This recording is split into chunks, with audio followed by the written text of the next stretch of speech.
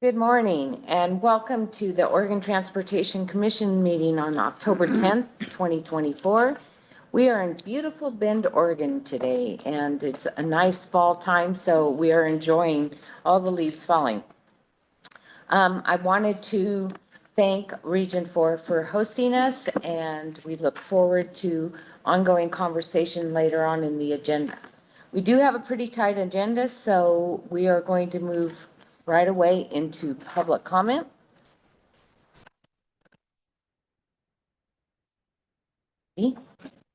Okay. So the first person is Sarah Unreal. We're gonna get that right. I never will get it right. Sarah, I apologize once again. I practice, but it just doesn't work. You can just call me Sarah. There's a Hi, reason Sarah. I always do everything by Sarah. Good morning, Chair. Good morning, Commission. Good morning, Director Strickler. It's so great to see you all, and thanks for taking my comment. Thanks first off for attending all the road shows around the state. I know it was a Herculean undertaking in that we heard a lot of good things from our diverse communities about what they wanted to see and how they were willing to pay for it. So I'm feeling optimistic about the road ahead. It's pretty clear everybody wants better mobility in their community, and they're all willing to step up and come together for the innovation we're going to need to pay for it. So onward we go, and thanks for your hard work on that. I'm mostly here this morning as the chair of our state's Jurisdictional Transfer Advisory Committee.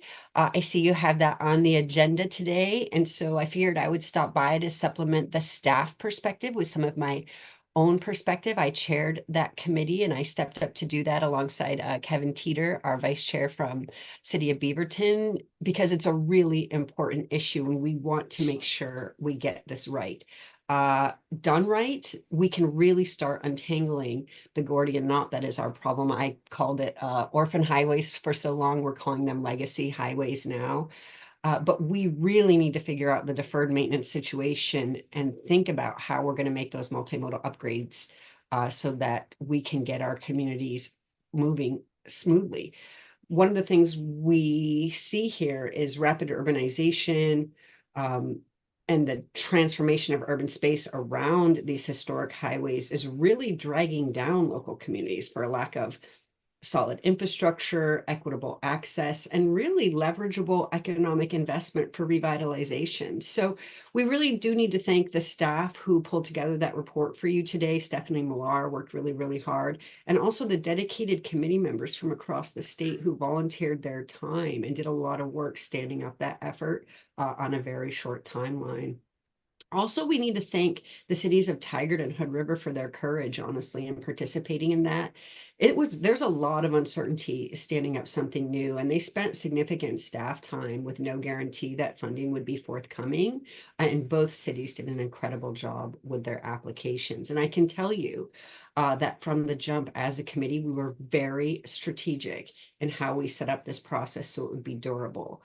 You might remember a ways back when IIJA allowed you to allocate $50 million to the Great Streets program that ODOT administers. At that time, the Street Trust and other members of the community, local jurisdictions worked with ODOT staff to help establish objective, measurable criteria to allocate that tranche of funding.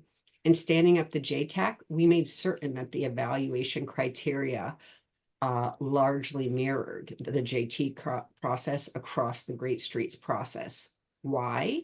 It's incredibly important that we start developing a systematic statewide investment strategy that helps us retrofit these corridors regardless of who owns and operates them.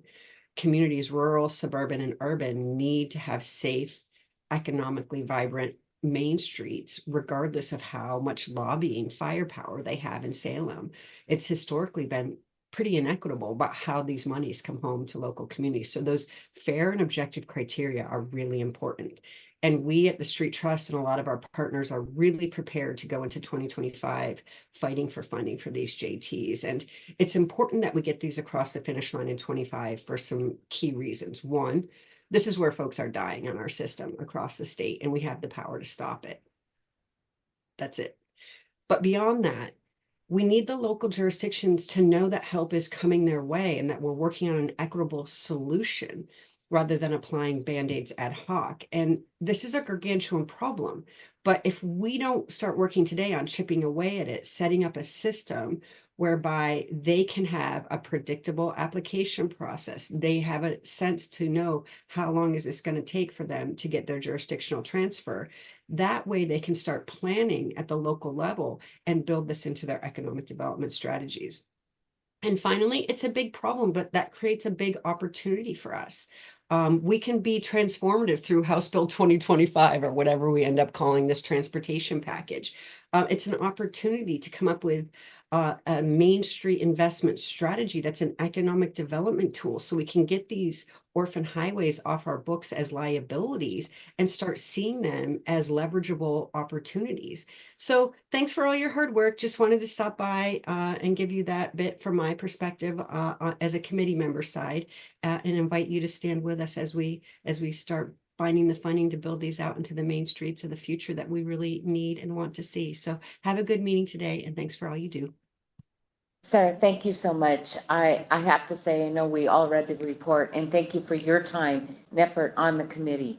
A lot of times committees don't get thanked for the hard work and volunteerism that they do to make this happen, but thank you again.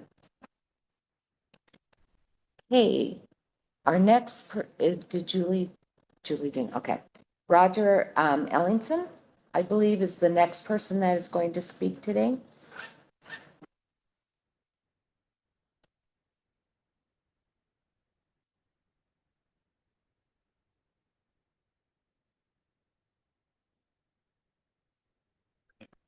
Good morning. Good morning.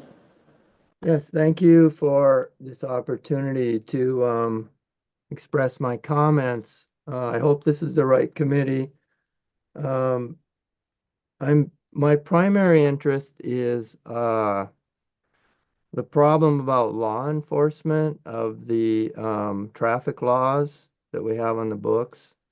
Of course, we all know that since COVID and civil unrest, there's been a drop in law enforcement staffing and problems in filling those positions.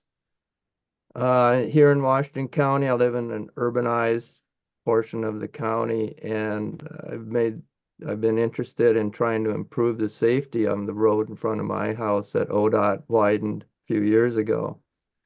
So I've gone through the county, I've contacted the state at ODOT a few things, and it really is a complex thing to try to get the traffic safety problems addressed. So I'm an engineer, and I've been looking at the city of Portland and other East Coast cities, and they've been using tools for automated law enforcement for vehicle speed, and noise emissions. And that would seem to me to be something that we should, well, I don't know if it's your committee's job or the legislature, but I'd like to see those systems. Personally, I'd like to see them in place to try to regulate some of the traffic safety issues that have cropped up over the last few years. One of the problems is I live in an urbanized Washington County, and I don't think the state allows the county to use automated systems. So, of course, I'd like to see the counties be given the opportunity to use these systems in urban areas. The other thing is this 50% rule about setting the speed limits is, to me, really crazy, especially if you don't have law enforcement to even enforce the current speed limits. I mean, it's getting pretty wild out there, and if you set the 50% rule, the speeds are just going to keep creeping up on the roads. The speed setting rules are way too complex. I looked at those in the regulations yesterday, and the flow chart is just, it's like building a computer or something to try to interpret the rules and the various, the legislation behind setting setting the speed on a road is way too complex. So anyway, I'm sorry, those are just some points I'd like to make. I'd like to come back in the future and polish up on some of these. But thank you so much for listening and for serving on the committee and doing what you can to help Oregon roads. Thank you. Thank you, Roger, for your comment. All right, I don't believe we have anybody else that is going to comment this morning, but I just realized I really messed up here in the beginning of my comments because I did not welcome our newest commission member, Commissioner Chang. And for those of you that aren't aware, Commissioner Chang, he's a commissioner. So he's commissioner of Deschutes County, but also a commissioner here on our commission. So welcome. We're in your territory. And I apologize for not pointing that out earlier. I've just been around you for a couple days now, and you're part of the family, and we forget that you're still learning what we do. So thank you for joining us. It's good to be here. All right. So at this point, we're going to move on to the director's report. We're going to pass this down.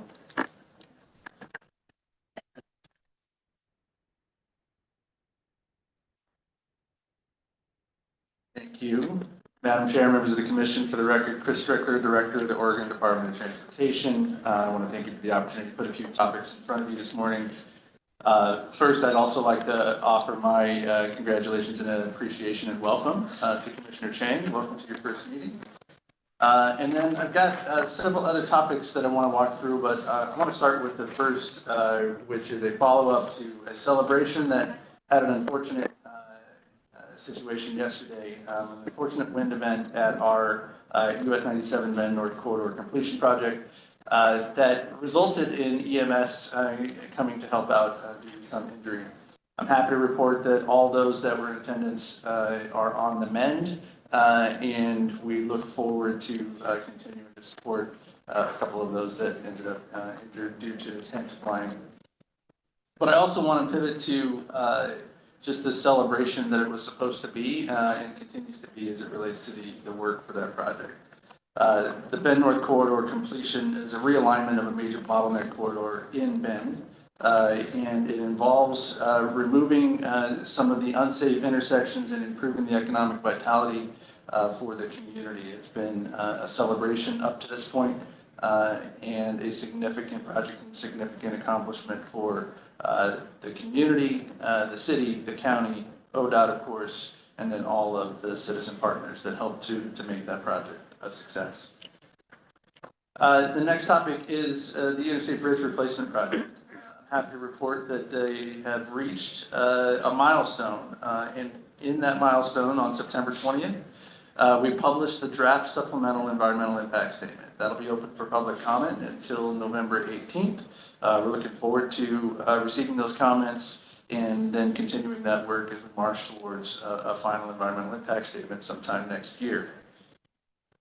The next topic is related to FEMA wildfire reimbursements. You'll all remember the 2020 Labor Day fires where 1 million acres of Oregon burned, and we were tasked with jumping into response and helping some of the cleanup efforts and supporting Oregonians across the state. As of September 30th, we received a total of $22.5 million in FEMA wildfire reimbursements for cleanup and restoration work performed by ODOT. And we estimate roughly another $98 million in additional reimbursements in various stages of review. Individuals affected by the fires may receive additional reimbursement from private insurance or work performed up front. In order for ODOT to receive FEMA reimbursement, we have to take steps to inform these individuals of duplication of benefits. Our teams are sending out duplication of benefit letters and have taken every measure to be sensitive in those messages, recognizing people are still responding to the significance of those fires. In the meantime, we continue to play a role in the long-term recovery work as those impacted communities rebound from the damage from 2020. A celebration of sorts as it relates to our charging fueling infrastructure grant. ODOT, along with Caltrans and WashDOT, received $102 million federal charging and fueling infrastructure grant from US DOT. The project will build medium and heavy duty charging and fueling stations on I-5 from Mexico to Canada, and it represents about 60% of the original funds requested by the 3 states. We are working with our federal partners to determine what can be built out of the 34 charging stations and 5 hydrogen refueling stations that were originally proposed as part of our grant process. So exciting news there. Supplemental cleanup fund. And put another way, the recognition and appreciation from the governor's leadership and from the legislative leadership to bring $19 million into ODOT's operating fund to address some of the issues that we had with our operating budget. In addition to that, the $20 million that came forward for some of the cleanup efforts. I want to report that we've had removal of over 12,000 graffiti tags since we began that work. Cleanup of over 500 unsafe camp locations, removed over 100,000 pounds of litter, and constructed several fencing projects to help protect some of the infrastructure. We've received 5 of the 11 10-yard trucks that were ordered and intended to come in by this year to prepare us for the subsequent year. We also have a web-based reporting tool that really allocates all of this to show the progress for not just the work effort, but that funding and how it's spent. So all in all, a great shot in the arm for the work that we need to do as an agency and the work that the state has asked us to do and continue to do in cleaning up some of the efforts across the state and specifically in the Portland area as well. Just a couple more topics. I wanted to give a brief update on the strategic review. So earlier this year, I convened a panel of experts to evaluate the overall health of the agency and provide recommendations to improve performance in certain areas. Our goal is to solidify our position as a high-performing transportation agency, and I think we saw some of that from the strategic review and endorsement of that. As we agreed in August, we have since begun implementing the recommendations discussed and are on track to continue that work through the next year. Many of those recommendations will be complete by the end of this year, with some of them continuing on. We'll be submitting a draft report on the strategic review progress soon, with a goal of presenting a formal report at the December 4th OTC meeting. And then finally, the Joint Committee on Transportation Tours. You will hear more about that a little bit later this morning. But the committee wrapped up its tour around the state, 12-stop statewide tour, for those of you that don't remember, and many of you were participating in almost all of them. And the next step is coming forward. I just wanted to take an opportunity to thank all of you, thank our legislative leadership, and thank all of those local jurisdictional partners that helped to participate and make those tours as informative as they were. Clearly more work to do, and like I said, you will hear more about that from Ms. Baker later, but I wanted to extend my appreciation to all the members of the Commission for all of your hard work. Madam Chair and members of the Commission, unless there are any questions, I'm happy to move into the consent agenda. Do I have a motion? I would move adoption of the consent agenda. Second. All right. Discussion? Seeing none, all those in favor moving of the motion to accept the consent agenda, say aye. Aye. Opposed? Carries. Right, at this point, we're on item D of the committee updates. And so I'm going to actually pass this back to some of our commission members to give updates on their committees. I think we'll start with Commissioner Baker. I'm not sure if you've had a meeting, but we'll move down. So Easier to take it off the it stand. might be easier to take it off the stand. No, we're going to get our, Exercise. we are. I'm the representative of the Commission on the Oregon Travel Information Center Council. And for those of you that aren't familiar with the OTIC, the OTIC manages our rest stops in Oregon, which is oftentimes the first place a visitor from Oregon comes and gets an impression of the state. They manage the blue signs, the informational signs for services along our highways, the historic markers and historic trees. Probably the biggest issue that we continue to face, Chair, is we're looking for an executive director. We've had a vacancy on the OTIC now for about 6 months. We've had a concerted effort to find the right person to lead the OTIC, but at this point have not been successful, but we're continuing to march on to find the right person to lead that group. It's really important work that the OTIC does. I'll let Commissioner Byard give an update on the road user fee task force. We've reached some milestones there. And finally, I'll just mention the knee act. We had it was interesting to hear the testimony earlier today about speed limits. The NEAC was focused at our last meeting in helping the cities and the counties understand how speed limits are established, and it is complex. The other thing that I've learned is that there's really 2 seasons, not 4 seasons. In Region 5, we've got the wildfire season that we're just leaving, and we're heading into the 2nd season, which is snow and ice. The region is getting prepared for facing winter travel. Thank you. Might be easy. Might be easier. Yes, my 2 major committees were, the one was the rate setting, toll rate setting, and we, as we all know, we met as a bi-state commission just last week before, and moved this thing forward for the study to look what the potential is for raising the amount of money to finish the I-5 bridge. I think that's major step forward. Second one is the road users fee. I'm not going to go into that. We have that on the agenda later, but good participation from many of the members who've been doing it for years, and the reports on the things that move forward with that. Obviously, most of our time in the last 6 months has been devoted to touring the state with the legislature and helping them meet with people, and I think that was a great thing. And again, that's on the agenda later, so I'll pass tonight. Thank you. I wanted to thank the Vice Chair for his leadership on the Bi-State Tolling Subcommittee and our partners in Washington, and also to former Commissioner Sharon Smith for all of the hard work that she did with the Equity and Mobility Advisory Committee. And their work was essential to inform the conversations that we've been having with Washington about a low-income tolling program. I also had the opportunity to join ODOT staff related to the Bi-State Tolling Subcommittee to meet with the Confederated Tribes of Umatillas Board of Trustees and hear directly from our tribal partners about their concerns related to tolling. I just wanted to reconfirm our commitment to honoring our federal agreements and commitments to the tribal members to make sure that they're able to access their ancestral lands and the culturally significant sites that could be impacted by the new bridge and tolling program, and developing a thoughtful tolling system that incorporates all of those agreements with the MAG and the tribal councils. One more.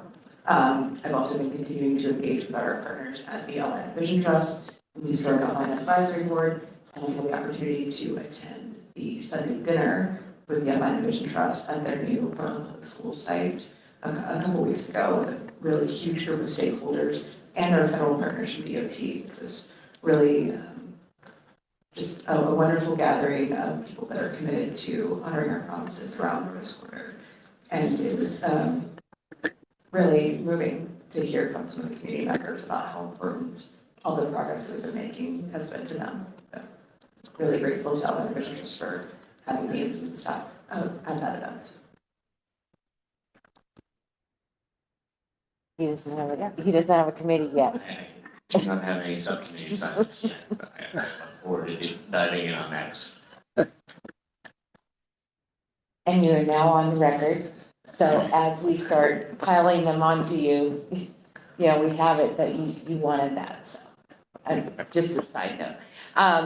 So the other thing that Vice Chair and I oversee is the apps. And they have recently completed all their plans that they've been working on over the last year and presenting them to the commission. And they will be having a meeting on October 22nd in Kaiser to talk about what our next steps are and where we are in the planning process of what they are going to be delegated to do in the future. The other thing that I've been participating again is touring with the legislators across the state, and it was really, I think you'll agree with me, Vice Chair, it was really nice to see that although we are different, there is a common thread that we see, that each one of us are unique, that we have huge problems in our transportation network that need to be addressed, and the support that we're seeing not only from the counties, the cities, but also from the residents in the area, transit included, talking about what they'd like to see us address in the future. And the list is long, as Sarah kind of talked about this morning. There's a lot of need, and we're gonna have to take this, I think, in different phases and try to address each thing.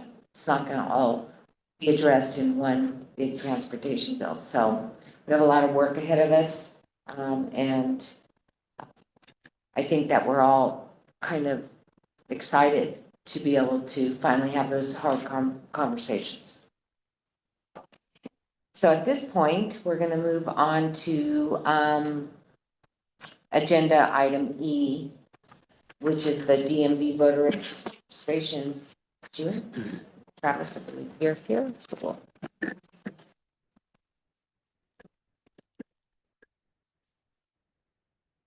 Chair Brown, members of the commission, for the record, I am Travis Brower, ODOT's Assistant Director for Revenue Finance Compliance.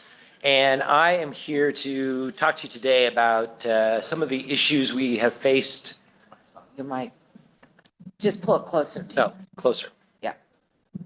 Is that better? Perfect. Excellent. Here to talk to you about some of the issues that we have faced in recent weeks with the DMV's role in registering people to vote in Oregon under our Oregon Motor Voter Act.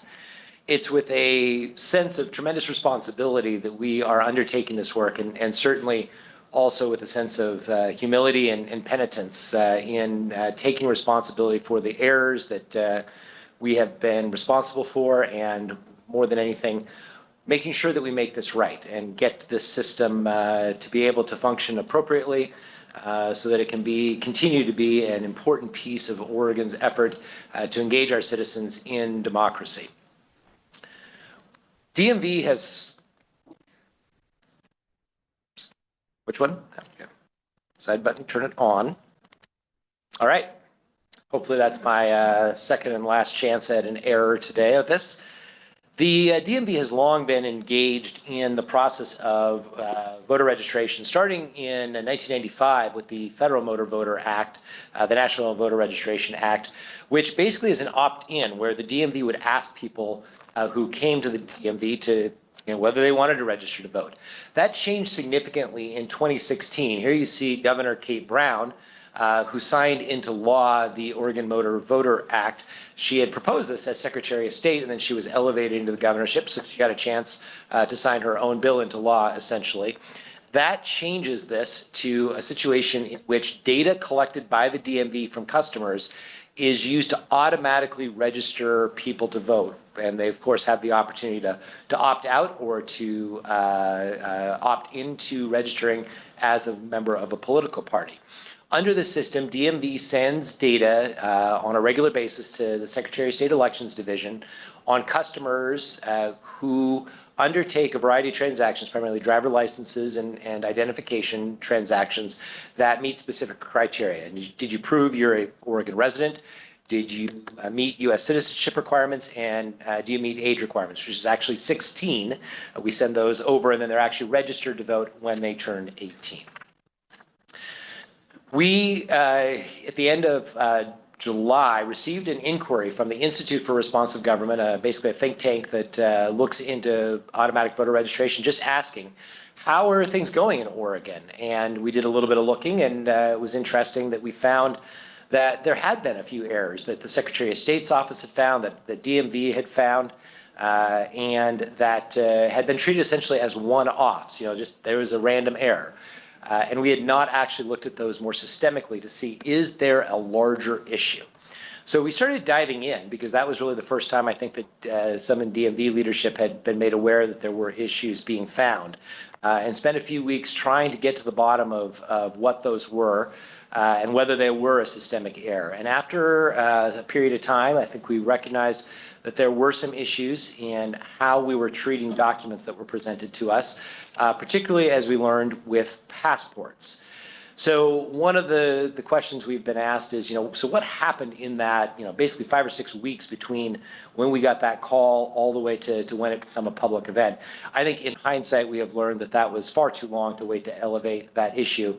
What DMV during that time was doing was really finding out, is there an issue? And then what is the issue? And then what is the scope of the issue?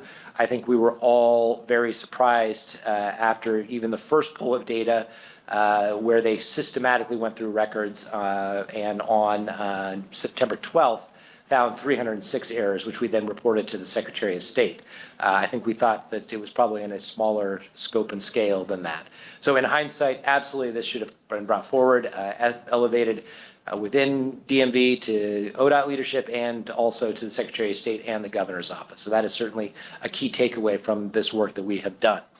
What we found when we did this was that we had a data entry issue, essentially, where the drop-down menu of document types made it too easy for our staff to inadvertently take a document, say a foreign passport, and enter it as a U.S. document. You actually see the drop-down menu on that web-based screen that we have in the FAST system, where you see U.S. birth certificate and passport are near the top. So they're essentially treated almost as the default, because those are among the most frequent. So if you type passport, it's very easy, even if it's a Canadian passport in front of you, to accidentally select U.S. passport in this older drop-down menu that we had.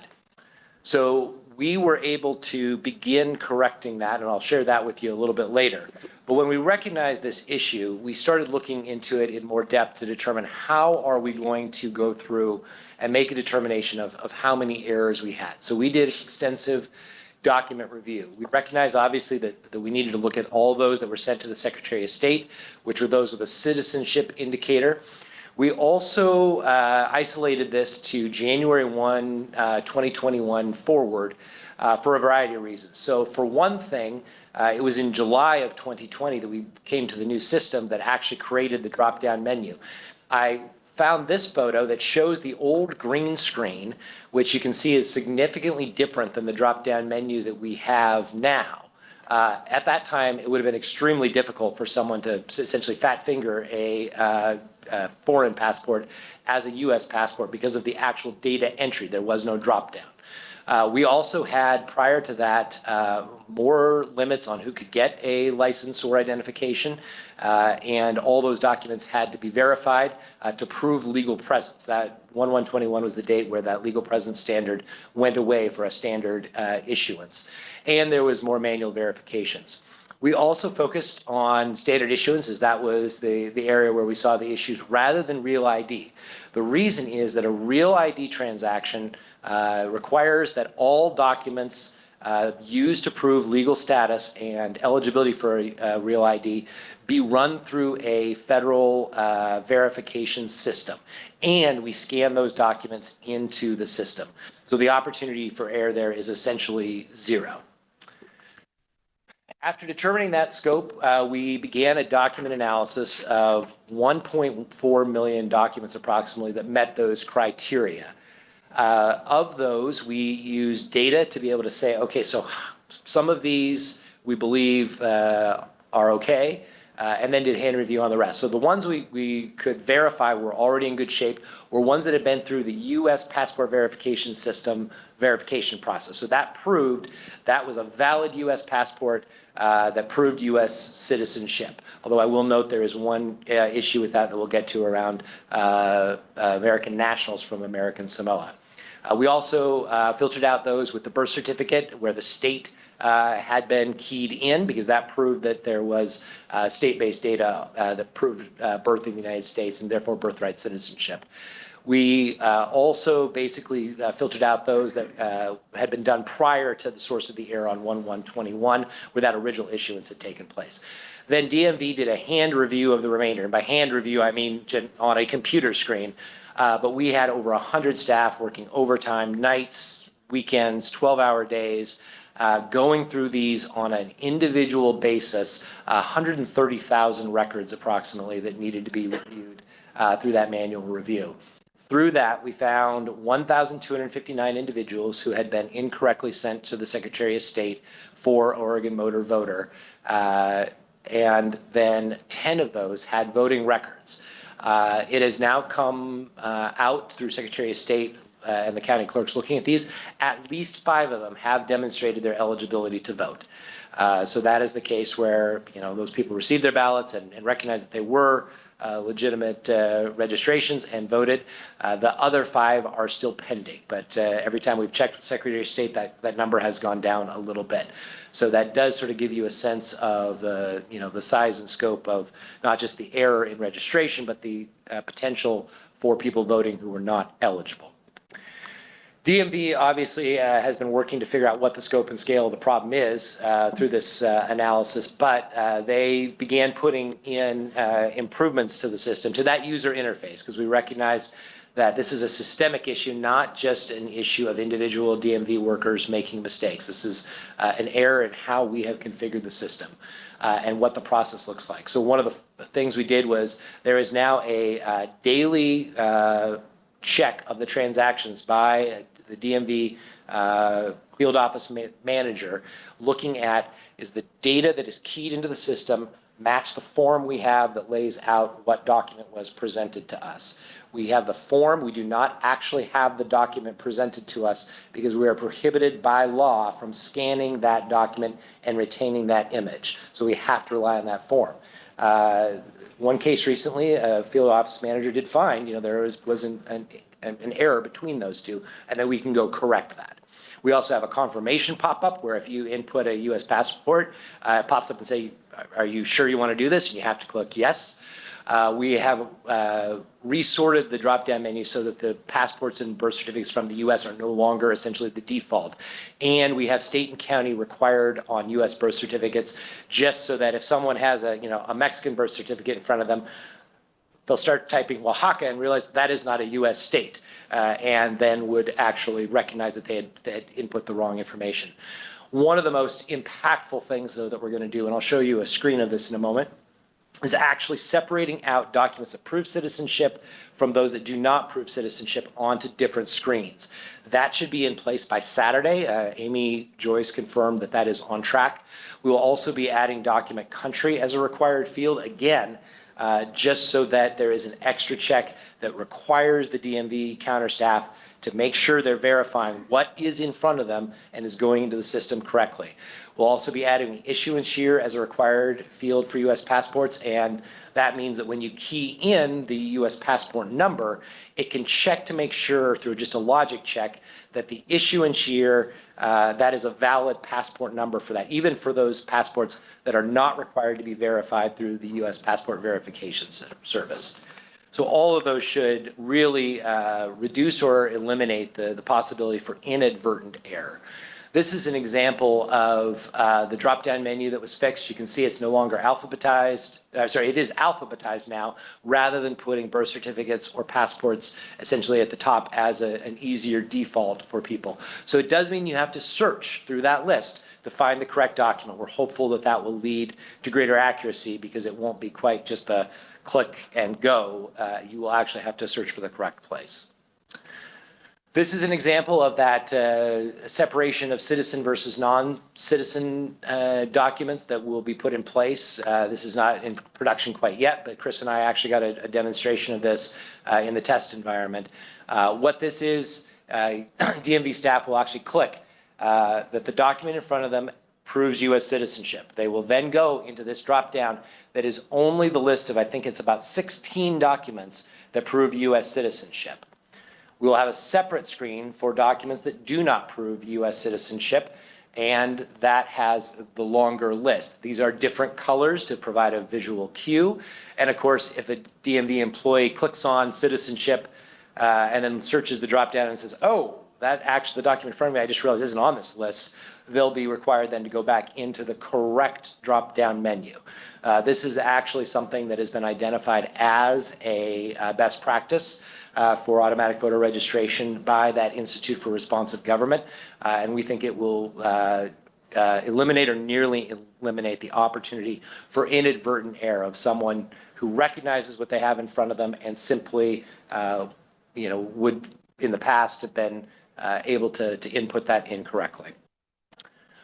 Unfortunately, after we found this initial tranche of records of 1259 that were sent over to the Secretary of State, I think it was on the 23rd of September, through our additional quality review process that we had been undertaking, we did find some other sources of error. So one record was caught in the post-transaction quality review process. That's good.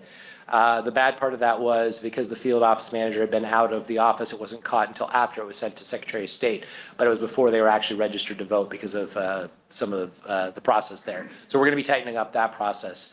We also found a technical issue, really a computer system glitch that hid files where that clerical error could have occurred. So these were errors that are essentially veiled from us when we did the query back in early September to pull those records. So there were an additional 3,151 files that we found in that temporary file that were reviewed, and that led to 123 additional records sent to the Secretary of State to inactivate. We have identified and mitigated the source of that technical error. It's important to note that these were essentially just another batch of files where that clerical error of misentering the document type had occurred. So we have now corrected that. There was a policy error that we uncovered last week due to a media inquiry that DMV had been incorrectly classing people who are born in American Samoa as U.S. citizens. They are, through a unique quirk of the Immigration and Nationality Act, U.S. nationals, but not U.S. citizens, and therefore do not have the same right to vote, although they are issued U.S. passports. DMV had not been aware of this, assumed they were citizens, and in their policies had noted that documents from all U.S. territories were eligible to prove U.S. citizenship. It is this American Samoa and a nearby island known as Swains Island that through that quirk in law are not considered citizens. So that led DMV to search through the system and find as many people as we could who had indicated birth in American Samoa. Unfortunately, we cannot, there's no way in the system to identify all people from American Samoa as they were simply identified as U.S. citizens. But we did find a little over 400 records of people who had some indication of birth in American Samoa. We reviewed those and found that there were 178 that were in error, and they were sent to the Secretary of State to inactivate. So we're going to be changing process in this area so that someone from American Samoa who presents a U.S. passport, we will actually be looking at the specific language embedded in that passport that indicates it is a U.S. national passport, not a U.S. citizen passport. I've reached out to the Washington Department of Labor, as they also have a large American Samoan community and an automatic voter registration process to better understand what process they have in place. And of course, there will be additional communication needed with the impacted community to reinforce that American Samoans who have become U.S. citizens have the right to vote and should feel free to cast their ballot as they have that right, while reinforcing that those who have not achieved U.S. citizenship but have been inadvertently registered by the DMV through our error should not undertake to vote. And we'll be working with the community as well about the fixes that we're going to need to make in the process to make sure that this does not happen going forward. You have a question, Phyllis? Oh, sorry.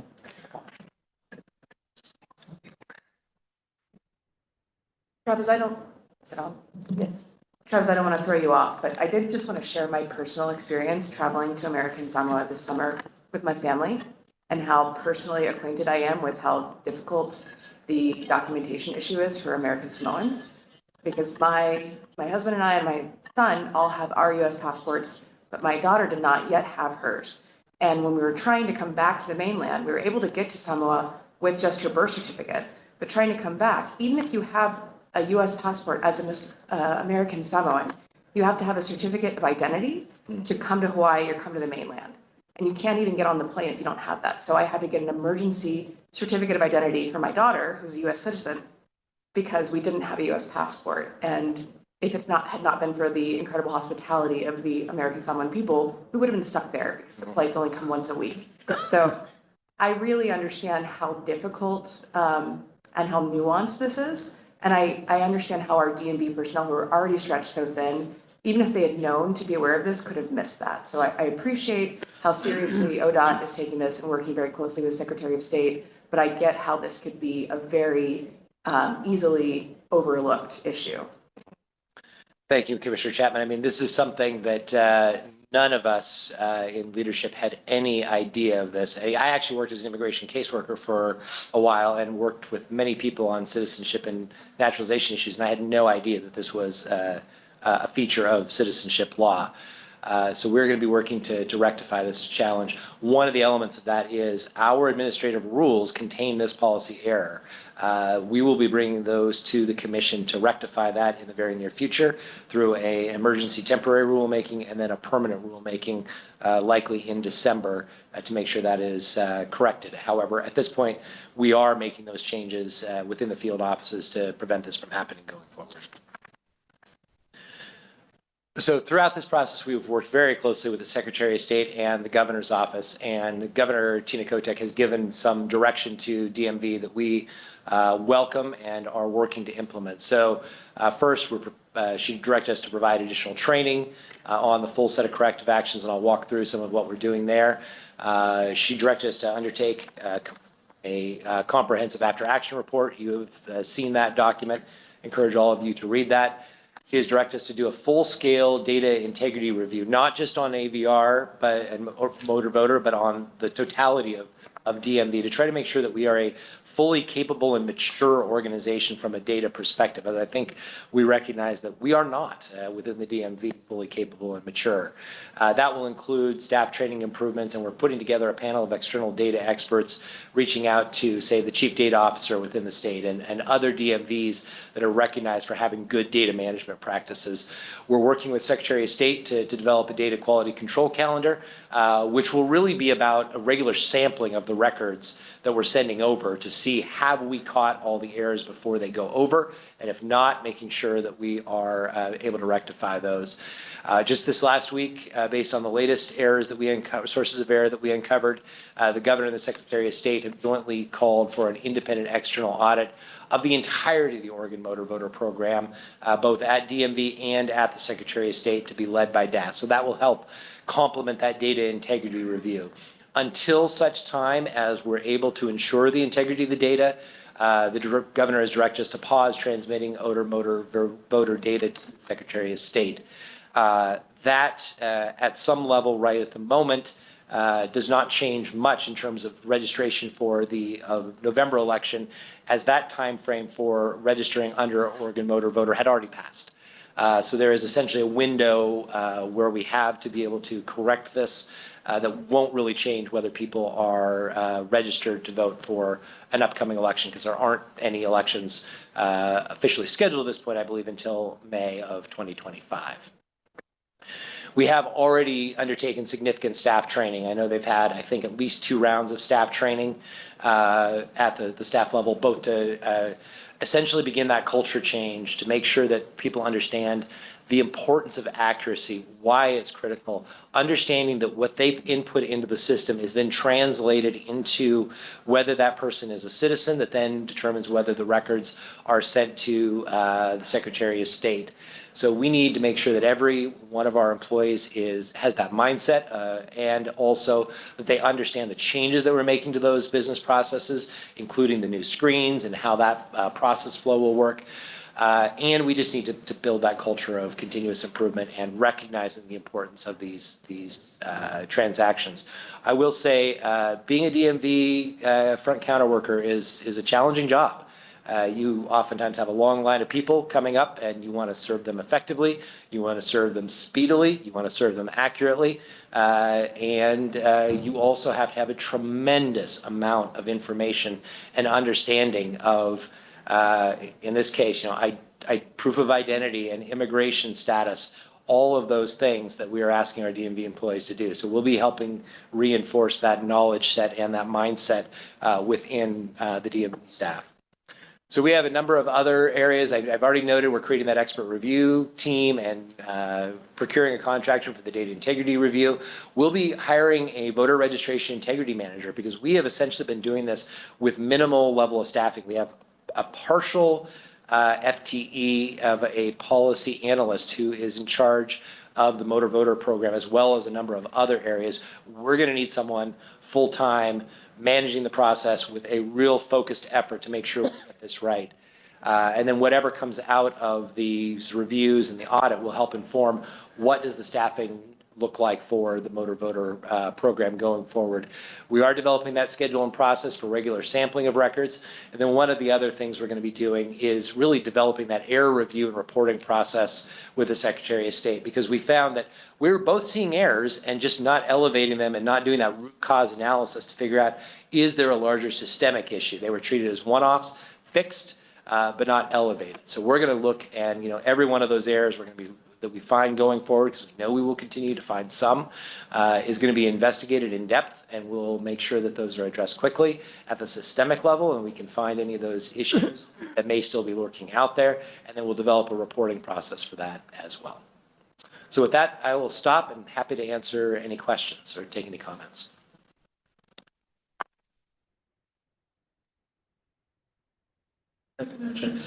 Travis, do you have a sense of how much more time this is imposing on the system as they're processing? I mean, we've been spending a lot of time trying to make sure that we get more throughput and recognizing the problems at DMV that we're having with just staffing in general. Yeah.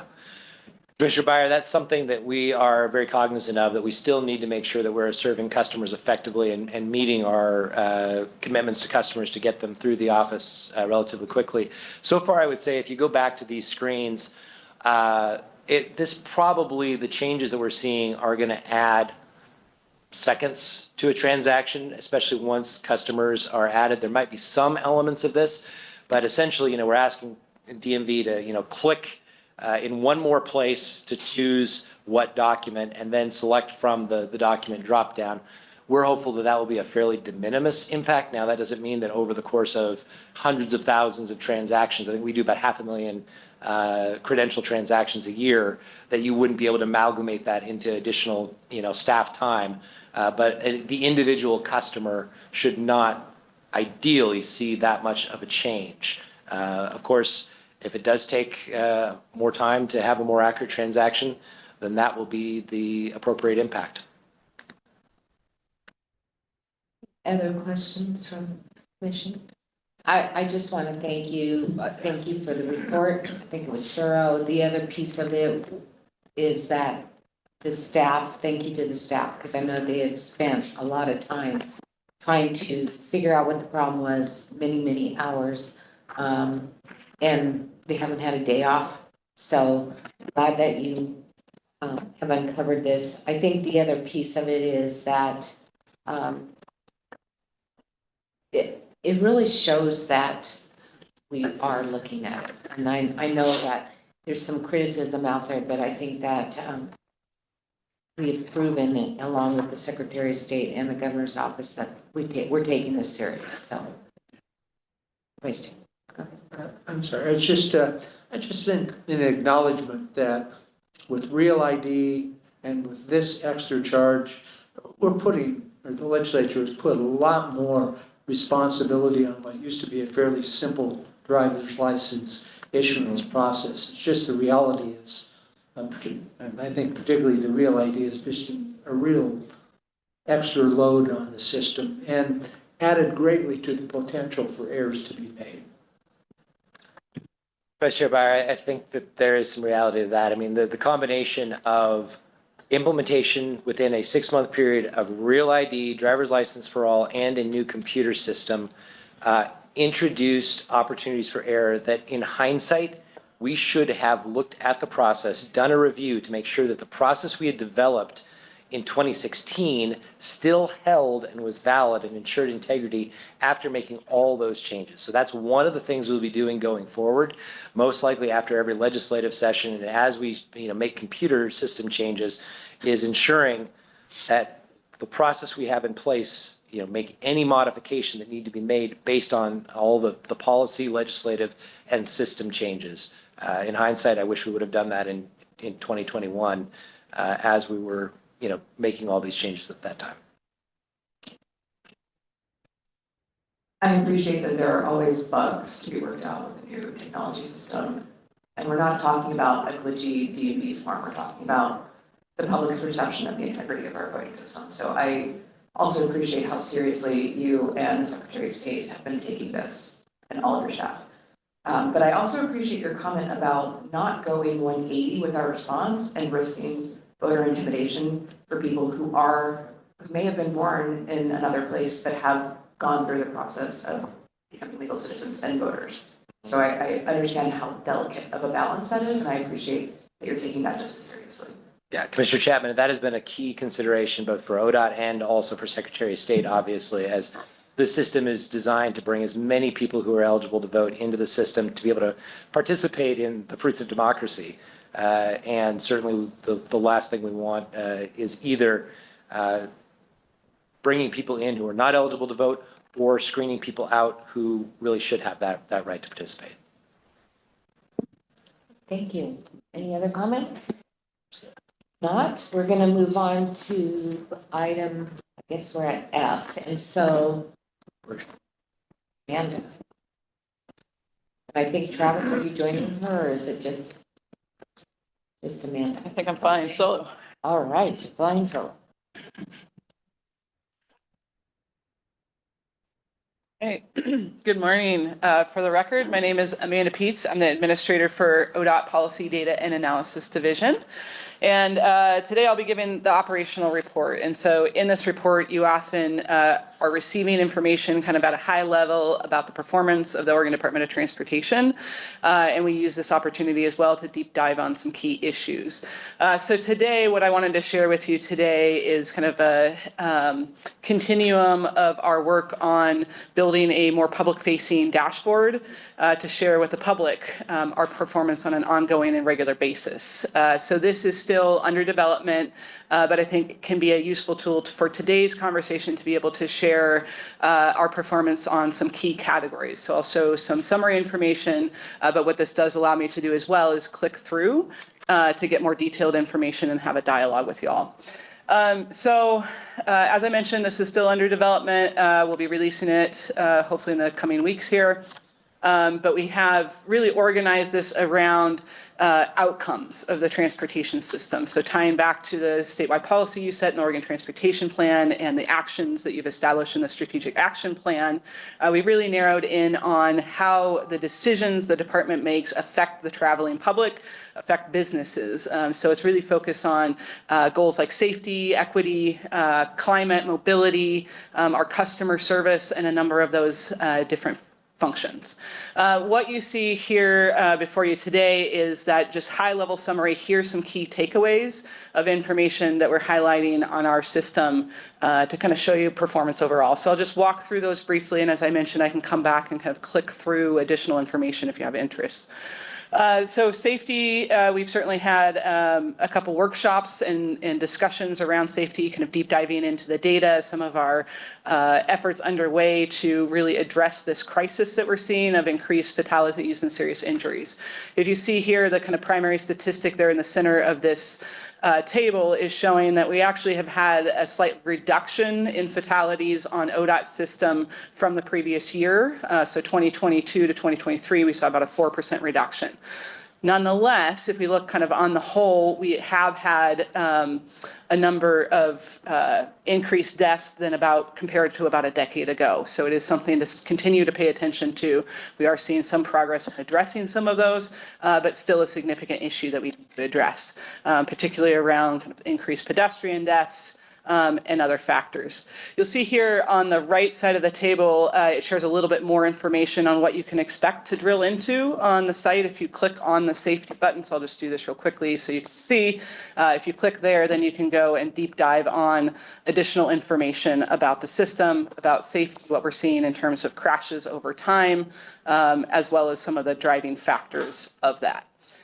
So kind of flipping back to that main page again, another, I think, key piece of information that we're seeing is nearly half of all crashes involve either distraction, speeding, or some form of impairment. So that is a significant issue that we're seeing there. And obviously our goal is 0 deaths, so it does have a little bit more information on what are we doing within our system to try to address some of those things. Moving along to equity, this is an area you'll hear more about in the December commission meeting, where Assistant Director Stottlemyre will come up and talk a little bit more about equity and kind of where we are with our efforts overall. But we are tracking a number of key things that we want to make sure that we're being very intentional about, including our contracting with disadvantaged businesses. So that's kind of a key metric that we're tracking over time.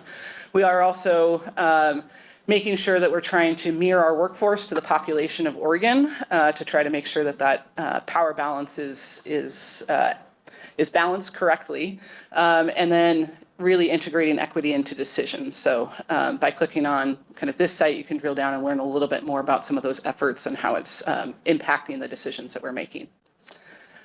For climate and sustainability, I'm very excited. I think you heard from Director Strickler earlier. We've received some grants for additional charging along Interstate 5 through the entire corridor from Mexico to Canada.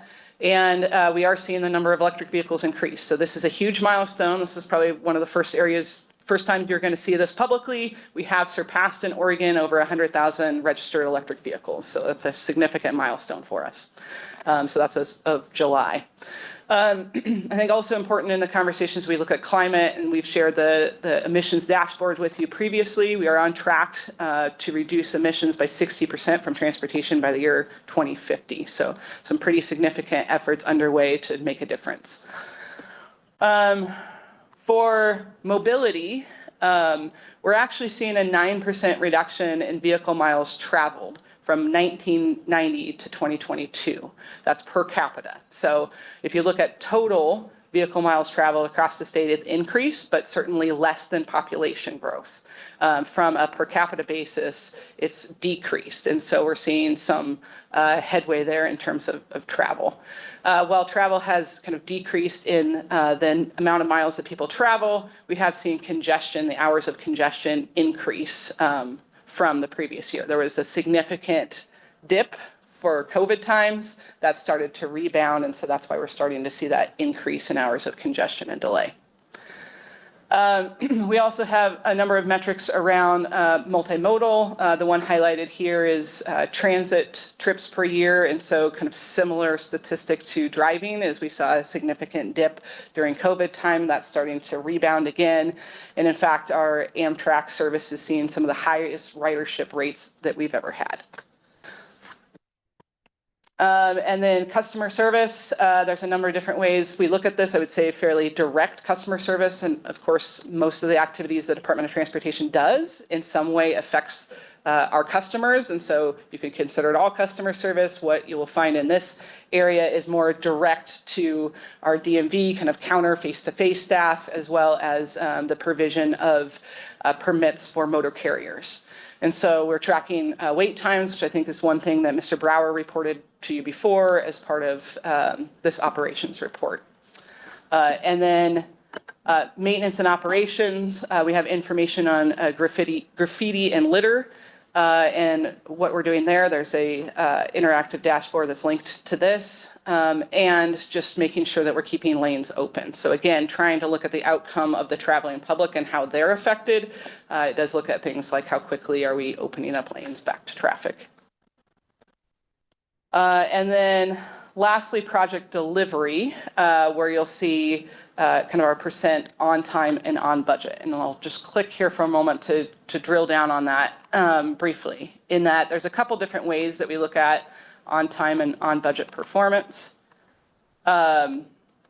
which is shown here in this chart. And that shows that from the time that we program projects in the statewide transportation improvement program, our accuracy of kind of those initial budget estimates. Once we start a project, we do fairly well managing it on time and really well managing it to the budget of that project. So just looking at that in a couple different dimensions. And then you can learn a little bit more as you go down and see why, what are some of the reasonings behind not having as good of initial estimates. Some of that has to deal with material fluctuations costs. And so this is showing the cost of steel, asphalt, and fuel over time. And you can see there's pretty significant fluctuations that we see as part of that. Of course, there's other reasons and there's other efforts that you'll hear about in our statewide transportation improvement update later today on things we're doing to kind of improve our scope, schedule, and budget estimating at the start. So with that, that's the high level flyover. I'll go back to the main page, and if there's any of these statistics or information that you'd like to dive into, more than happy to do that. Or if you have any other questions or comments on what's up here. And Director, do you have a? Madam Chair, I have one. And thank you for that. Can you please go back to the project piece for just a second? For the benefit of the commission, I wanted to highlight just a couple of things around the mindset of why we've generated the dashboard in this way. Clearly, the on-time, on-budget in the blue box there is what we are measured by, more of a KPM type measurement. And that's long been the target. It's how close are you to your estimates and your on-time completion from the point at which you're heading out to construction, or at least close to that point. Candidly, we know the public's been measuring us though since the inception of a project, when we first started talking about what that project might be, or even when the public brought forward a project and contemplated what those on budget and on time elements might be associated with those projects.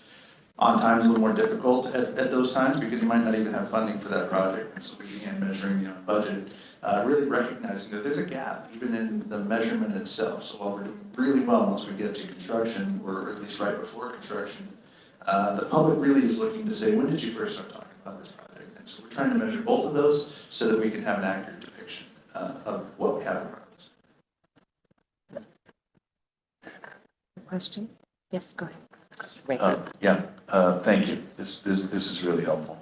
A couple of comments.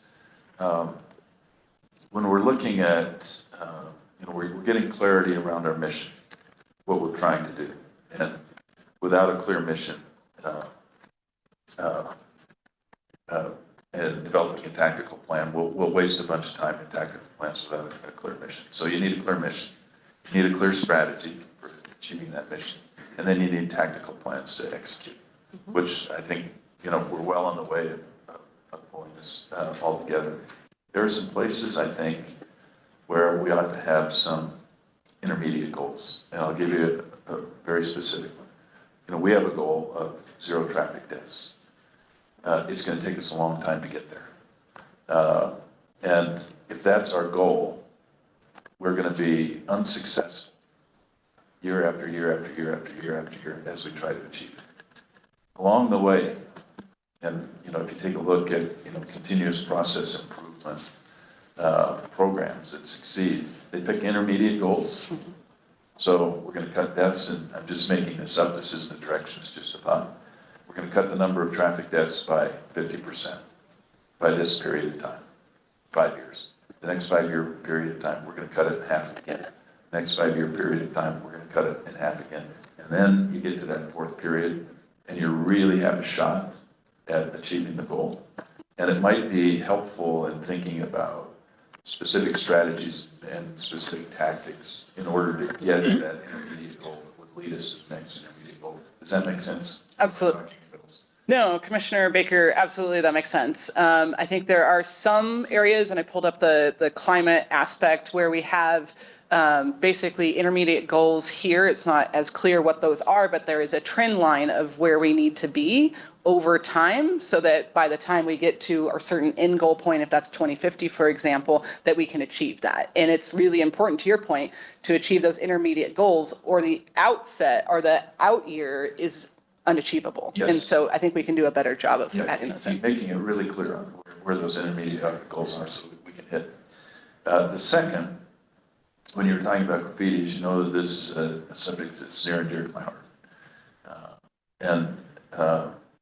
When you think about what the proper measurement for graffiti is, for instance, and there may be some others, Amanda, where we have a goal that is about people. It's not about flow of traffic.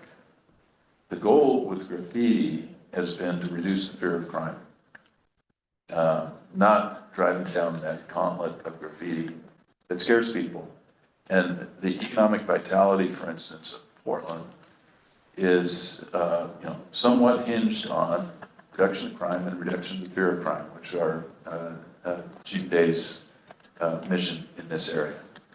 So here's one where I think we have an opportunity for a measurement that is different than traffic flow, because that could be inconsistent with what we're really trying to do with graffiti, which is to reduce the fear of crime.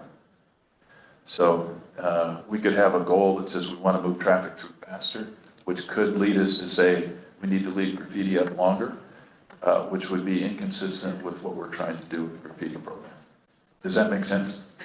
Absolutely. And again, I think it's that focus on objective, and there is, we have statistics and other information, but what is that endpoint that we're trying to achieve for the traveling public in that relationship? Yeah, well, I'd say it's public, not just the traveling public.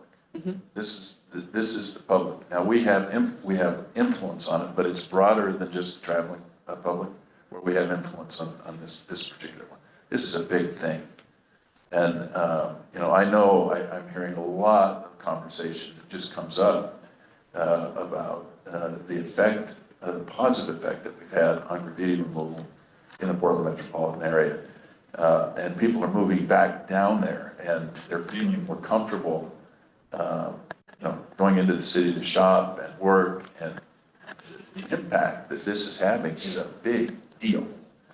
So, it's, sometimes we think about the traveling public, but maybe we just ought to broaden our perspective and really think about everybody that's involved. Does that make sense? Absolutely. Okay. Those are my thoughts. Other thoughts from commissioners on the dashboard? I think the one thing that I'm a little shocked about is how many EVs are now. I mean, I still had in my mind it was about 66,000 that were registered. We're over 100,000 now. It's just showing that the movement is happening. When you talk about the grant that's available to our states, we need to get on this and really make sure that we're putting system in place. So more to come, but that was a surprise to me. So. Yeah, sure. It is really interesting and seeing the data and the trends and that steep increase in things.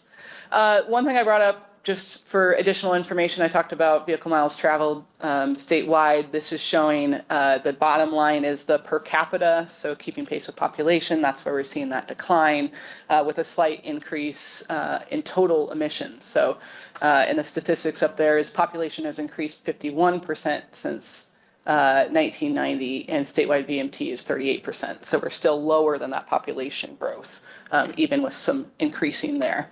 The other thing that I might point out too is as we look at our interstate miles and growth, this is often a question that comes up during public comment and otherwise. So we looked back to the year 2000 to see how many miles have been added on our interstate system, and it's a 0.3% increase. So 50 miles have been added in that 2-decade plus time.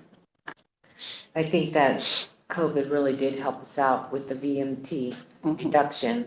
It's kind of misleading in some ways, but it's kind of sad to see that it's coming back quickly. Yeah, we are seeing the rebound there. I would say vehicle miles traveled is often tied to economic conditions. So each of these gray bars that's shown on this chart are when we had an economic recession. So the COVID pandemic recession, the Great Recession, and other times, that's when you're really seeing those dips in that data. I can say from a transit perspective that ridership is coming up. So that's encouraging to all of us, because I know back in 2017, ridership on transit was pretty high, and we lost about 50% over that time period. Yeah. Sure. Any other comments? And as someone who's on a very steep learning curve about transportation issues at the moment, I would just say that, ODOT is a very complex organization with many, many different missions and programs. And it is really neat to see this dashboard available to the public that cuts through a lot of that and provides, some key pieces of information that the public will be interested in. Yeah. So thank you. Yeah, thank you, Commissioner. Okay, any other comments, questions for Amanda? Thank you. Thank you very much. So at this point, we are going to take a break because I know the Central Oregon Act is gonna come and talk to us and we're a little bit early. That's good. So we will take, let's do a 20-minute break. Ooh, that's a long. I know, I'm giving them extra time because we've really flown through this and they were kind of anticipating maybe a half hour.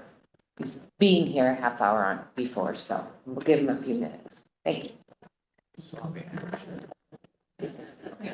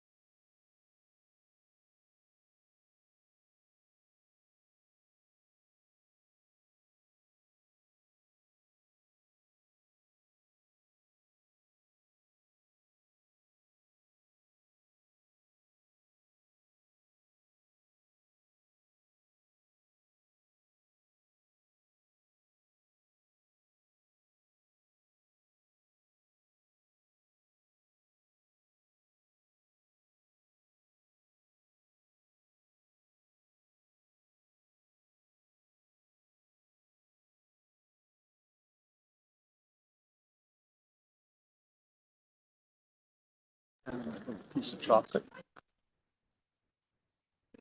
We're good? All right. Well, we are back from break. And so, let's see how far off we are here. We're a little bit ahead of time still, I believe. Yes, we are. So at this point, we are on item G, the Central Oregon Act update. So welcome.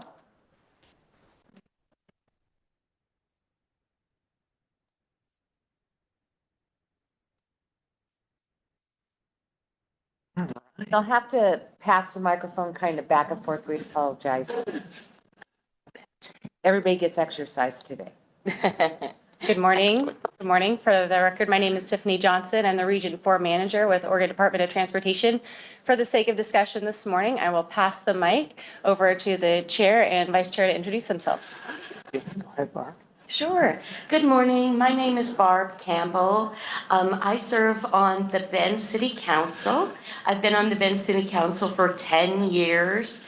And when I first started on council, I got myself appointed to our Area Commission for Transportation and our Metropolitan Planning Organization. And I have been in both of those organizations for that whole decade, have found myself in this real rabbit hole of transportation. And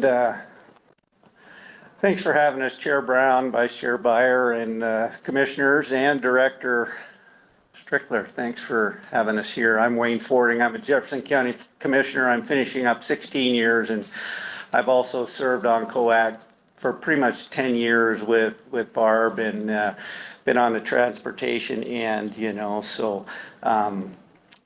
appreciate your time and the roadshow coming over to Central Oregon for us. But to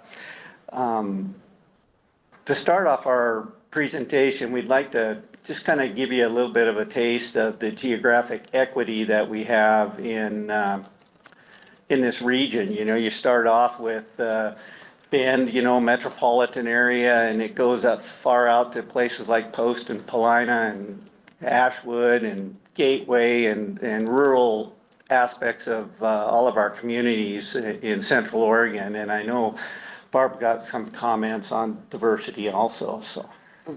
I have given, honestly, a lot of thought to this, and I can't say I've looked at the maps for other acts, but I've thought a lot about the diversity in our own act. As Wayne said, I represent a city, and it's one of the fastest growing cities in the universe, One afternoon, I was commenting to someone else that, our city, we have literally painted a rainbow crosswalk for our Pride Festival. And our act also includes very conservative communities, some of which have voted to join Idaho. But when it comes to transportation, for that entire decade, we have been able to come together in the same room and put aside whatever those political differences that have nothing to do with transportation. And we have been able to set priorities for our region. Even though those priorities, it's not easy to set a list of priorities that includes what does a city of 100,000 people need versus what does this little community need. And I'm really proud of the work that we have done. For myself, I am familiar with most of these communities. My family and friends use those streets and highways, and it's very important to me that the entire system, not just my own city, is taken care of. And that's what I think is the real strength from hearing from Wade and myself today, is we are really representing a lot of very different people with very different viewpoints. But what we're talking about today, everybody agrees. Thank you, Barb. So getting into our work plan and the areas of interest, big thing on the slate is highway safety. We see these 8 cars, I have a business right on the highway on the south end of Madras, and every time Jeffco EMS fires up and heads down the highway, it just makes your stomach kind of twist, because the motor vehicle accidents and that stretch between Madras and Terrebonne, dangerous spot, along with other areas of the state. I know the south end of 97 out of Lapine, that's a very dangerous stretch of road between Lapine and Bend.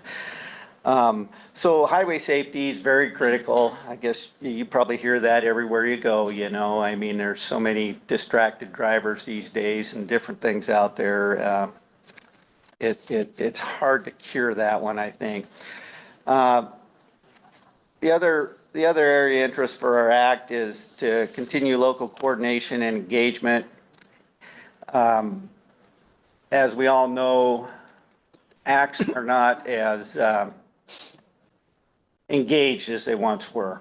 And I think we all want to get that back. We had some of that conversation last night at dinner that, getting people back to the table and getting them engaged, whether it be Connect Oregon or some of these Stip projects. And I think it's really good for people that come from diverse areas like Barb and I to look at those lists of projects and see, okay, this is what they need to do at Bend, and then we've got this little project out in Jefferson County as compared to Crook County and places like that.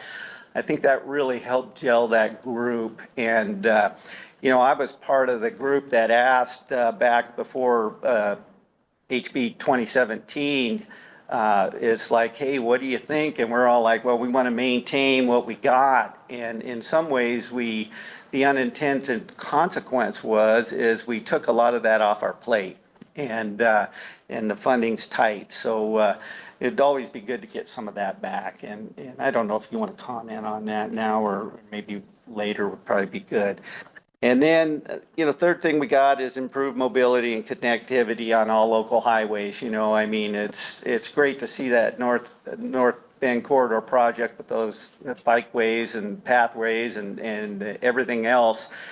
But on the other hand, I mean, everything's got its consequences. We see all these curb bulbs and different things. And, for our little community, when we get a combine coming through town, it barely fits between those 2 bulbs and under the stoplights and the trucks. I mean, even just getting into my business anymore, the highway's so busy that the trucks stop in the 2-way left turn lane. And my staff is walking out there unloading windows and carrying them across the highway because they just can't get back in like they used to 20 years ago. They'd pull up, somebody'd stop, they'd back in. Now, no way. So, I mean, how we get to those and look at those projects to where it helps the freight and it helps, the business community. Ag is big in our neck of the woods, and sometimes just getting out on the highway and getting that equipment to the next field is a challenge for some of our farmers, So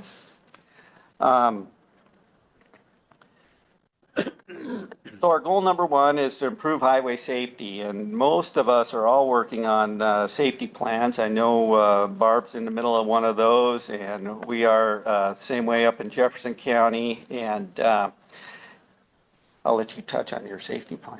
Yeah, we in Bend have completed ours, as well as Deschutes County, but Warm Springs, Crook, and Jefferson counties still need to complete their safety action plans, which I'm sure is critical just for even being eligible for some types of grant monies. So, I have absolutely been advocating, even though the city of Bend is complete, that again, this is a regional concern. We all use these highways together. So we need more support to get finished with those other counties' safety action plans. Thank you, Barb. Goal 2 on our plan was to continue local coordination and engagement, and that touches a little bit on what we spoke about earlier about keeping the act engaged. But we definitely want to make sure ODOT keeps up with their maintenance and the operation funding, and the local commissions, local elected officials and state reps, getting all those people together and getting them on the same page. And, it's just a great way to keep things moving forward. I know in Central Oregon, the collaboration we have between counties on many different issues, from, our Central Oregon Health Council to, sharing contracts. I mean, we've partnered for years, and, the Deschutes County, Crook County, Jefferson County, it's just a great collaboration between those three counties, where, across the state, you don't often see that. Some counties are their own entity and they don't work together, where I guess in the long run, we've always worked together. And, for a small county like ours, it benefits us greatly to collaborate and work with our partners in the region. Goal 3 is to improve mobility and connectivity on local highways. And, we are definitely working on that. You definitely see all the modes out there anymore. It's as you get closer to Bend, you see more of that. At least we do. Some of our rural roads, it's just too far in between communities to, whether it be walk from one to the other or, take a bike, those types of things. But it's definitely a high priority. And some of our specific topics is the Stip development plan. It seems like there hasn't been much money for those projects. So I'm moving forward. It'd be great if we could earmark less and have more money in the Stip to work. Connect Oregon, great project for all the region. But as we've seen over the years, that funding has dwindled down. And, when it comes to some regional equity, sometimes I don't know, it's like when you see a big $30 million project eat up 50 million of the statewide pie, it makes it tough for us smaller communities to go from there. But I can remember times going back and having some constituents, kind of get after you. It's like, why are you supporting that project in Prineville? What about our airport? And it's like, well, last year, Bend and Madras got money. That's why I'm supporting it. So we tried to, spread the equity around between the region, and that's always worked well. The Oregon Highway Plan, rail plans, of course, safety action plans, all those have been good programs that we go over and co-act. One thing that stands out to me is these federal grant opportunities. I look at the Bend North Corridor project, and I remember Deschutes County did an excellent job getting a good chunk of federal money into that project. And those are great, worthwhile efforts that sometimes we don't do a lot of. And I mean, sometimes for us rural counties, it gets tough. But we've been, even in Jefferson County, we're working on a bridge project with Senator Merkley and Wyden, and we're hoping, it's on the list. But it's small change. But I remember when Wyden stopped into one of our commission meetings with very short notice, and it's like, what can you do for us? And it's like, well, we have this bridge. And so whenever you can leverage monies like that, that's a great thing to do. The other thing that's been talked about a lot at the Act is, the legislative funding package and the 50-30-20. Everybody's concerned about that. I mean, I'm sure you guys hear that everywhere. Everybody wants to hang on to what they got and get it as far as they can, and keep that the same.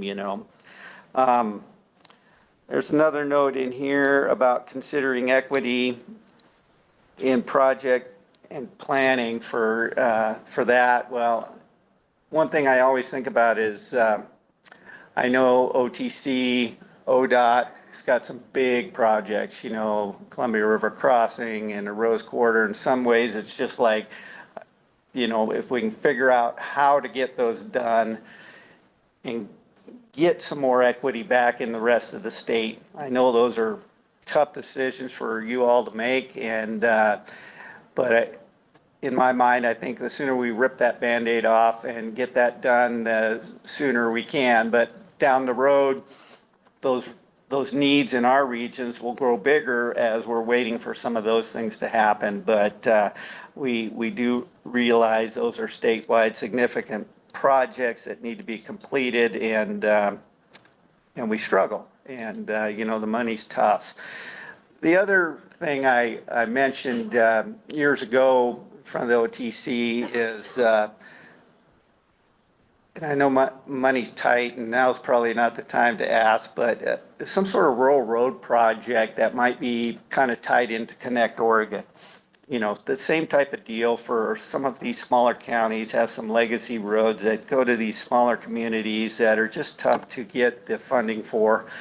I think that would be kind of a neat project that if some money got put aside into a program like that, it could come to the acts and they could look at some of those, and it would be another piece of the pie going around to help some of these more rural communities, you know. And Barb, I'm sure you got some comments too. Thank you, Wayne. If you don't mind, I'm just going to backtrack a tiny bit toward looking at what those goals are that we have. And that third one about mobility and connectivity, because I've been thinking about you all and your job and how many people you're hearing from and how many days you're on the road and how much of that is the same.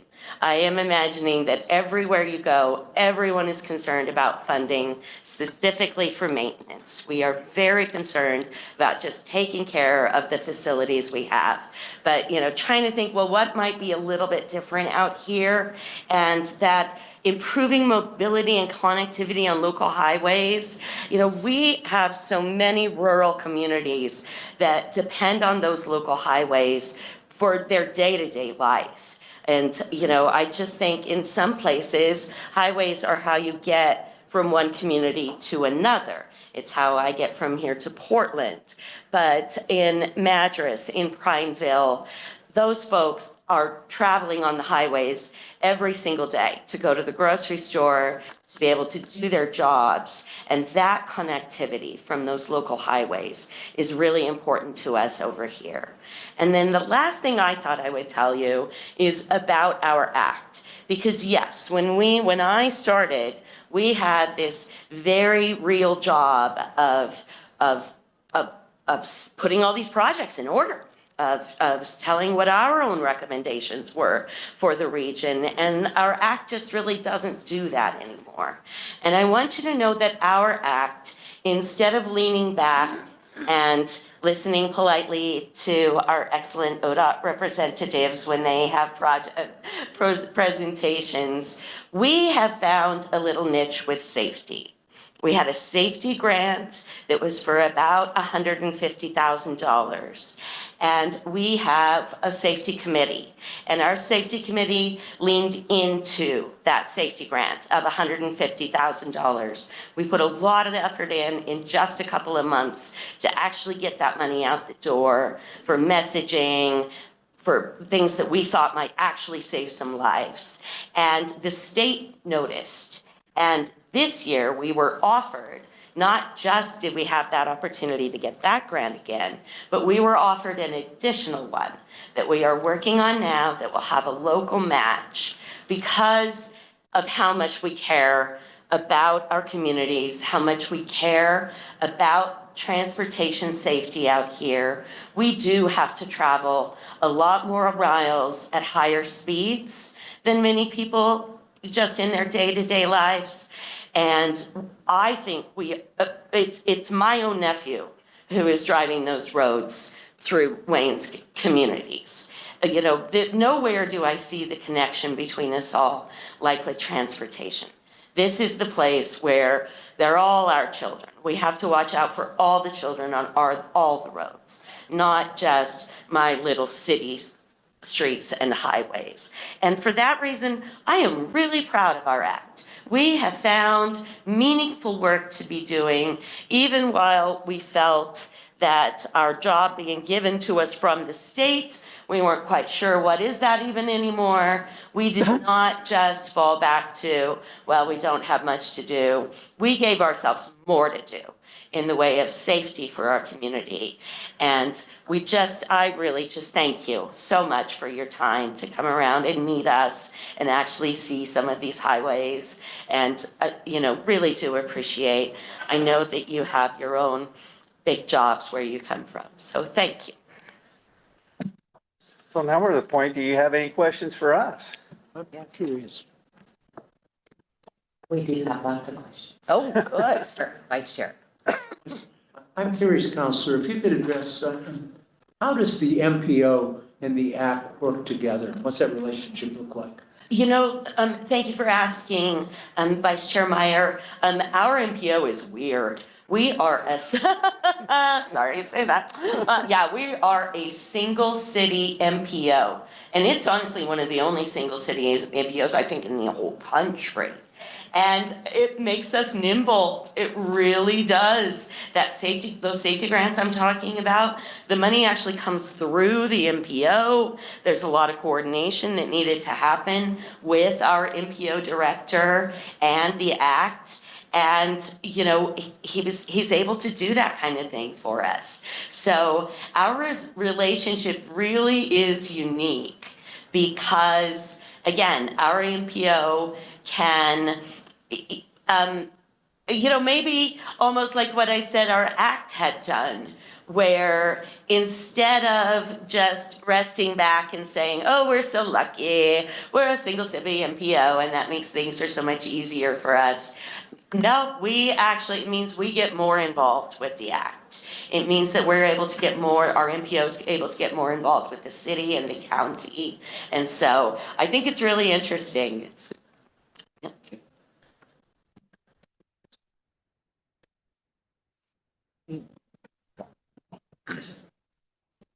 Hey there. I actually have a question for ODOT and the OTC.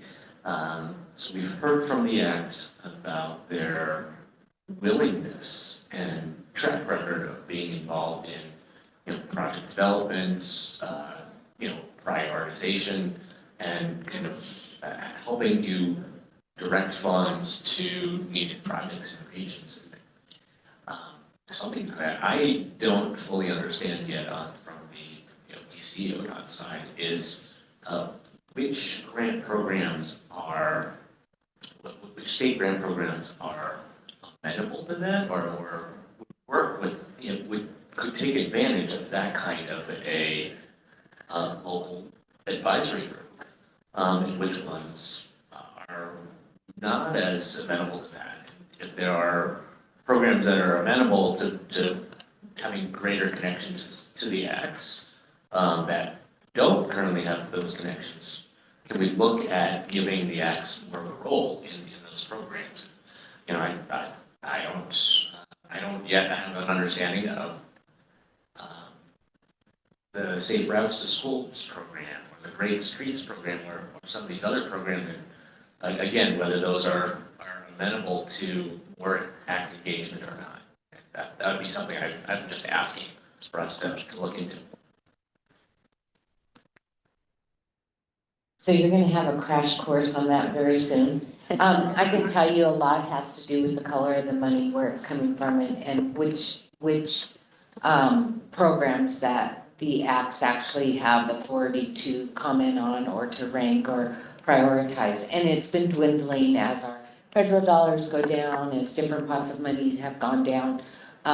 They haven't participated much. Right now, we are in that process of reevaluating what the role of the ACTs are going to be in the future. And that's where a lot of the work plans came in play, where the ACTs were challenged to come up with a work plan and really look at what it is they're doing locally, but also what would they like to see in the future. And I agree with you. I think that there is a role to play and looking at different things. We have a lot of advisory groups that to the commission. And we have a lot of funding streams that are kind of siloed in some ways and aren't considered sometimes. Sometimes they will come before, a transit project may come before the act to be voted on and then sent to the OTC. Again, it depends on federal money, state money, et cetera. But I think that in general, if you think about the lack of money in the state of Oregon, our challenges that we have, I think that what I would like to see as a commissioner and as somebody that helps chair the act chairs and have this conversation is that we're having to get creative in our thinking of how we roll a project out. And I'll give you an example with the ADA lawsuit that we all experienced and all the curb ramps and the sidewalks and the different things that have had to happen. We're now taking a look at what else can we include in that project?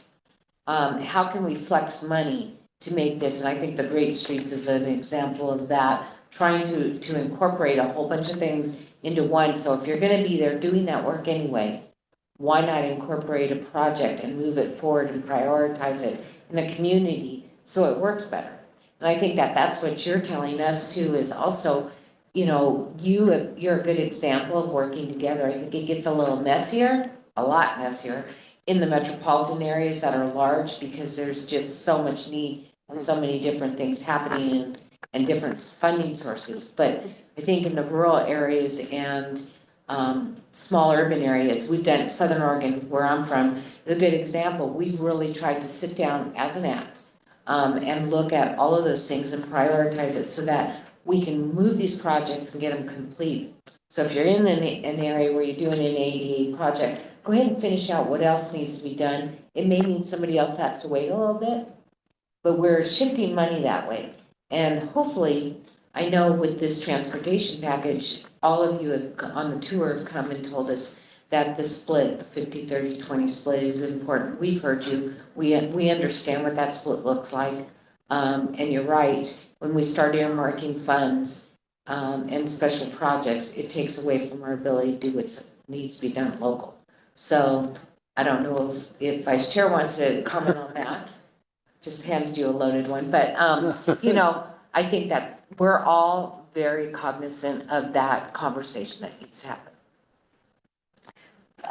May I, if you wouldn't mind, our just blowing our own horns just a little. Yeah, because of that lawsuit, there were curb ramps that had to be replaced here in town along Highway 20. And I will tell you, as soon as I understood that ODOT was going to be replacing the curb ramps that connected to sidewalks that were impassable, I really did go to our city manager and said, we're gonna have to find $1.5 million that we just have to work with ODOT, get the entire corridor complete with curb ramps and sidewalks. And I am so excited. They're going in right now. That could be something if you want to look around town while you're on your way out. Go ahead and take Highway 20 out toward Costco. And yes, that is what I'm hearing you say, is more of that cooperation, more of that getting together to understand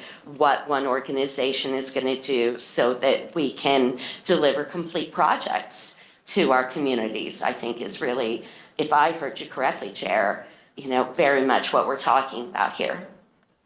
I would add that I've always thought that the one thing that was really important is that when we look at projects and improvements that we build from the bottom up, not, you know, from the state down on that. And I know when the legislature did House Bill 2017, one of the things we were trying to do was we were doing projects, but took them for the most part off the Stip list, you know, recognizing how that was happening there. We're sort of in a different mode this time because we're talking more about maintenance and operations, but I think coordinating at the local level makes a whole lot of sense, and trying to, you know, getting local people to agree upon their priorities is real helpful trying to get it done. I'd just like to emphasize what Vice Chair Byard just said. The truth for me is always local. And if we want to know the truth, we need to be local. And I think under the leadership of Chair Brown, she's running us all over the state. I see that. She's manning. See, she gave me the mom eye there. But, part of the spirit of this commission is to be here and to listen. And so I'd like to say thank you to the two of you for your leadership, because, I'm relatively new to this. I'm midway through my second year. But with the acts, there's been, say, a fair amount of ambiguity as to what the role would be. But you found a way to do meaningful work in that environment of ambiguity, and it's important, and it helps us a lot. So, I just want to make sure that you're feeling like you're getting the attention, that you're not lost in it, that we really do as a commission want to show up and be responsive to the needs of the acts. The other thing is you've got an opportunity, and you're doing it to show what cooperation means, that when you get to the border of a county as it relates to transportation, you haven't hit a moat, but you're actually thinking and working together. I have a principal responsibility assigned to me for the NE Act, so 5 counties in the Northeast. It sounds like your story is much like theirs in terms of how you cooperate with people, equipment, resources, projects, and so thanks for setting the example. It's a little harder in certain places to state. Of course. But I think everybody can learn from an example where you put political party differences aside and you think about what we're doing relative to the good of the people, the economy, the community, the safety, which transportation gives us the platform to do. So thank you for taking the platform of the act and finding meaningful work out of it. I admire you greatly for persevering and and doing that. So thanks. More comments and questions, sorry. Well, thank you, Jeff. And we understand that the money wasn't there, and it wasn't that ODOT or the commission took away what we were doing. It's just the funds just aren't there to do those projects like we'd hoped to do, and I don't care what entity you're with, nobody has enough money to fully fund their system. I've been a commissioner for 16 years and we've never had enough money to maintain the roads in our county the way we'd like to. So you got to pick and choose, and it makes it tough. But if things change and you can keep your local leaders engaged, I think that's really a good deal. You can just see the attendance at the meetings are different, and when there's not as much to do, it's not as high a priority for some of those folks, and I'm sure you see that all across the state. But we understand it's about the money. It's not about that the act was doing a bad job or anything like that. So appreciate everything you guys do. Well, thank you for coming and sharing your work plan. I just want to put on your radar screen, in case you haven't been tracking, the chairs and I think it's the chair and vice chair, both, will be meeting in Kaiser on October 22nd. So there should be an email blast that's going out to remind everybody of that date. We've asked people to save that date, but it's going to be an opportunity to continue this conversation with Vice Chair and myself to kind of try to figure out what we're going to do in the future as we've gathered up all these work plans. We're looking at how we continue this partnership, because we believe that it is a partnership that is needed. So thank you again for coming and sharing. No. Thank you. Have fun in Kaiser. I was just in a meeting with the mayor of Kaiser. They have electric buses now, and some of their bus stops have charging pads. The buses just drive up and are just charged while they're sitting there in the middle of their route for 10 or 15 minutes. So while you're over there, that's what you should tour. I'll give you all the tours around the state, you know, what you should see. Thanks so much. Thank you.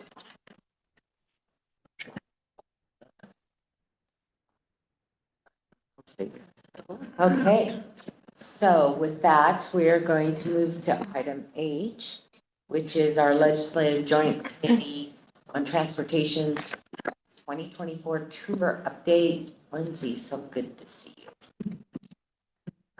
Excuse me. Good morning. Good morning, Chair Brown, Vice Chair Breyer, members of the commission. For the record, Lindsay Baker with Oregon Department of Transportation. A little closer. Is that better? Is that better? Okay, great. Good morning, Chair Brown and Vice Chair Breyer, members of the commission. For the record, Lindsay Baker with the Oregon Department of Transportation. Thank you very much again for giving me some time this morning to share with you some updates and really a summary wrap up, as it were, of our 12-stop transportation tour around the state, and really looking at how we are looking ahead, planning for the work ahead, which many of you will be involved in. So really my goal this morning is to, again, just kind of give a little bit of a recap. I think last time I was before you was August 1st, so we had done 4 stops of 12 total. So I've got the remainder of 8 stops here this morning. I'm going to kind of breeze through them and just give you a bit of a high clip for what we saw, what the conversations were, sort of how we were welcomed very much by the different communities across the state, what we learned, and maybe most importantly, what we heard from the public in terms of their needs, their challenges, their priorities, and really the commitments they would like to make going forward with us. So I'll talk about that. I will then move a little bit into that kind of next, what I'm thinking of as the next phase of our 2025 transportation funding package development, which is really that work group conversation as we get into the latter part of this year and looking ahead to the 2025 legislative session. And then we'll have any time for questions. And certainly, as I'm moving through this presentation, please feel free to interrupt me along the way, ask any questions that you've got top of mind. And then I'm looking particularly at Chair, Vice Chair, and Commissioner Baker, who attended many of these. If you would like to offer any corrections to anything I say, please feel free to do that as well, as you were right alongside us the whole time. So as I mentioned, I really have thought about this in kind of 3 phases. So that first phase is really looking at that statewide tour. You can see the stars here on this slide, really indicating the breadth of our travels this summer. I think you just heard from a Bend City Councilor about how broad that those travels were, really looking at to the farthest reaches of our state, and again, really with the goal of hearing from communities what their priorities are, what their needs are, what their challenges are, what they really want to see out of their transportation system, and how their transportation systems are a critical part of their communities and of their economies. That was phase 1. That wrapped up at September 27th was the last meeting that we had of the 12. We had a lot of legislators, those on the Joint Committee on Transportation. We had members of legislative leadership along the way. We had local legislators who are not Transportation Committee members joining as well. And so again, I think we had a really great experience. I think showing the work that our teams do across the state, showing what goes into that work, and really, again, hearing from communities what their needs and priorities are. So that really ended in September. Then we are sort of switching and pivoting into what I'm thinking of as that sort of phase 2 of this funding package development, which is really our work groups, which I'll talk a little bit about at the end of this, our resource library, really how we as ODOT staff are preparing, getting prepared, and really providing a lot of information, just being a trusted and credible resource for work group members and for policymakers and decision makers. And then really that'll get us through January timeframe. And then as we get into session come end of January, early February, really the work groups will continue, but really I think formalizing into some recommendations, and really where that true sort of package, right, sort of categorically and structurally, where the package will start to come into full focus. So like I said, I'm going to breeze through these. I'll start with stop 5 and with stop 12. So if we can do the math, I've got a lot of slides to go through. So really here, we spent some time in Coos Bay. As a reminder, each of these tour stops were kind of doubled up, right? So we had a Portland and a Tillamook meeting. We had an Albany and Eugene sort of set. This one was a Coos Bay Medford set. And we really spent time talking in Coos Bay about resiliency. So this bottom picture, unfortunately, it's not a great photo of what we were seeing. It looks like just a bunch of people standing around. But we were standing around a big slide on a county facility. And importantly, this is one of, I assume, dozens, if not hundreds of slides across our coastline, and really focusing on how our state highways, how our district highways, how our local roads are integral parts of our transportation system, and our inability to sort of maintain and operate those really impact folks living in those areas, obviously. So we were able to see sort of up close and personal, and I was sharing this at dinner yesterday evening, the ability to get legislators who often, and I will put myself similarly in this category, right? I spend a lot of time driving up and down I-5, walking and biking in my neighborhood, and not seeing things like big landslides, especially up close and personal. So being able to see that and hear, particularly from our crew, our maintenance crew staff, our county road and public works staff, of what it means and what goes into taking care of the system in that very tangible and specific way, was really impactful to legislators and really powerful, and I think gave them a sense of putting all the pieces together and understanding how, when we talk at that sort of very broad, macro, statewide, our needs are $1.8 billion above current level, what all goes into that and how that number actually comes to be. So again, spent a lot of time talking about resiliency, and then did a quick visit to our DMV office in Coos Bay as well, and really spent some time talking about the facilities and sort of what I will term the back office needs, right? So facilities, our procurement and contracting, our HR, all of our IT systems, because that is a critical piece of it, though it is not visible and sort of immediately understandable from a more public-facing perspective. So those are really the themes of this conversation. And then again, went into roundtable and public hearing as well.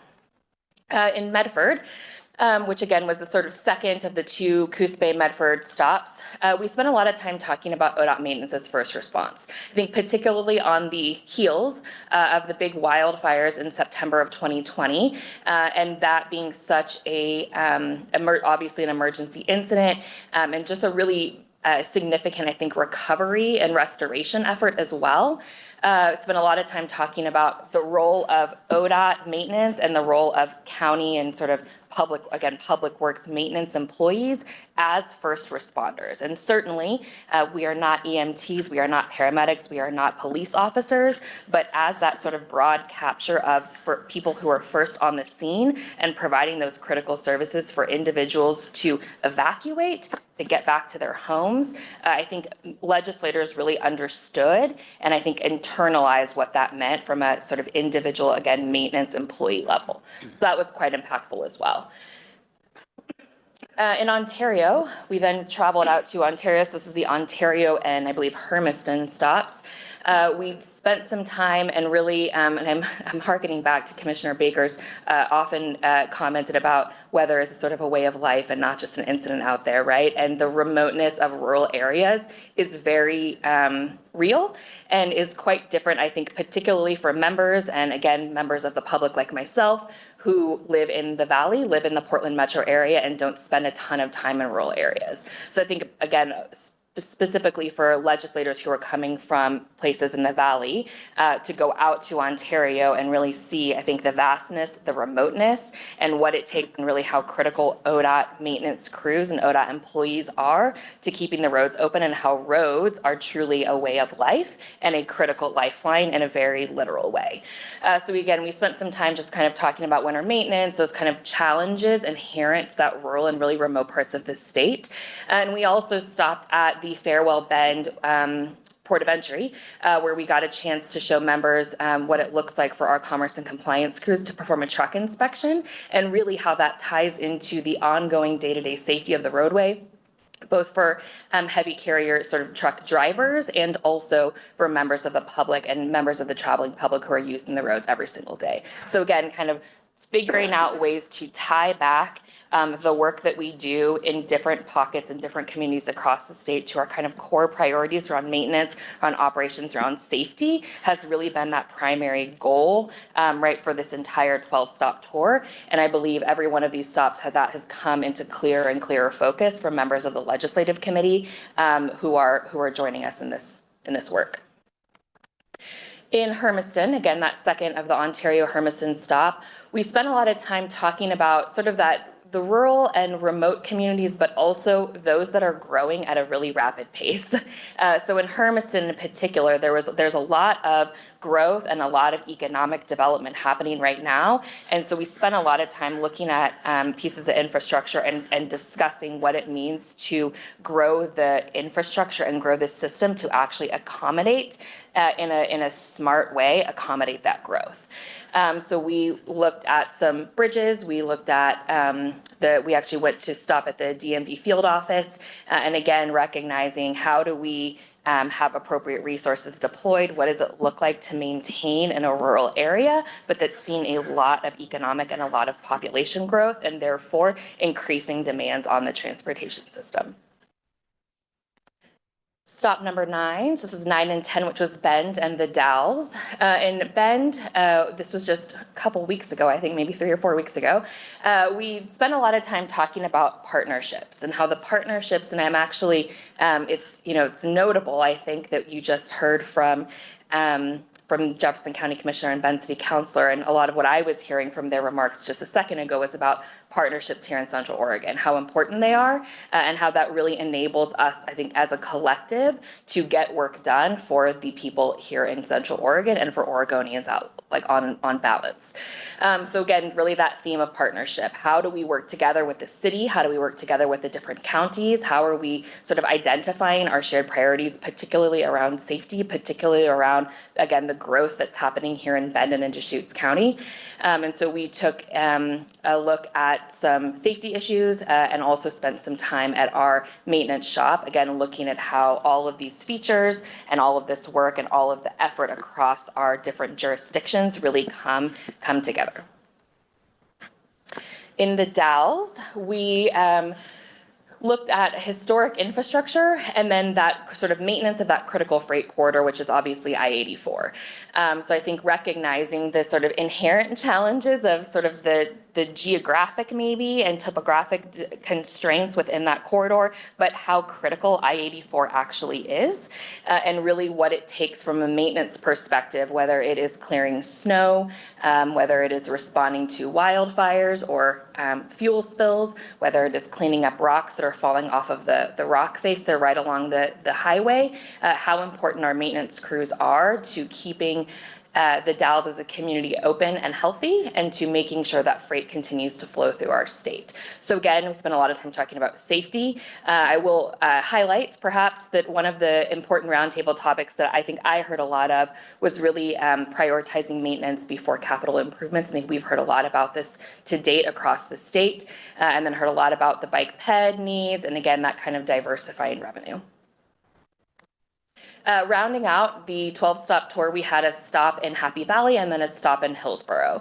So in Happy Valley, we really spent a lot of time talking about that kind of urban and suburban development. Again, sort of similar perhaps to Hermiston, which is we've got growing communities, growing areas, and how is our infrastructure able to keep up with that in a smart and a sustainable way. So we spent a lot of time talking about public transportation and really, again, sort of what those broader maintenance needs are. I'll note that one of the highlights of this tour, we stopped at the Lawnfield Maintenance Station and really spent some time showing legislators, I mean, sort of, I say this a little bit tongue in cheek, but road signs are very large, right? They are very expensive because they are very large. An electrical box is very complicated.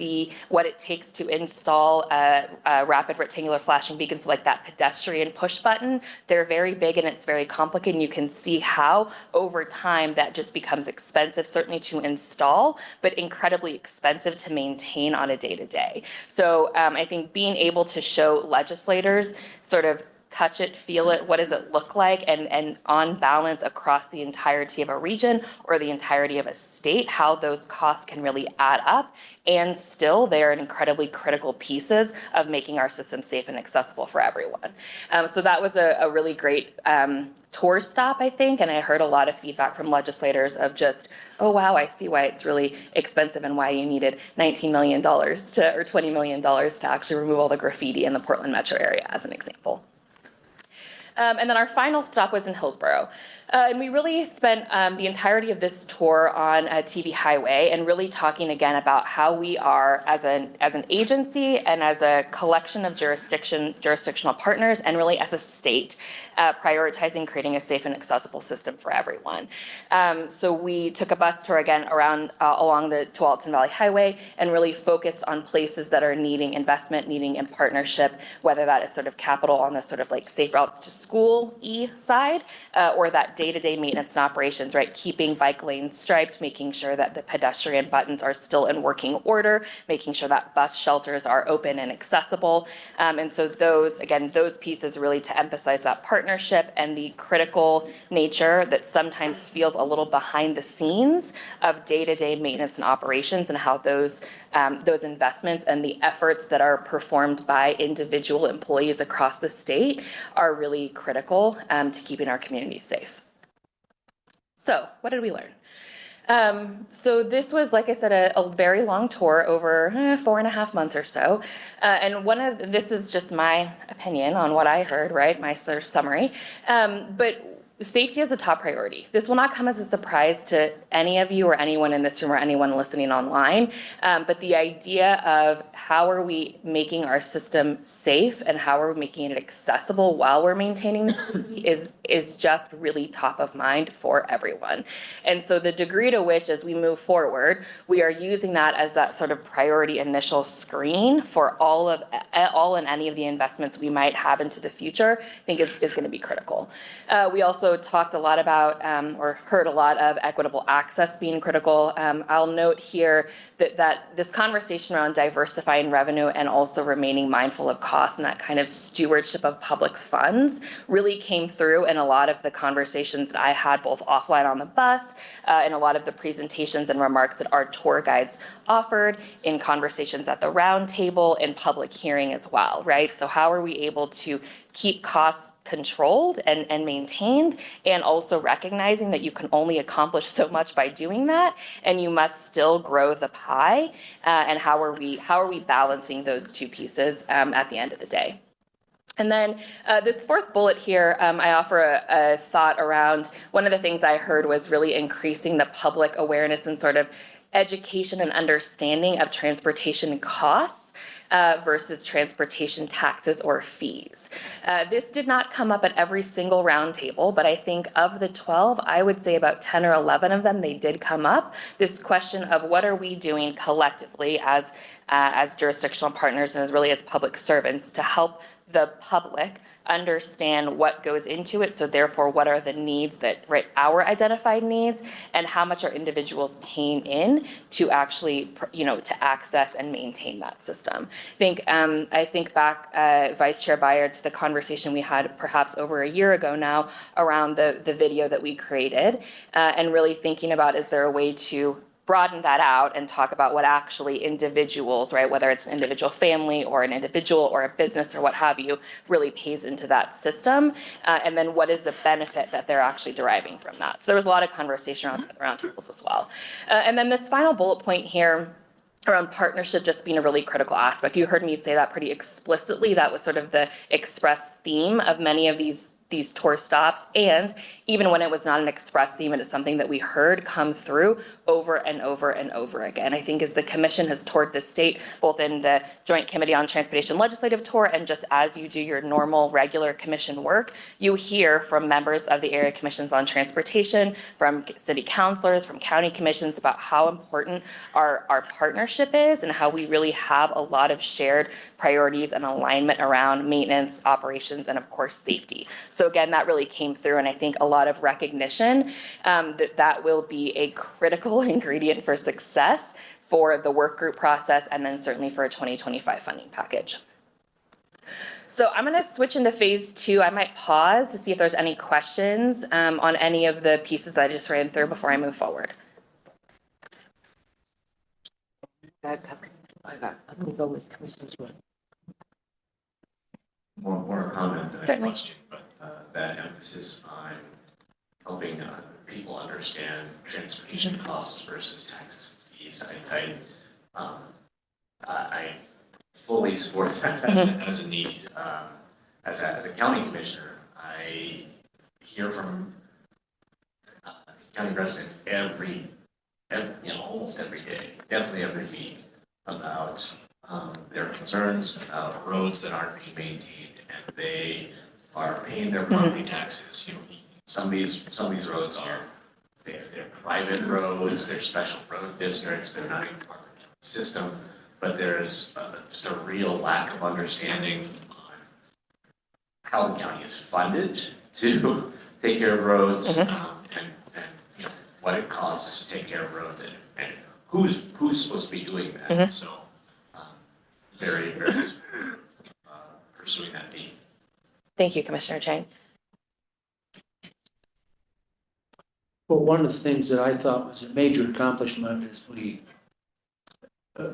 I think we got the legislature's attention on maintenance and operations and an understanding of it that a lot of people didn't have. I think that was a big goal going in, is to understand that rather than just projects. The piece there, and everything from, I forget what the number was, it was $10 a foot or something like that, sealed cracks or something. Forget the number, but it was pretty astounding when you started talking about that and the different things, and they got it. Another one was the fact that we have to recognize that the majority of the legislators who live in the metro area and really did not have an awareness of the rest of the state and the problems out there, and I think that came through. Representative Tram just stands up in my mind. She was a trooper. She made every one, even though she wasn't on the joint committee. That was great, and I think we did build a pretty good partnership with counties and cities. I mean, they were there pretty consistently singing out of the same hymnal. That's really helpful going forward. And I have to give kudos to the transit folks. They probably did the best job of lobbying. They were there, and a great awareness of the needs. We heard that repeatedly in the communities and how vital transit was. So there's some pretty solid messages there. The hard work's next up. Indeed. I think you did a great job of summarizing, and one of the questions that was asked was what's not in our control in terms of the roundtable, and I thought that was a really good discussion, because there's so many things in our in the way that in the world that ODOT operates that are out of our control, and consistently, we're not in control of Mother Nature. We're not in control of driver behavior as it relates to safety and all the issues that are in and around that. And we're not in control of the economy, and specifically as it relates to inflation. So I think that there was some really good level setting in terms of, the kinds of things regarding our transportation system that are just outside of our control, that we need to think about. Now, we need to be in a position to react to them, but they are outside of our control. And I think the top of mind question, safety, was top of mind. Probably 50% of the answers were about safety, and the other was maintaining our assets. And I thought it was really interesting, actually, when we were, and very powerful when we were in Hermiston, and we got into a discussion about those bridges, that might be attached to a paved road, they might be attached to a gravel road, but their job is to accommodate agriculture, our farmers getting their products to market, or farmers getting their products to the various production facilities, and how maybe when those bridges were built originally, they were built for a different capacity. Today's trucks are bigger and heavier, One great example I thought that was given was the weight of fire trucks today, and the capacity of fire trucks to be able to carry water in a particular neighborhood. I don't know if it was Hermiston or Pendleton that they were mentioning. It takes 45 minutes for the fire truck to respond to that neighborhood because they have to take a route around. Right. And on top of that, the length of time now that the counties and cities are having to wait to be able to rebuild those bridges. And the idea that it would take 7 years to be able to correct that problem, to get the fire trucks to that neighborhood, I think it really hit home. Things that we would never tolerate in the metropolitan area, like waiting 45 minutes for a fire truck. It is a way of life out there. So I have to say too that the ODOT team did a terrific job in putting together the oversight. They were really meaty and got right to the subject matter. Those that were on the buses that were narrating the trips did a terrific job. And also, I think the legislative committee, I just sat back and admired the way that they allowed our cities and counties and others that participated in the process to be heard. It was really great, and hopefully we're going to be able to package all that up and be able to get it into the next phase, because it was a rich experience for those that were participating in it. I think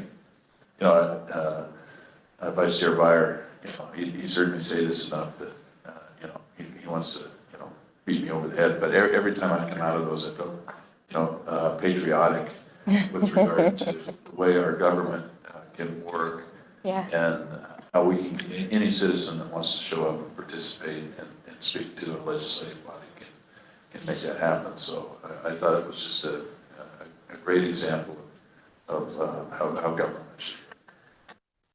Thank you so much, Chair Braun and members of the commission. I appreciate those comments.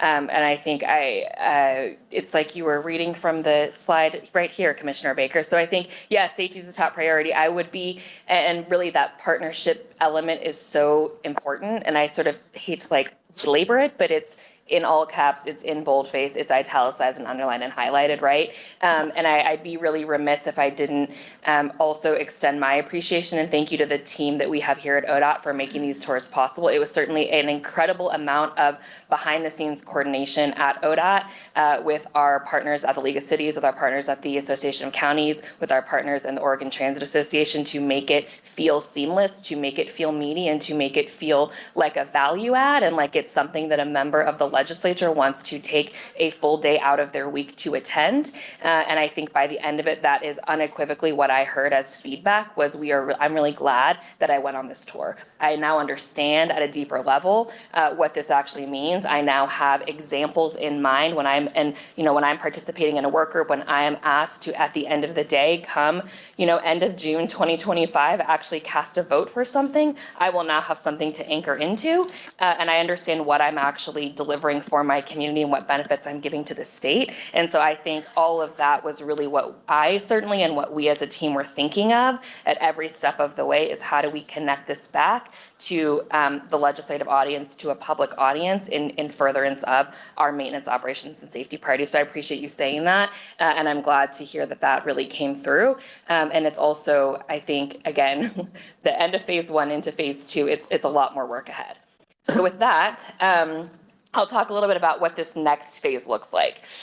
So the Joint Committee on Transportation, as I mentioned, has really wrapped up that kind of listening tour component, right? They've heard from the public what their needs, challenges, and priorities are, and really how much our jurisdictional partners in particular want to be part of the solution in a very deep and meaningful way.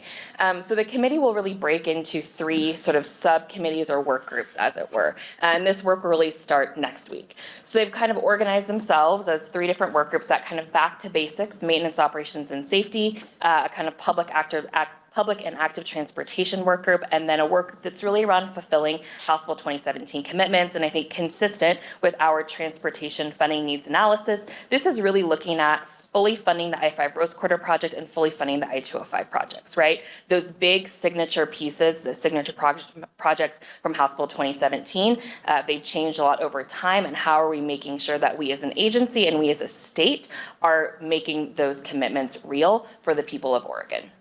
So this work will, like I said, start next week, and then it'll go kind of through that January timeframe. I think the co-chairs, in conjunction with legislative leadership, have really selected individuals to participate and sort of stakeholder groups to participate in each of these work groups. I think a lot of the details are sort of still being fleshed out a little bit, but I think there's a lot of folks, ourselves included, who are really eager to get into this work. And I know that there are members of this commission who are appointed members to serve and sort of be an active participant in these work groups. And so for that, I also say thank you for the work that you all have ahead of you as well. So I wanted to spend a little bit of time, and I'll kind of try to rush through this a little bit, talking about what we as an agency are doing to kind of prepare. So as I mentioned, we have been a very active participant in that kind of tour component. And as we sort of segue into that phase 2, I think ODOT is less of an active sort of named person on the work group and more of that sort of objective, trusted and baselined resource of information that can inform all of the work group conversations and can hopefully inform what those recommendations are going to be to the Joint Committee on Transportation. So as part of that, we're developing what I've called a resource library. So this is really looking at a bunch of sort of baseline information. I think you all, I'm confident, get questions all the time about what does our Safe Routes to School program look like? How is it funded? How do we select projects? What have we done so far? What have the outcomes been? You get questions about what if we raised gas tax XYZ amount? What if we did reg fee? What if we did a delivery fee? How would it be if we indexed to inflation, right? Kind of running the gamut. We also get all of those questions. And so I think really the goal here is to ensure that we have a shared baseline of understanding about what we are where we're making decisions from and how that is kind of informing, again, the recommendations that are coming forward. So again, really to help orient members and certainly the public describe our programs, and then maybe this third kind of bullet point here, sharing our inputs, assumptions, and data so that we can kind of baseline that context and that methodology so people understand the question that's being asked, our interpretation of that question, and then the answer to that question, right? I think I've certainly learned along the way that sometimes it's like exactly the question that you ask, and you get a little bit different of an answer depending on how and the scope of your sort of response. And so again, just wanting to make sure that we have that shared baseline for everyone. So these resource library documents are kind of falling within one of two categories. The first category is that funding and revenue side, and that second is the programs and outcomes side. So for example, in the funding and revenue resource, we're looking at current revenue mechanisms, yields, and trends. We've already performed some degree of a 50-state review, right? The question of what do other states across the country do? Certainly, we are not alone in this structural revenue challenge as ODOT or as the state of Oregon. And so what are other states doing? A little bit of a primer on road use charge or the Origo program. So again, this on the right-hand side, this is a graphic that's sort of in a beta draft version, but again, is intended to reflect this, what do other states do? How do they assess and recover EV fees, as an example? Who has a variable or some sort of like inflation adjusted gas tax, as an example? And so this is an outcome of what will be in this resource library. But again, importantly, what is all the back information that actually informed and created that map? That's going to be where a lot of the meat of the conversation occurs. So just again, giving a little bit of an example and some flavor for what will go into this to provide that kind of shared understanding and baseline, so everyone is kind of coming from that same starting point. And then that sort of second category, looking more about programs and outcomes, this is where we will have sort of briefing documents or one-pagers maybe around our different programs, Great Streets, what are we doing around safety? And I think we get a lot of questions around how does money come in, what do you actually spend it on, and what is that actually delivering in terms of tangible benefits and outcomes? And so this is really intended to be that sort of reference material, reference library for folks as well. So this is very much still a work in progress, and I think we'll continue to work through this, kind of prioritize it over time. And then as we get into the work group conversations, I'm confident this will grow a little bit as well, as we get more maybe specific questions or just different questions and sort of information requests. So looking ahead, as I mentioned, the work groups are going to start next week, and they'll go kind of through that middle January timeframe as we really look to session. A reminder that the governor's budget will come out on December the 1st. This commission will meet again October the 4th, which is actually smack dab in the middle of these work group meetings. And at that point, I would love to come back and just share with you a little bit of what we're hearing so far. And I think perhaps even for the members of the commission that are participating on these work groups, also share out what you all are hearing in your individual work groups. And then looking at session beginning in January 21st. So again, we've got a lot of work ahead of us. As I mentioned, I think the work groups in particular are still taking some shape and some form, but we certainly have a clear charge ahead for how we are showing up, what we are doing to continue to keep our priorities really top of mind, maintenance, operations, and safety, and then supporting each of the commissioners as you all are participating in these work groups, as well as the Joint Committee on Transportation. So with that, I am happy to take any questions. Any questions? Mr. Baker? Yeah, in the reference library, just a suggestion that may already be there, but one question that I hear quite often is how do state highway funds get diverted into projects? Now, it's a question that you'd think that there'd be more information about how the state highway funds are used, and but there's a lot of confusion about funding projects out of the state highway fund. Yep. So I think if it's really clear to everybody, where those funds go, and the difference between capital projects and sources of funding for capital projects and sources of funding for operations and maintenance, people that should be in the know, or you would think would be in the know, are really confused by it.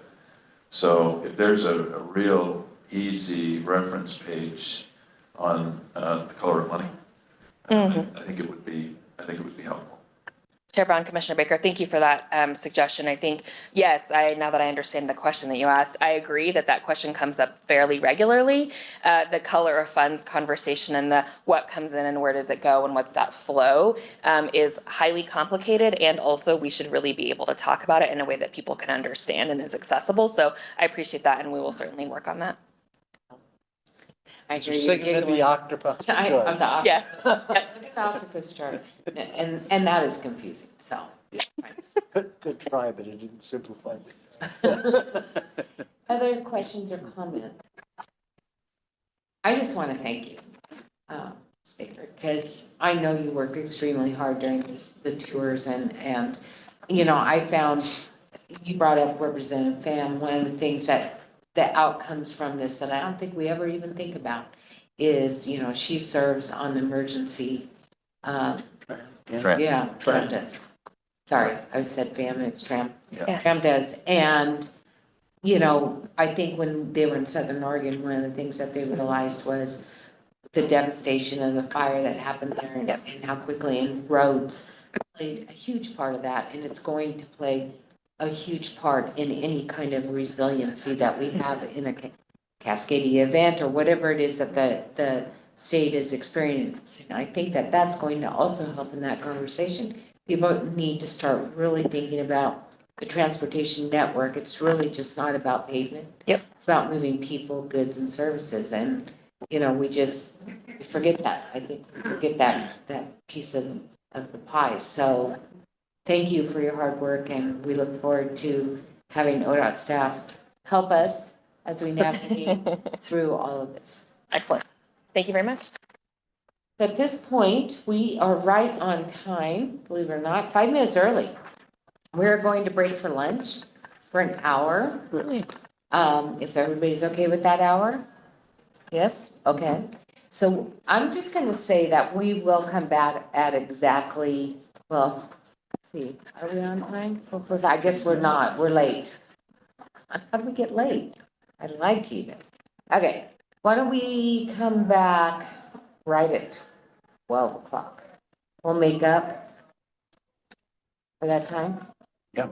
Not 12 o'clock. I'm sorry, 1 o'clock. 4-minute Well, lunch. can we make it to 12:45? Kim, do you think we can make it in 45 minutes? Yeah. Sure. Let's do it. We will be back at 12:45. Can't tell time, but we will be back. Thank you.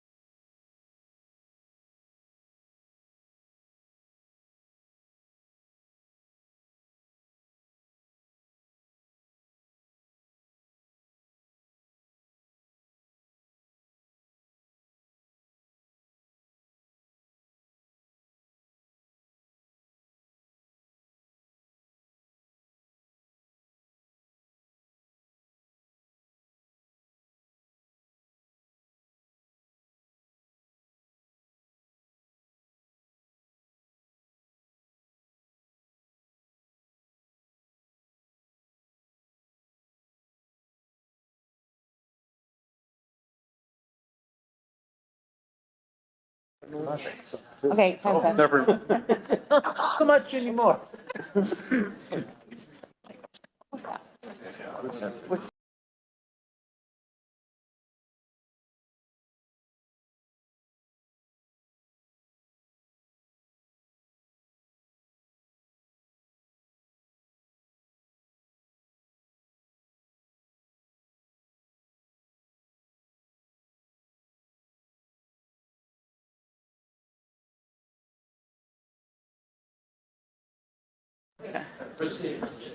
We're good.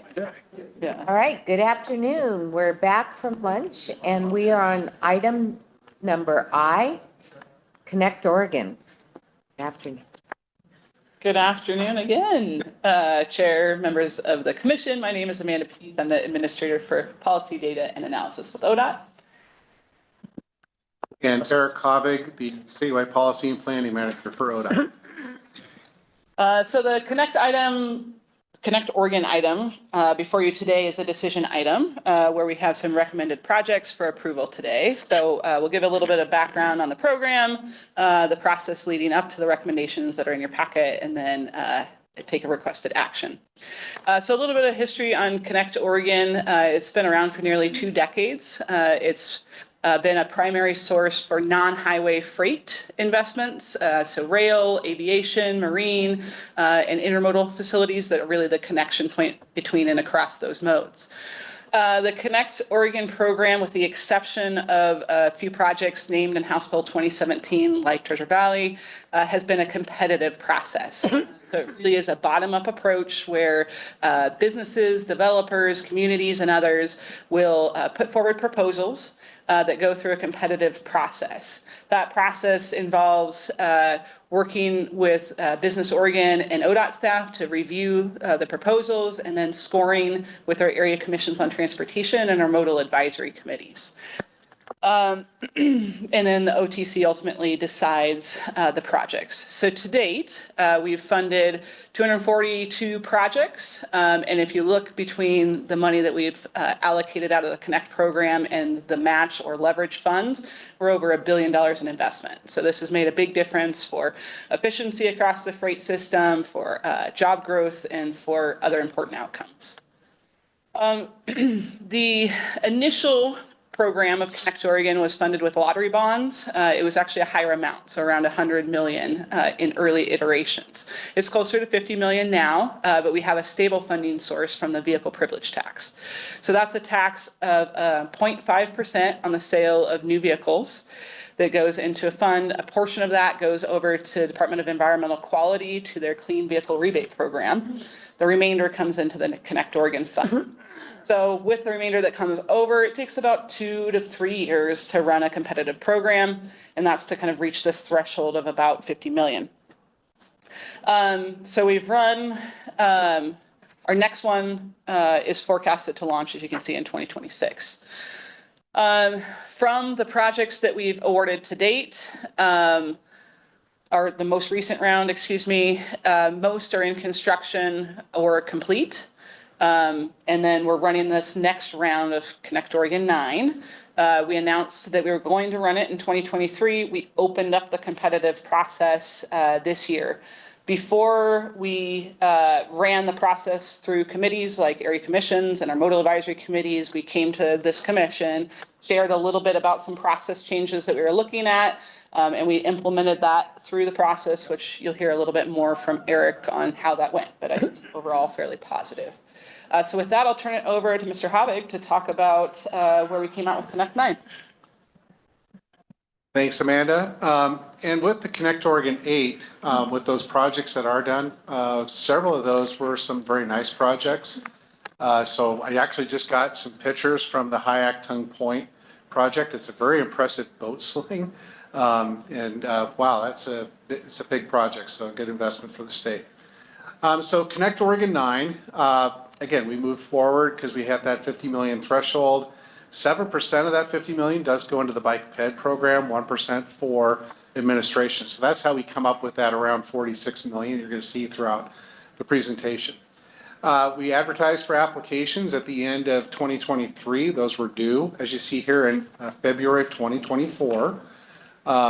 staff reviews the applications first. So the first thing we need to do is make sure, A, they're eligible to receive Connect Oregon funding. Most are, but every once in a while we get a project that might be like a roadway project, or they don't have match, or something that doesn't quite fit. So where we can, we work with those applicants to make sure they are eligible, but sometimes we have to be the bad guys and say, sorry. Once we go through those reviews, we work with Business Oregon, our economists here in ODOT and others to do some initial reviews and scoring to kind of see how do they help improve economic conditions. Are they improving the economy? Are they adding jobs? Just to help provide the review groups some basic information so when they start their work, they have some of that expertise to help. That's where our area commissions on transportation and our modal committees come into play. It's their job to go through all of these projects and evaluate what are those projects doing for the state of Oregon, what kind of return on investment are we getting, are they strategic, are we really getting good bang for the dollar, and then to help rank and prioritize those. As you can imagine, there's a lot of different opinions about what's a good project and maybe not a good project, but that's the value of this. We get all of those points of view, and then we bring them together in what's called the final review committee. This round, we did make a number of changes around the final review committee. Amanda talked about it on a previous slide. There were some process changes we brought to you back in, I think, March of 2023 to kind of talk about how we make that process a little better. One key theme we wanted to make sure is that we were valuing everybody's time and input. So the top ranked priorities where we had consensus across all the review groups should stay towards the top. Where we had consensus that everybody said, well, they're projects, but they're not as good as the others, they're more near the bottom, kind of work there. So we really focused on that middle ground is where the final review committee process worked. We also met in person this round, which really helped things go forward. One comment I'll make was I was really pleased with the final review committee this round. We had a number of people say, I wish we had more money to fund stuff, but we don't. And I would love to have a project in my area, but as we've talked about a project, I can see the value of this project to the state. We need to do that over something here. So starting to bring that statewide perspective, that was very encouraging. So, Excited about it too. that's why I wanted to highlight that. So we did have 35 eligible applications for around 100 million in asking. We had about 46 million available. We actually, when you see the list, we're recommending just under 48 because it's not an exact number. We had the median around 1.8. So the low was 71,000. So projects can be small up to 13.5 million. So a wide variety. And again, one of the keys is, are we getting good return from the investment? So what is a strategic project? Project does not need to be 10, 13, $15 million to be strategic. It can be small. And you'll see in the recommended list, we have a good mixture of those. So again, the final review committee is made up of members from area commissions on transportation and our modal committees, but we did reduce the number of members this time. So there's only one ACT member for an entire region that was part of it and one member from a modal committee. So we had less people in the room, but we were able to have much more robust and deep conversations. Again, the key was to deliberate on those projects near the cut line. Take the ones that everybody agreed near the top. We're going to fund those. We'd like to fund more than we can get to the bottom, but really kind of focus on that middle tier. And that's where they can bring some of those conversations to bear. Based upon the FRC process, they came up with 19 projects. You can see the mix for a total of 47.8. I will just say a couple of comments on the final review committee. We had former Senator Johnson chair the committee this time. She's been a huge supporter of Connect Oregon throughout the years. In fact, I think she was on the ground floor in helping to create the program. And here for the central part of the state, Deschutes County Commissioner Patty Adair served on the final review committee as well. So what we have for you today is asking your approval for the list of 19 recommended projects. And I'm not going to go through all of these projects because you have them here in front of you. But I will just say again, back to this idea of what is a strategic project. We have things on here for $10 million for the Redmond Airport. But we also have a project on here for around 164,000 to do some buoys on the Columbia River that will really help river commerce. We actually have a person that trekked all the way over here to watch the Connect Oregon process, Dan Jordan, with the Columbia Bar Association pilots, who is putting in for that application. So it helps show that strategic projects can take all ranges of sizes. So with that, I will just ask you to approve the list or see if there's any questions we can help answer. So we'll go with questions and Vice Chair. Well, comment first. Just for particular new members, this is, it may be the only one, but if not, it's the few sources of funding that we have that doesn't go into the transportation fund and can be used for off-road projects. So it's really important, I think, for that. And it started out in the lottery, and then in 2017, HB 2017, we created the privilege tax, which is not a tax on cars. It's a tax on the right of a dealer to sell a car. Good history lesson. It's very different. It's very different. That's why we can use it for these things. So saith the Supreme Court. So, yeah, I think I just really think you guys did a good job this time. The process is good. It's nice to finish it up. This has been, in the past, a bit of an irritant to a lot of people and a lot of controversy. This time it's not. And that's very cool. I really support what you're doing. Anybody else?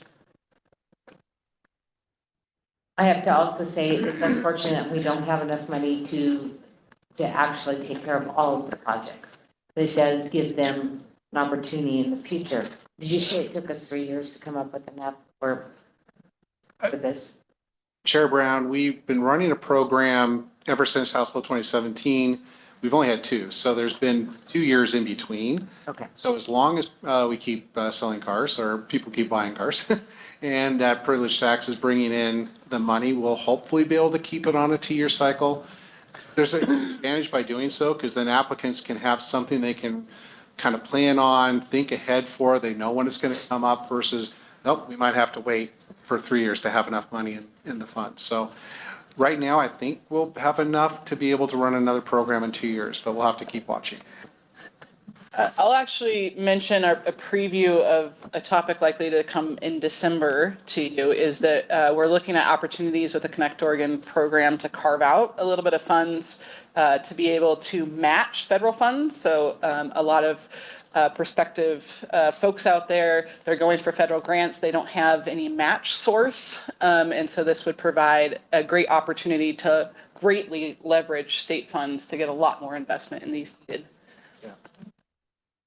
The idea is we actually have some Connect Oregon applicants who are coming to Connect Oregon to help match or bring some money to federal funds.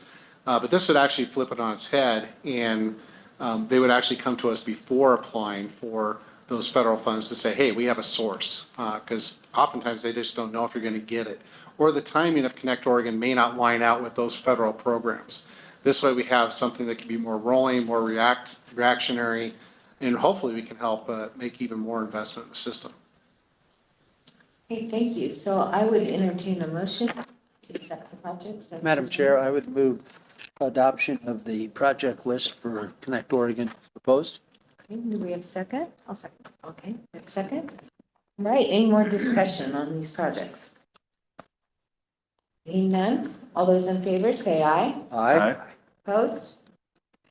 Passes. All right, you have your list. Thank you very You do much. great things.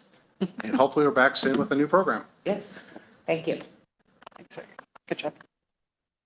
Okay, next item on our agenda is item J, informational, 27 to 30 Stip update. Oh, you didn't leave. You're right here, so. Wait a minute. For the record, I am still Amanda Peets, Administrator for Policy, Data, and Analysis with ODOT. So wanted to come share with you kind of where we are in the development process for the 2730 Stip. This actually was a request of the commission last time that we deliberated on it to come back and make sure that you're getting regular updates on kind of where we are in the process and what's happening.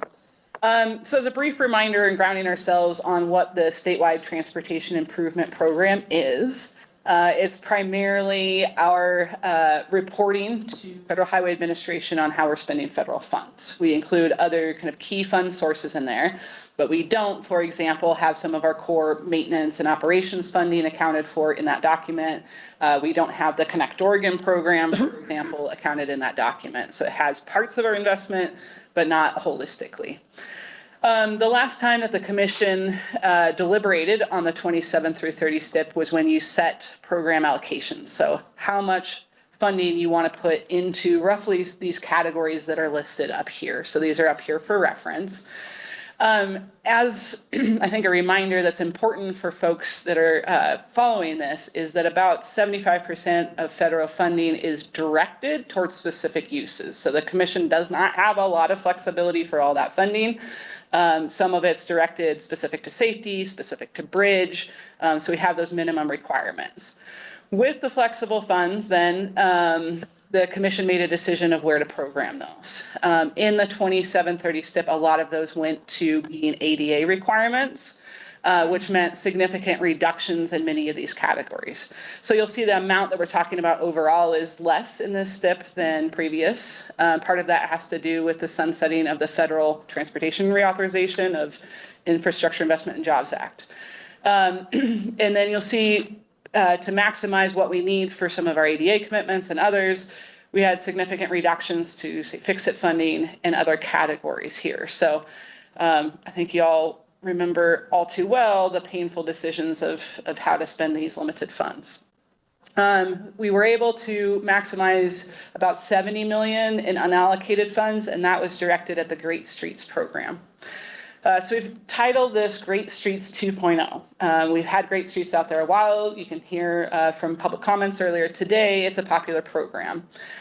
We've called it 2.0 for a couple important changes. Chair, I think you referenced one earlier today, which is let's get the best bang for the buck as we can with very limited dollars. So this really was to leverage other investments.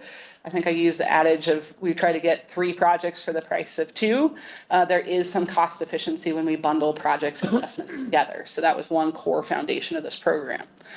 We also look to more directly apply the policy that you adopted through the transportation plan that says we need to apply safety, climate, and equity lenses to our decisions, particularly investment decisions.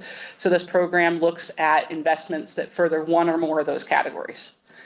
And then it really is trying to be strategic in that it's looking at where do we have multiple high priority needs that intersect. We developed a tool called heat maps to try to get at that a little bit more. So this is an example statewide of the heat maps that we developed. And so it takes the bulleted list here of different data sources, and it says, where is the concentration in the state? Where are those hot glowing spots? And those are where you see the highest need for safety intersect with the highest need for a critical bike connection or a walk connection with maybe operational improvement at an intersection or critical safety needs. So it's looking at multiple data layers to say, where do we see these things in concentration? And I'll share a couple of examples. We have data for the entire ODOT system. So we have that statewide map that I was just showing. And then we were able to break it down to specific areas. And just to show a couple of examples, this is Ontario, where you can see that it glows hot, particularly for safety needs, risks, and climate opportunities. US 101 in Florence, kind of a critical bridge need, in addition to a critical safety issue. 126 in Springfield has a lot of safety needs, as well as opportunities to connect public transportation in those areas. So again, it's that intersection of multiple layers to see where do we have things that are a concentration of needs that we can really look at a corridor or a community more holistically. And then another example in Medford area, where you can see a number of kind of on the red side of needs. So this is helpful information to just inform where might we have opportunities. We use these to identify hotspot locations for Great Streets potential investments. We really favored safety, climate, and equity as ways to look at that. And so we really looked at projects that had to benefit one of those things or more of those things. And so we also have been sharing these with our area commissions on transportation. So Chair Brown also alluded to work plans that our ACTs are putting together. In a lot of those work plans, they've identified interest in setting priorities for their area. And so we're providing this as a tool out to them to say, hey, here's a way you can look at it. They will certainly have needs for one reason. It may be like a critical safety need that doesn't overlap with other needs. So there will be a number of different types of projects that come up. This just gives an example of where those multiple needs intersect. So we use that, as I said, to identify some potential Great Streets investments, and then we really try to narrow in on scoping those that accomplish one of these things. Either addressed a high safety need, like a critical safety need, advanced climate or equity, as I mentioned, was a corridor-wide improvement. And so I think this is where, if you look at some of our past funding programs or even the categories that I shared earlier, we tend to look at a need for bridge and a need for pavement. And so they're singular in that regard. This allows us the opportunity to look at multiple needs and across an entire area to look at that holistic community or corridor improvement. And then trying to also balance urban and rural needs, where you look at where multiple high priorities intersect, probably favors urban areas. We were also trying to make sure that we're thinking holistically across the state about rural needs as well, and the uniqueness there. So in terms of really outcome-based decision-making, we've not only tried to do that with the Great Streets program, we're trying to do that across the Stip as a whole. So here's a couple ways in which we've done that. We've started to actually try to hold ourselves accountable towards making progress on some of these goals. We've set thresholds for greenhouse gas emissions, which is that chart below, where we're trying to make progress towards projects that support emission reductions, fewer that increase emissions. We're also trying to focus in on safety for fatalities, serious injuries, and equity around access to jobs, access to public transportation, and other key services. So we've been very intentional about really looking at our investments relative to trying to achieve objectives. Of course, we balance those things with other key needs, whether that's freight mobility or state of good repair. And so it's really a balance of all those things that makes for a critical and well-balanced investment strategy overall. So here's a sense of kind of where we are in the process of Stip development. So with the decision on the program allocations, then we subdivided those. We've started scoping projects, and that's where we're at now. And then you'll see where we come back to the commission in January of 2026 to release the draft for public review of the projects we've identified. As I mentioned, we've done sub-allocations. So this is an example looking at the Fix-It program, where you see, again, there's 40% less funding. So there's less money to go around. And we've divided it up into, critical needs for some of the infrastructure that we have. Because, of course, we're dealing with less money, it is really about addressing the worst of the worst locations and being reactive to things that are happening, which is a tough, challenging place to be. We are in the midst of scoping. I think you saw from the State of the System dashboard earlier this morning, and Director Strickler talked about a little bit as well. We have some improvements to make as we estimate project budgets. So as we initially identify a project, we program it in. How do we do that in a more robust way and have it more reliable? And so there's some things we're doing now to try to improve that, and those are listed here on this slide. So a couple that I just narrow in on. One is really documenting uncertainties. That might be environmental, it might be cultural, it might be other factors that are uncertainties in the project, and actually monetizing some of those uncertainties and risks. And that's, I think, key to getting to better estimates. You'll probably hear more. Director Strickler talked about the strategic review earlier today. I think you may hear some updates on that in December. You'll hear more about project controls and some of the work around that. As well as the investment strategy. And I thought I'd just take the opportunity now to share a little bit about what, since there was a lot of questions on that the last time, to talk a little bit about where we're at with that effort and some things that we've identified as having potential. And so the idea of the investment strategy is really to decrease reliance on the Stip document itself for ODOT's investment strategy. So as I mentioned at the top of this, we had some things we included in the investments in the Stip and some things we don't. So how do we look and pull back and say, of all investments and money that we have, how are we programming it? How are we accomplishing things? So taking a more strategic step back look. and also getting towards that better scope, schedule, and budget. So those are some of the objectives we're trying to get to with this effort.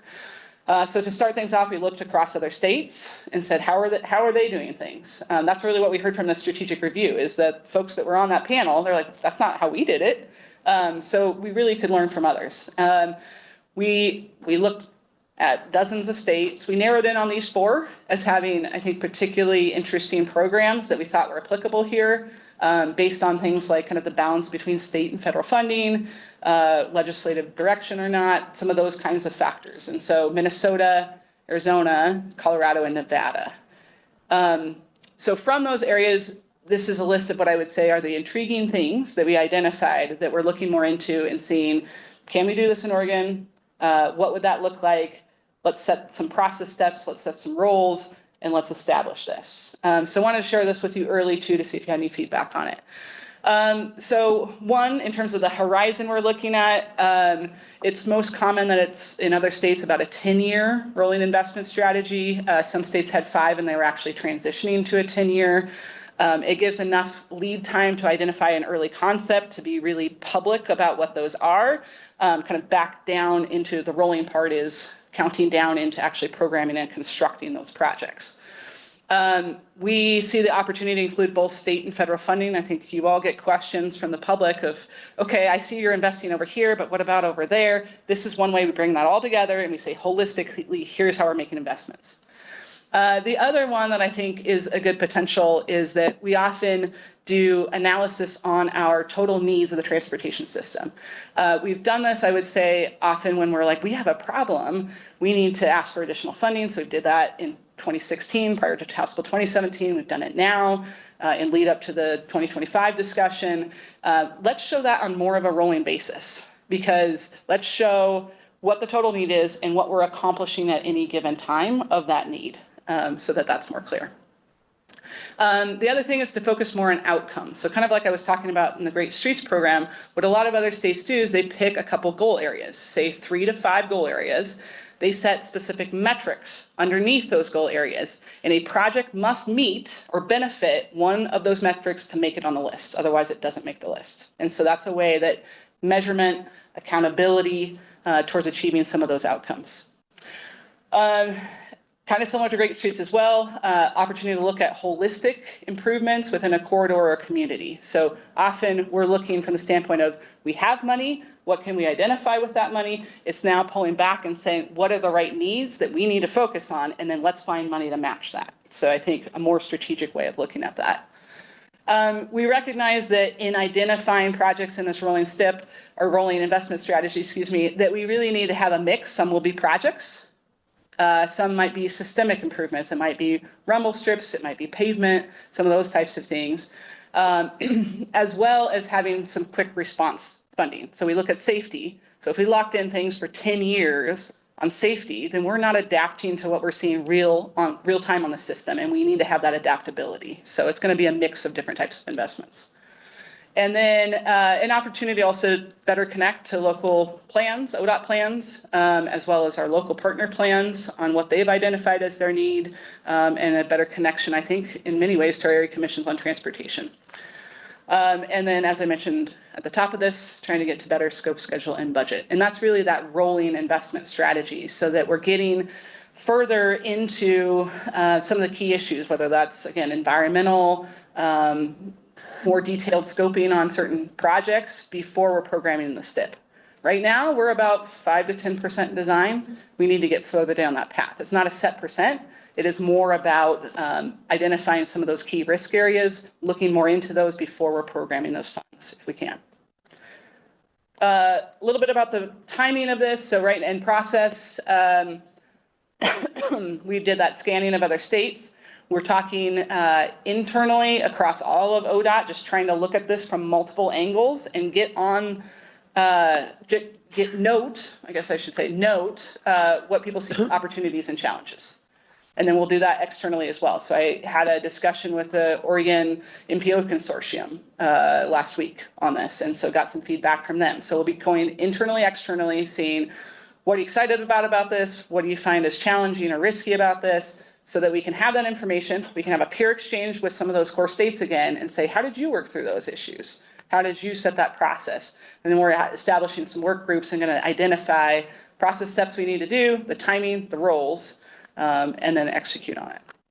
So with that, any questions? That's my last slide. So I do have a comment. If we were to go and start doing this, right now, we're programming money out 6 years? Okay.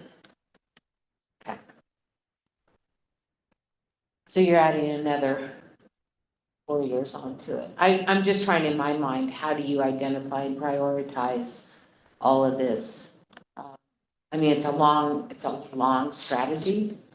My biggest worry is that we see inflationary costs as we program these out and how we can move the needle and make sure. And then if you have a situation where you have that inflationary piece of it, how do you pull back or reprioritize to make it happen? And I know all of this is just, we're thinking about this, but in my head, it's a big thing. I mean, how you roll this out and present it to everybody so that they agree. And maybe, Chris, I don't know if you want to add something to this, because you see this from the other DOTs, talking to them, how they achieve that kind of thought process.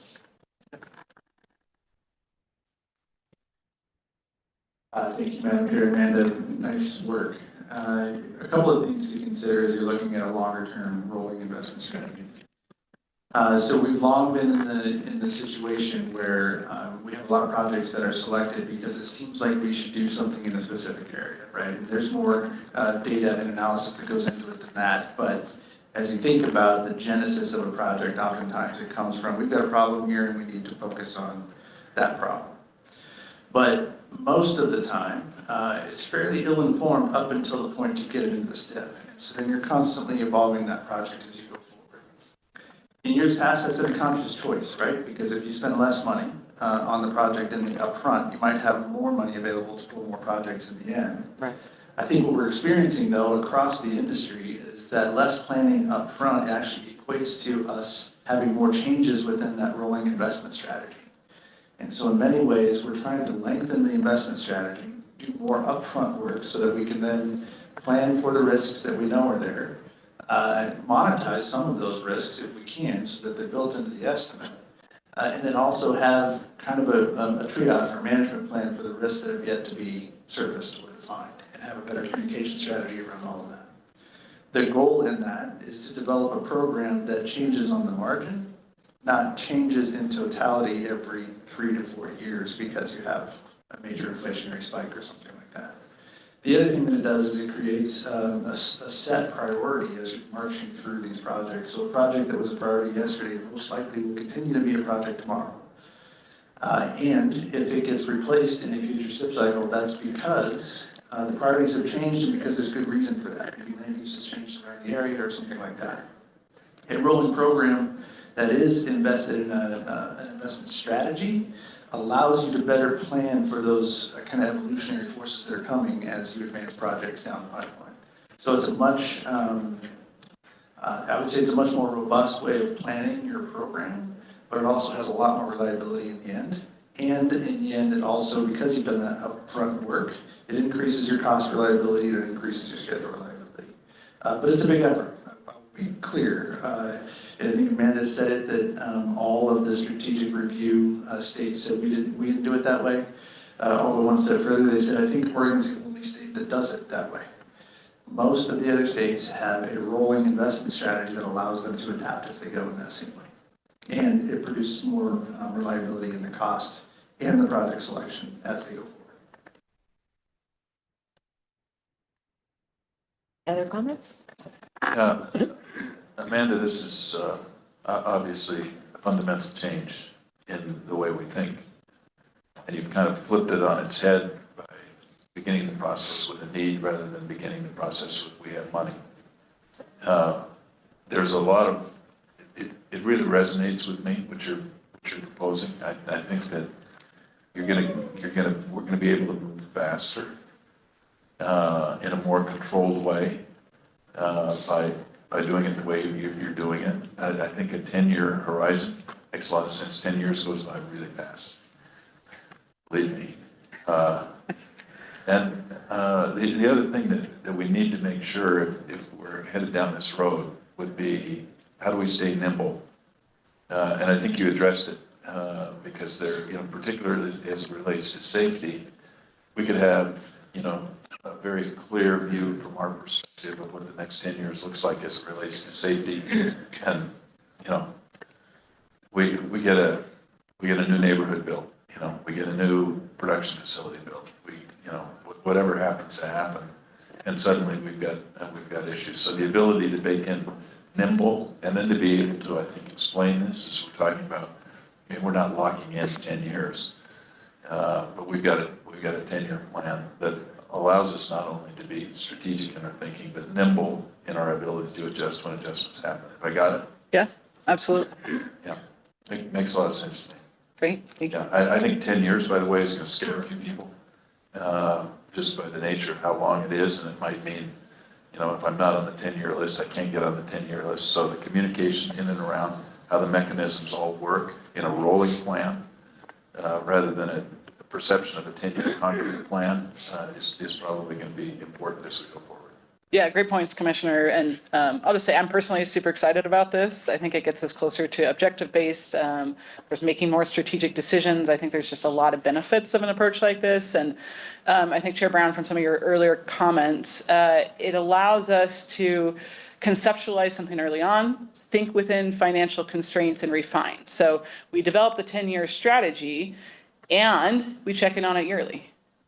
We might wait every couple, 2-3 years to revisit some of the goals so that we make sure we have the stability in the funding that we're looking at, but also to be agile. If things are changing, we need to change the whole plan to those conditions. And we need to be looking annually and then counting down, because that's where we're going to see some of the changes that Director talked about.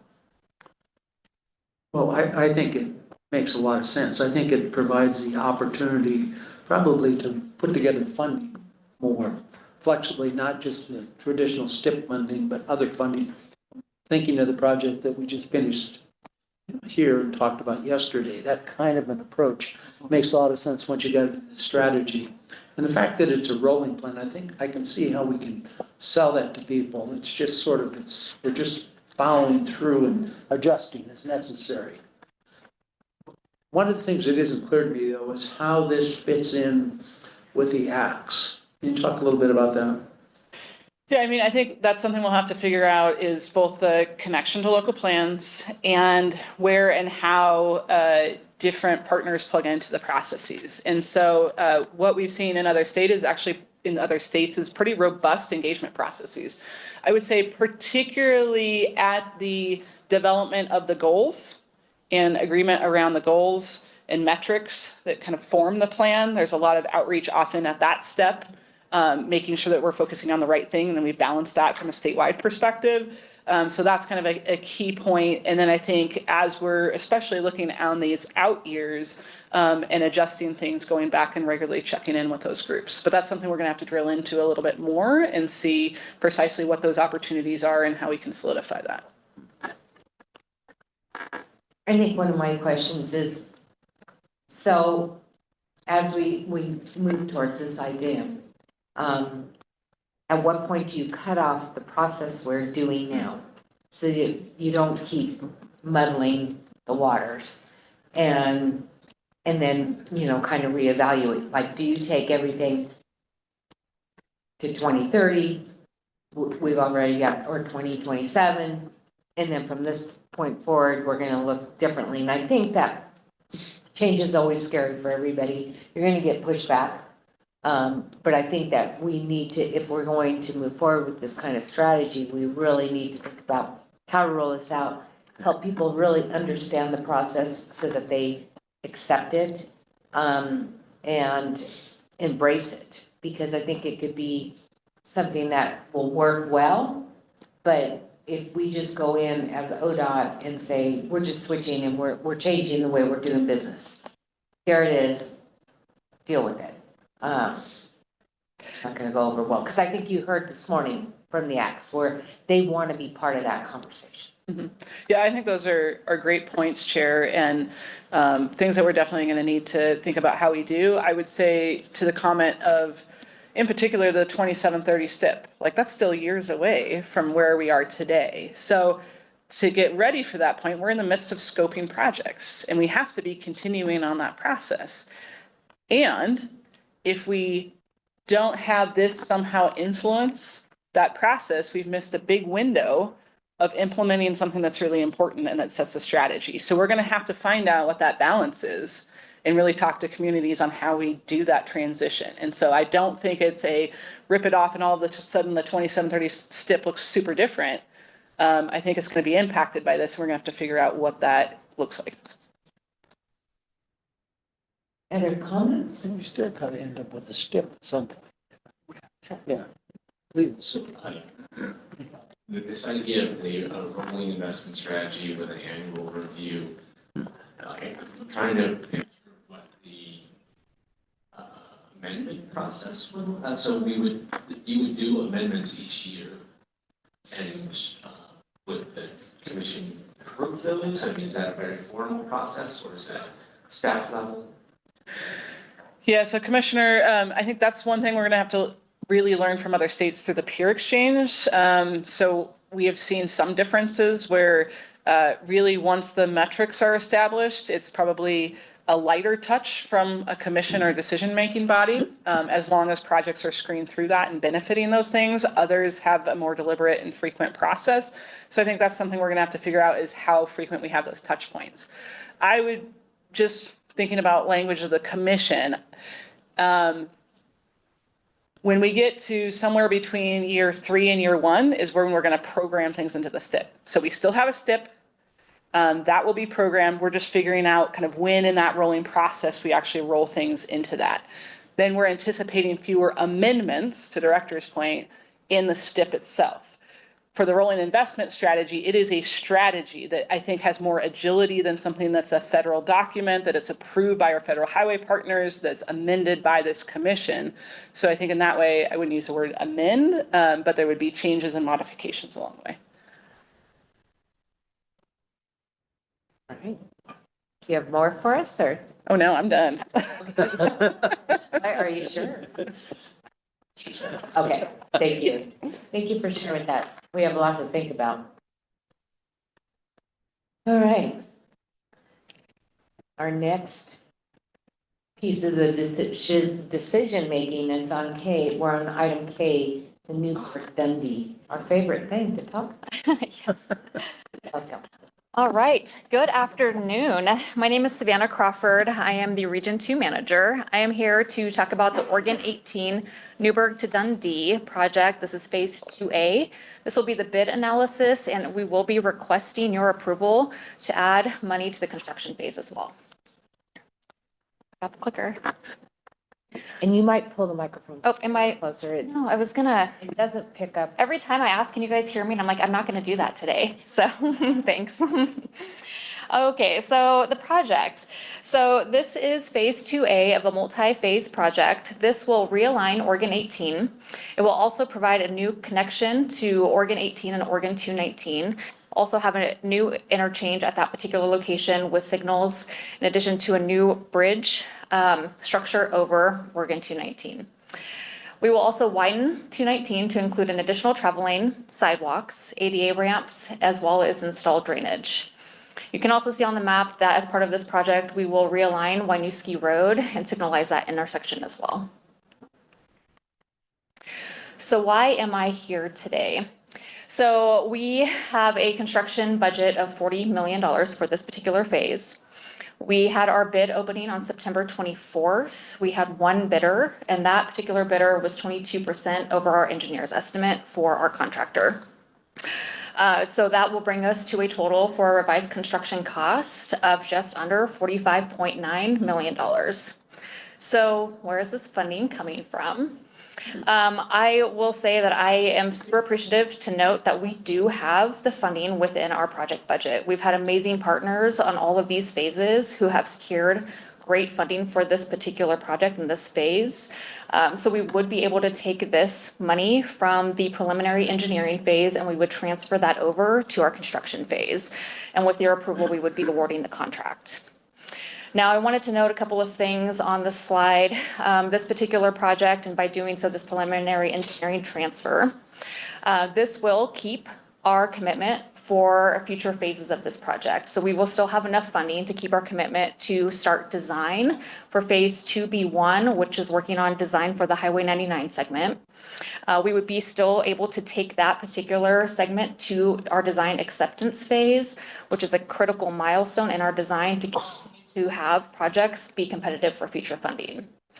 We also will continue our right-of-way acquisition. We will not have to touch any of our funding that is currently in our right-of-way acquisition phases, which is also critical to continue to acquire property for future phases of the project and continue to keep that also competitive.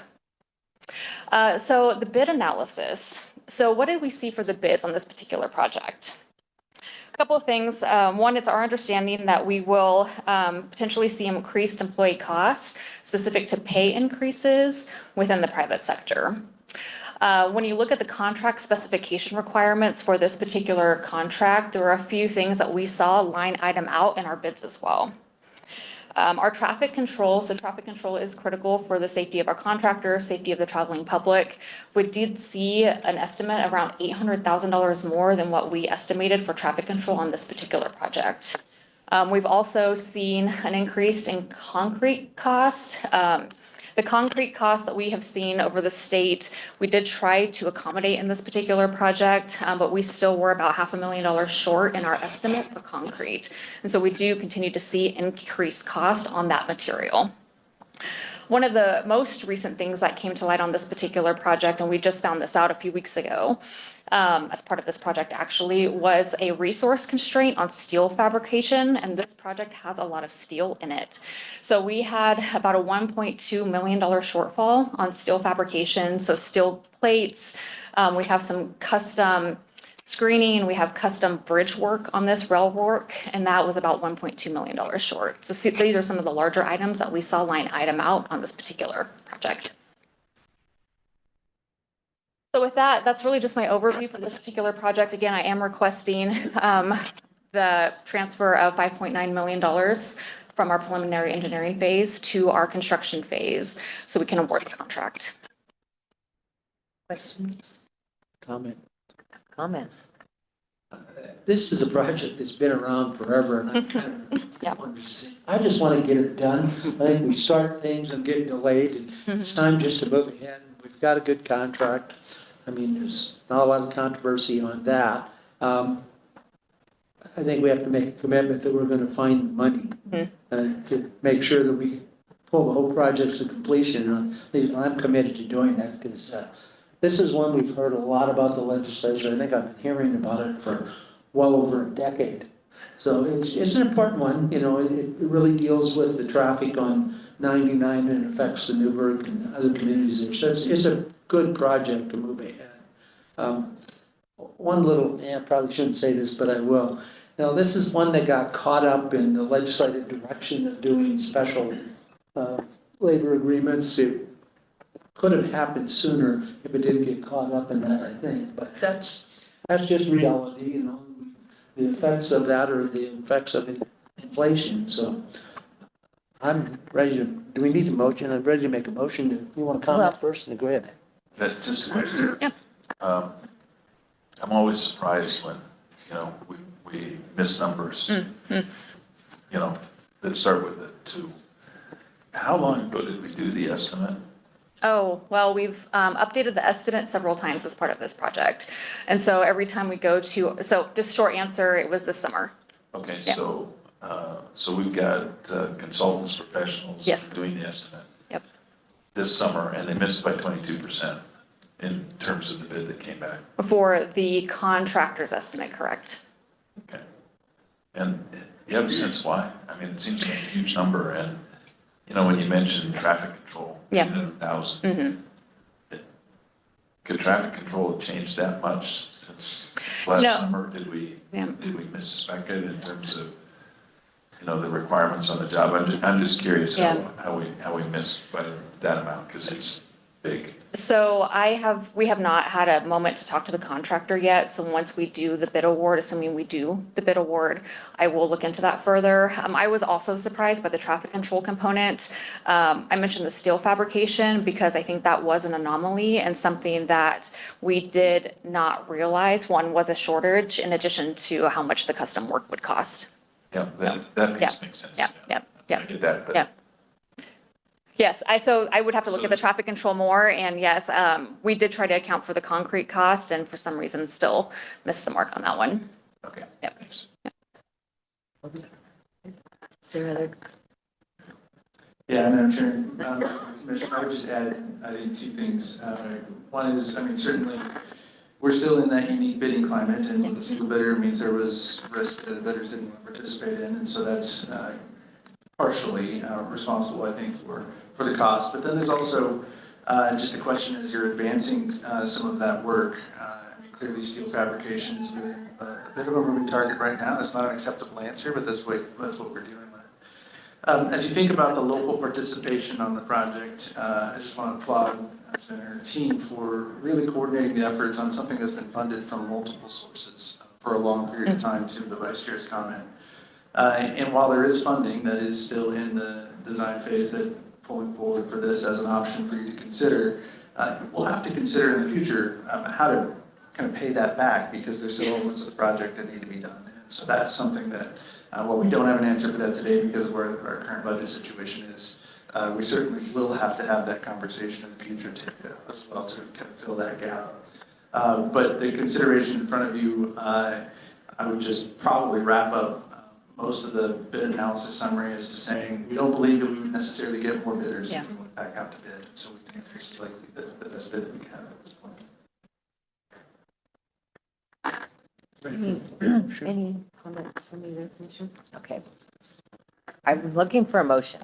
Madam Chair, I move amending the 2024-2027 Stip to add $5,876,032.75 to the construction phase of the Oregon 18 Newburgh Dundee Bypass Phase 2A project.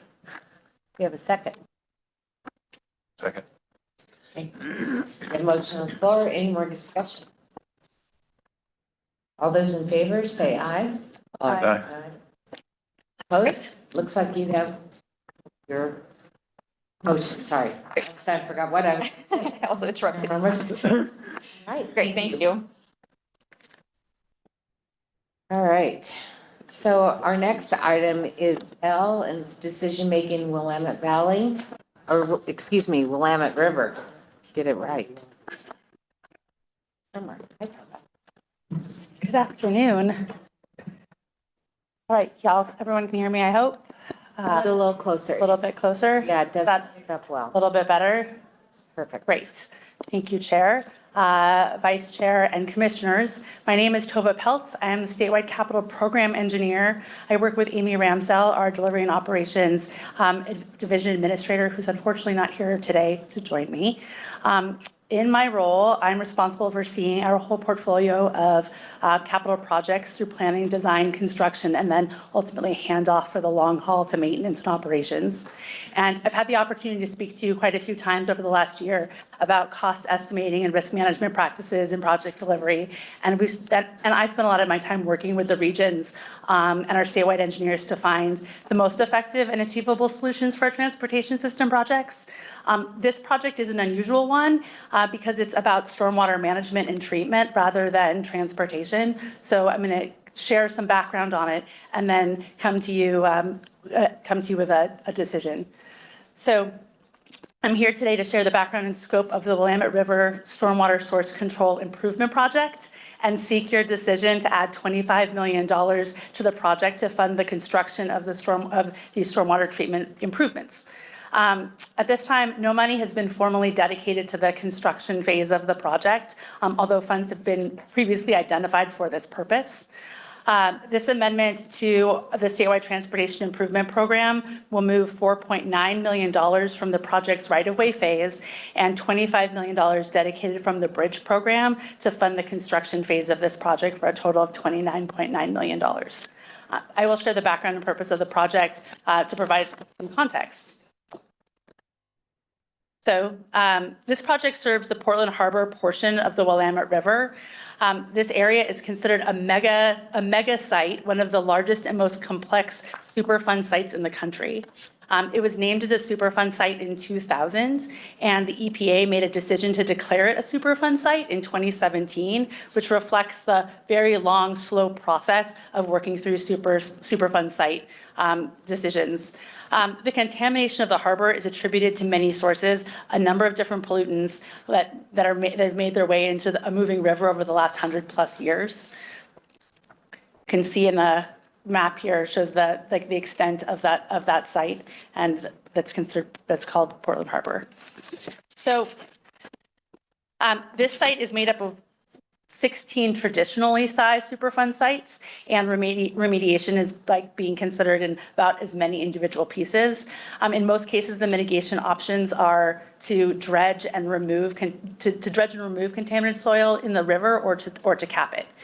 The EPA is responsible for in-water work and decisions, and then the Oregon Department of Environmental Quality is responsible for upland work and source control, which brings me to ODOT's role in this project. To date, ODOT's highways and bridges in this area are considered uncontrolled sources. Without source control measures, stormwater travels from our highways and our bridges, carrying debris and small pollutants into Portland Harbor. This project is a proactive step to manage and control our stormwater. And through this project, we're looking to DEQ to issue a letter that states that ODOT has controlled our sources enough to be designated as a controlled source moving forward. So this designation would be beneficial to ODOT as the decisions about remediation responsibility progress in the future. So big picture, as I said, this project's a little bit unusual because it's not really a transportation project, and that we're not making improvements to our highway or to our bridges for transportation purpose. We are focused strictly on stormwater source control. Typically, we do source control as part of roadway projects, which we've been doing for over 2 decades. And that typically means filtration systems such as bioswales or catchment systems and underground treatment systems for our stormwater. Stormwater runs off of our highways, it's captured on our highways, and then we treat it as part of our transportation projects, paving projects, safety projects, and so on. This project is unusual because it's exclusively constructing source control systems and as I said, without other transportation elements. So these source control systems would be on US 30, the St. John's Bridge, and the Fremont Bridge exclusively. So this project will construct 20 separate source control facilities, primarily 2 varieties. And I'm going to get a little bit nerdy as I explain the 2 types because I think that's kind of cool, and they are a little bit unusual. One type is called a biopod, and it's a proprietary underground system that relies on biofiltration through a rock, soil, mineral mix to remove suspended solids and dissolved metals and trash and debris from the stormwater before the stormwater progresses and runs into the river. The other type is, I think, a little bit cooler. It's called a hydrodynamic separator, and it uses a louvered screen that deflects the stormwater, and the screen removes debris, both trash and garbage, as well as finer pollutants in the water as the water flows against it, and then the trash and sediment are pushed into a separator canister, and the treated water flows out into the river. This particular device is self-cleaning and a much smaller footprint than conventional stormwater treatment systems, so it should serve us long-term from a maintenance and operations standpoint, and requires a minimal amount of right-of-way to install and construct. With these facilities, stormwater will be captured through our stormwater catchment systems, filtered and treated before it's released into the Willamette River. And if you're familiar with more conventional systems like bioswales, which you can see along the road, these will all be underground. They really won't be visible. So this graphic is just highlighting locations of the project. As I said before, the Fremont Bridge and the St. John's Bridge and a number of locations along US 30. So the five circles call out the locations, both sides of the St. John's Bridge, as well as both sides of the Fremont Bridge and the west side ramps to the Fremont Bridge. All right, and so we come to the decision. We're asking for your support to advance this project by adding $25 million in bridge funds and moving $4.9 million from the project's right-of-way phase to the construction phase of this project. With this decision, we'll be able to advance design to prepare for construction bidding in 2025. And questions? So questions?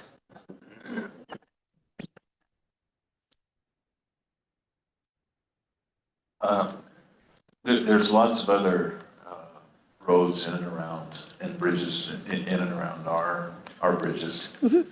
Have we talked to the city and Multnomah County about maybe cohabitating on some of these provisions that we're putting into place so that they might be able to take advantage of the infrastructure that we're putting in place, so that adjacent projects that are producing uncontrolled stormwater might be able to use the facilities that we're contemplating for ours?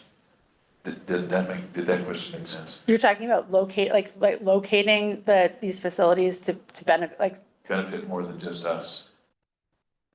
I'm not, I guess I would say I'm not sure. However, I think that ODOT is responsible for our source control, and I can't speak to what county, what Multnomah County or the city of Portland are doing to manage their source control. That's their responsibility and their consideration as they consider their conversations with DEQ about source control.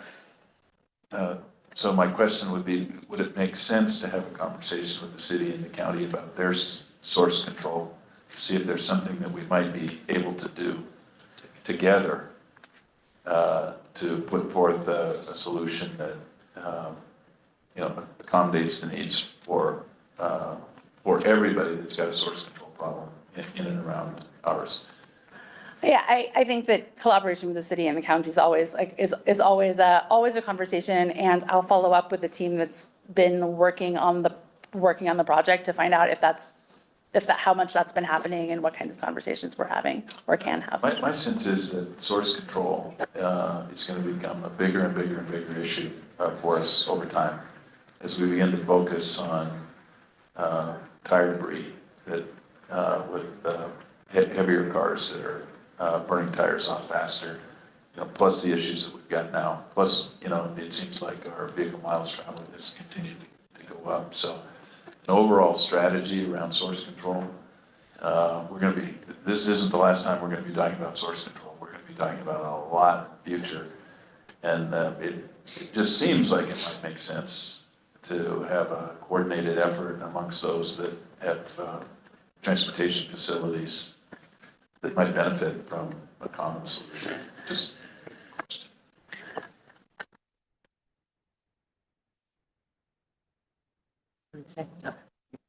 good. I have sort of a complementary line of questioning directed at where these facilities sit within the broader landscape. So I have a bit of background in stormwater management during my years of water resources work. And typically, the way that we've dealt with stormwater historically is we generate a whole lot of impervious surface and runoff at the top of the drainage, and then whoever's at the bottom of the drainage has to deal with it. So one of the things I'd like to understand, and this kind of gets to what Commissioner Baker was talking about, is the runoff we're dealing with in these 26 facilities just coming off of impervious surfaces? Or are these basically collection points for a whole bunch of upstream drainage area? In which case, I would also encourage us to have some serious discussions about how we could deal with the stormwater, deal with the urban runoff farther upstream, so that maybe these facilities wouldn't have to be sized as large as it sounds like they're going to be. Oh, that's a great question.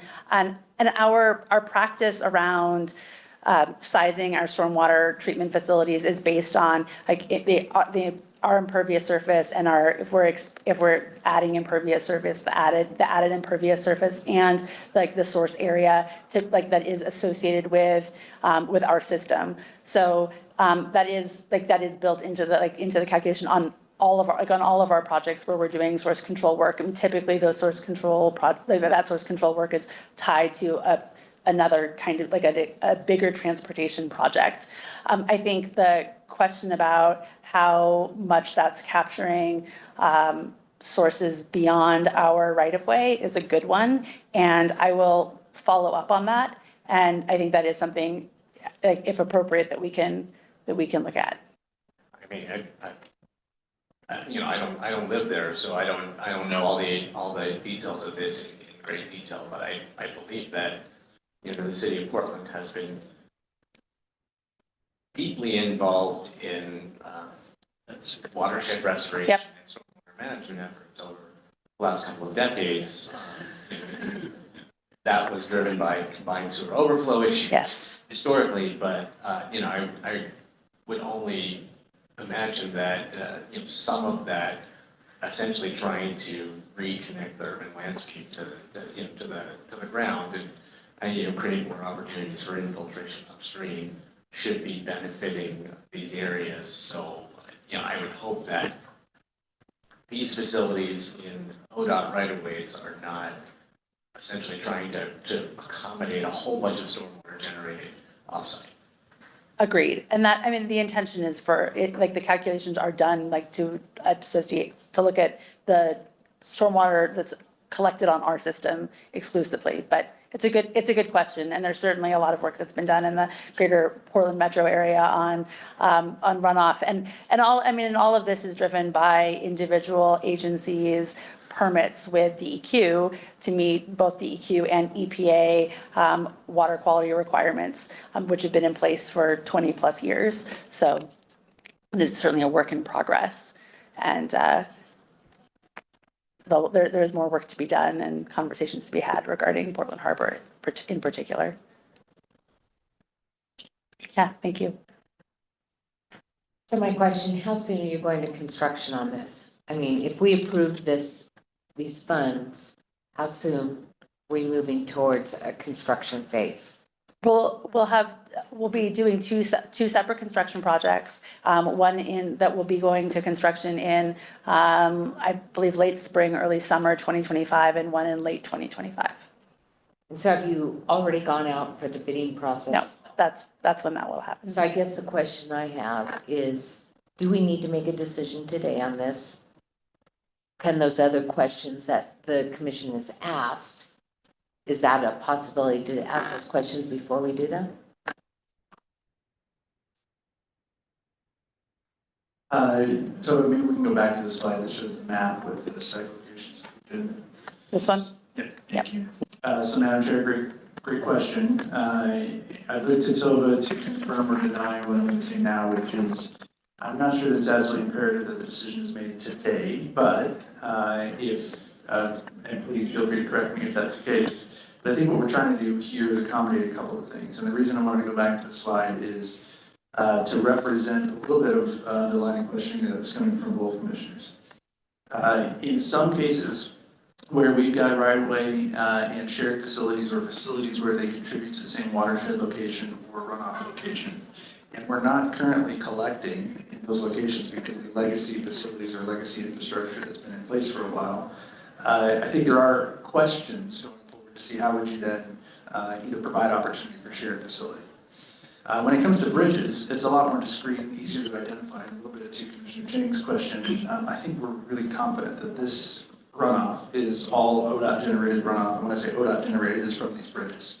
And so we would be capturing the runoff that's specific to the bridges and then maybe some of the approaches, but the design would then accommodate that in each of the facilities. And so for this, it would be specific to those two bridges and potentially a portion of the approaches.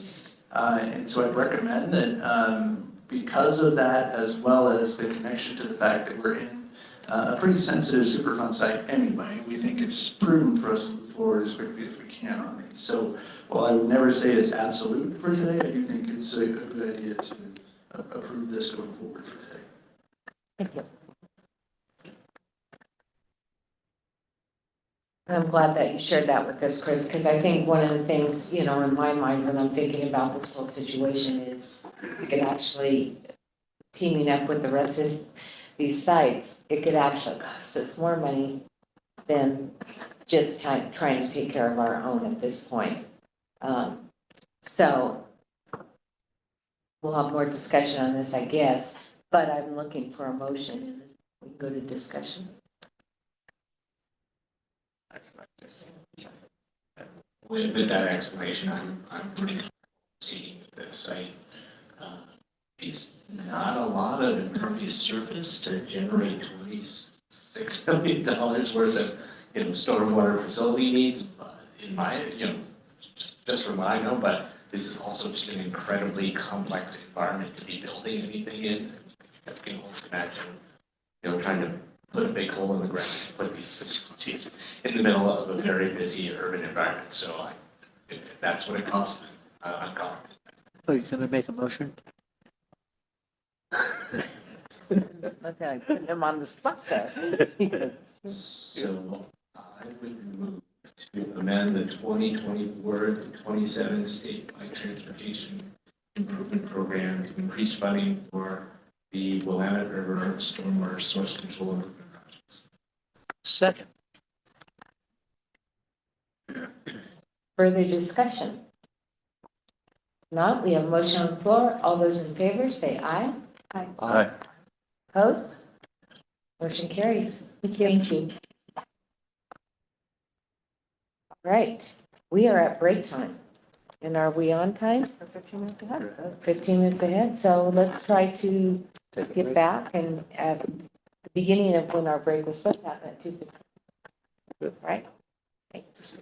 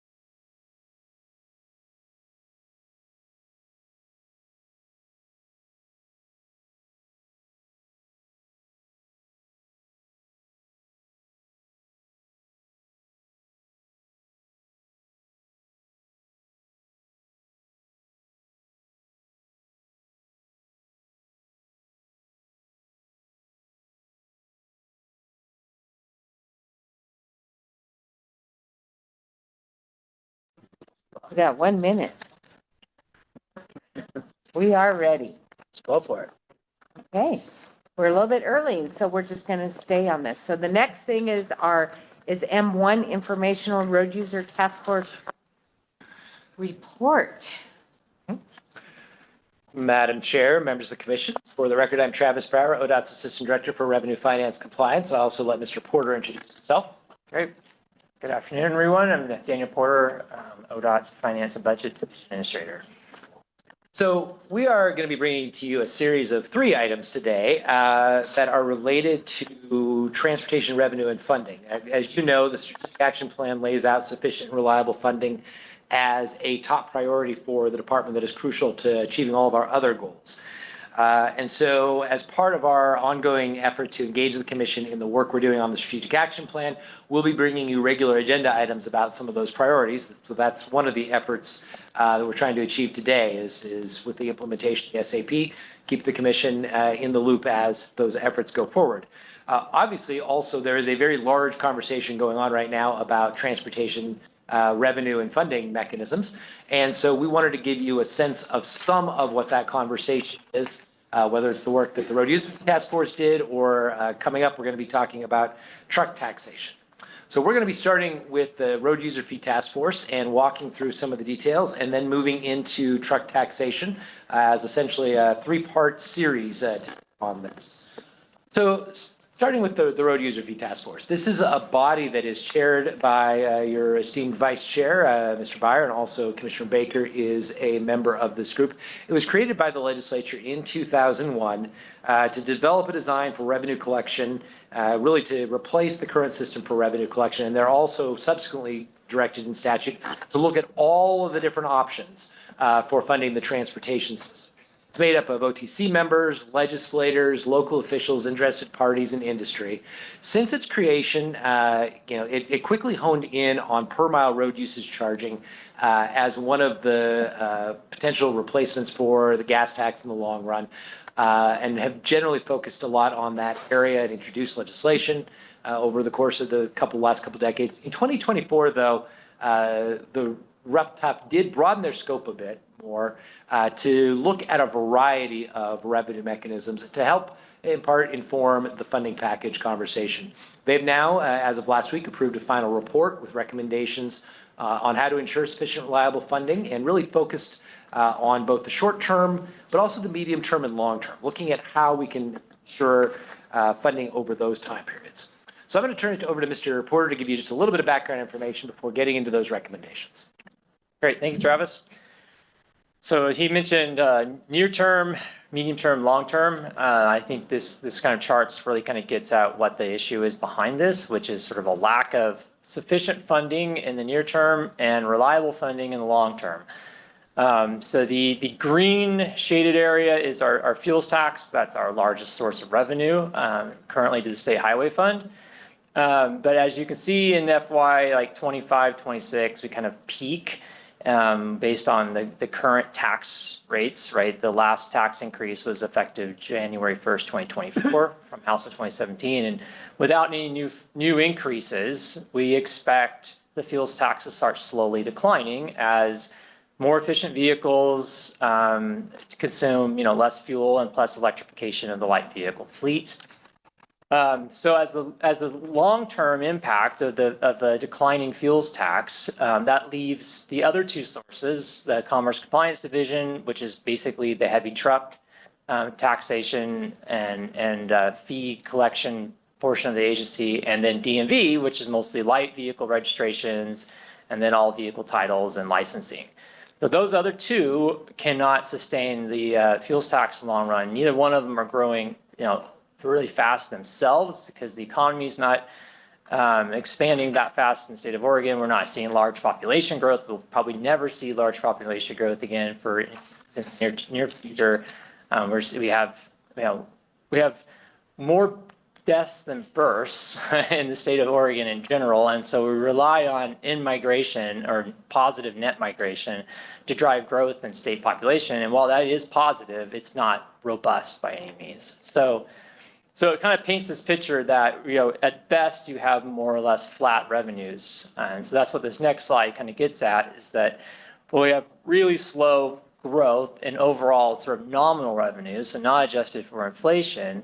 But then when you add inflation on top of that, it really shows that, you know, we're losing ground. And again, this isn't anything new, and that we've been talking about this for a while, but it's just that the reality is, like, even at these relatively low inflation rates of like 3-ish% per year, that compounds really quick. And it takes a situation that is you know, the current situation we're in with a budget sort of crisis that we are, makes it a lot worse without some kind of a new funding in the future. So that puts us in a position to look at, you know, near-term solutions as well as long-term and medium-term solutions. Something that we've talked to you about in terms of like the impact per vehicle.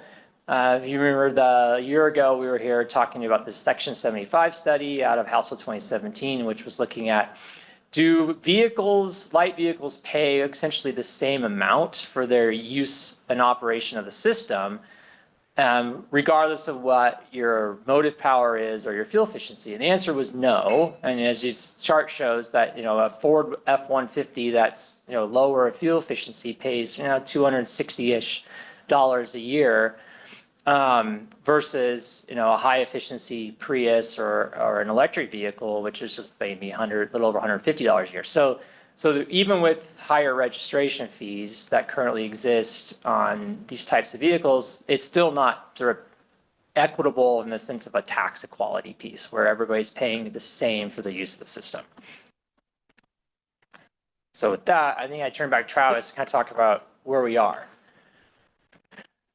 So the Road User Fee Task Force spent the last several months kind of working through some of these issues. You know, we shared the context we shared with them, and then worked through what are some ways that we could address this issue, particularly with the long, slow decline of the gas tax, as well as just with the issue of sufficient funding going forward.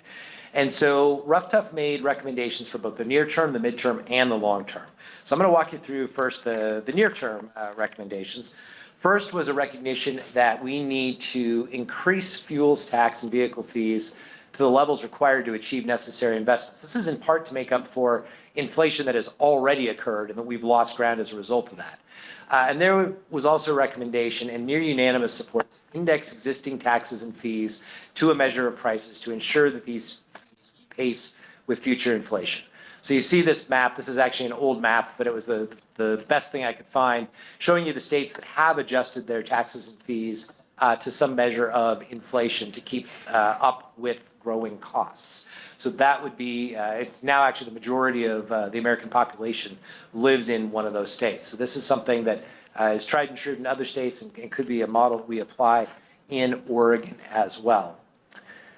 In addition, very similar to what the Transportation Commission recommended last year with the Section 75 report, was a recommendation to increase the supplemental registration fees on efficient vehicles to a level that is essentially commensurate with what other vehicles pay. And I'll come back to this in greater depth a little bit later.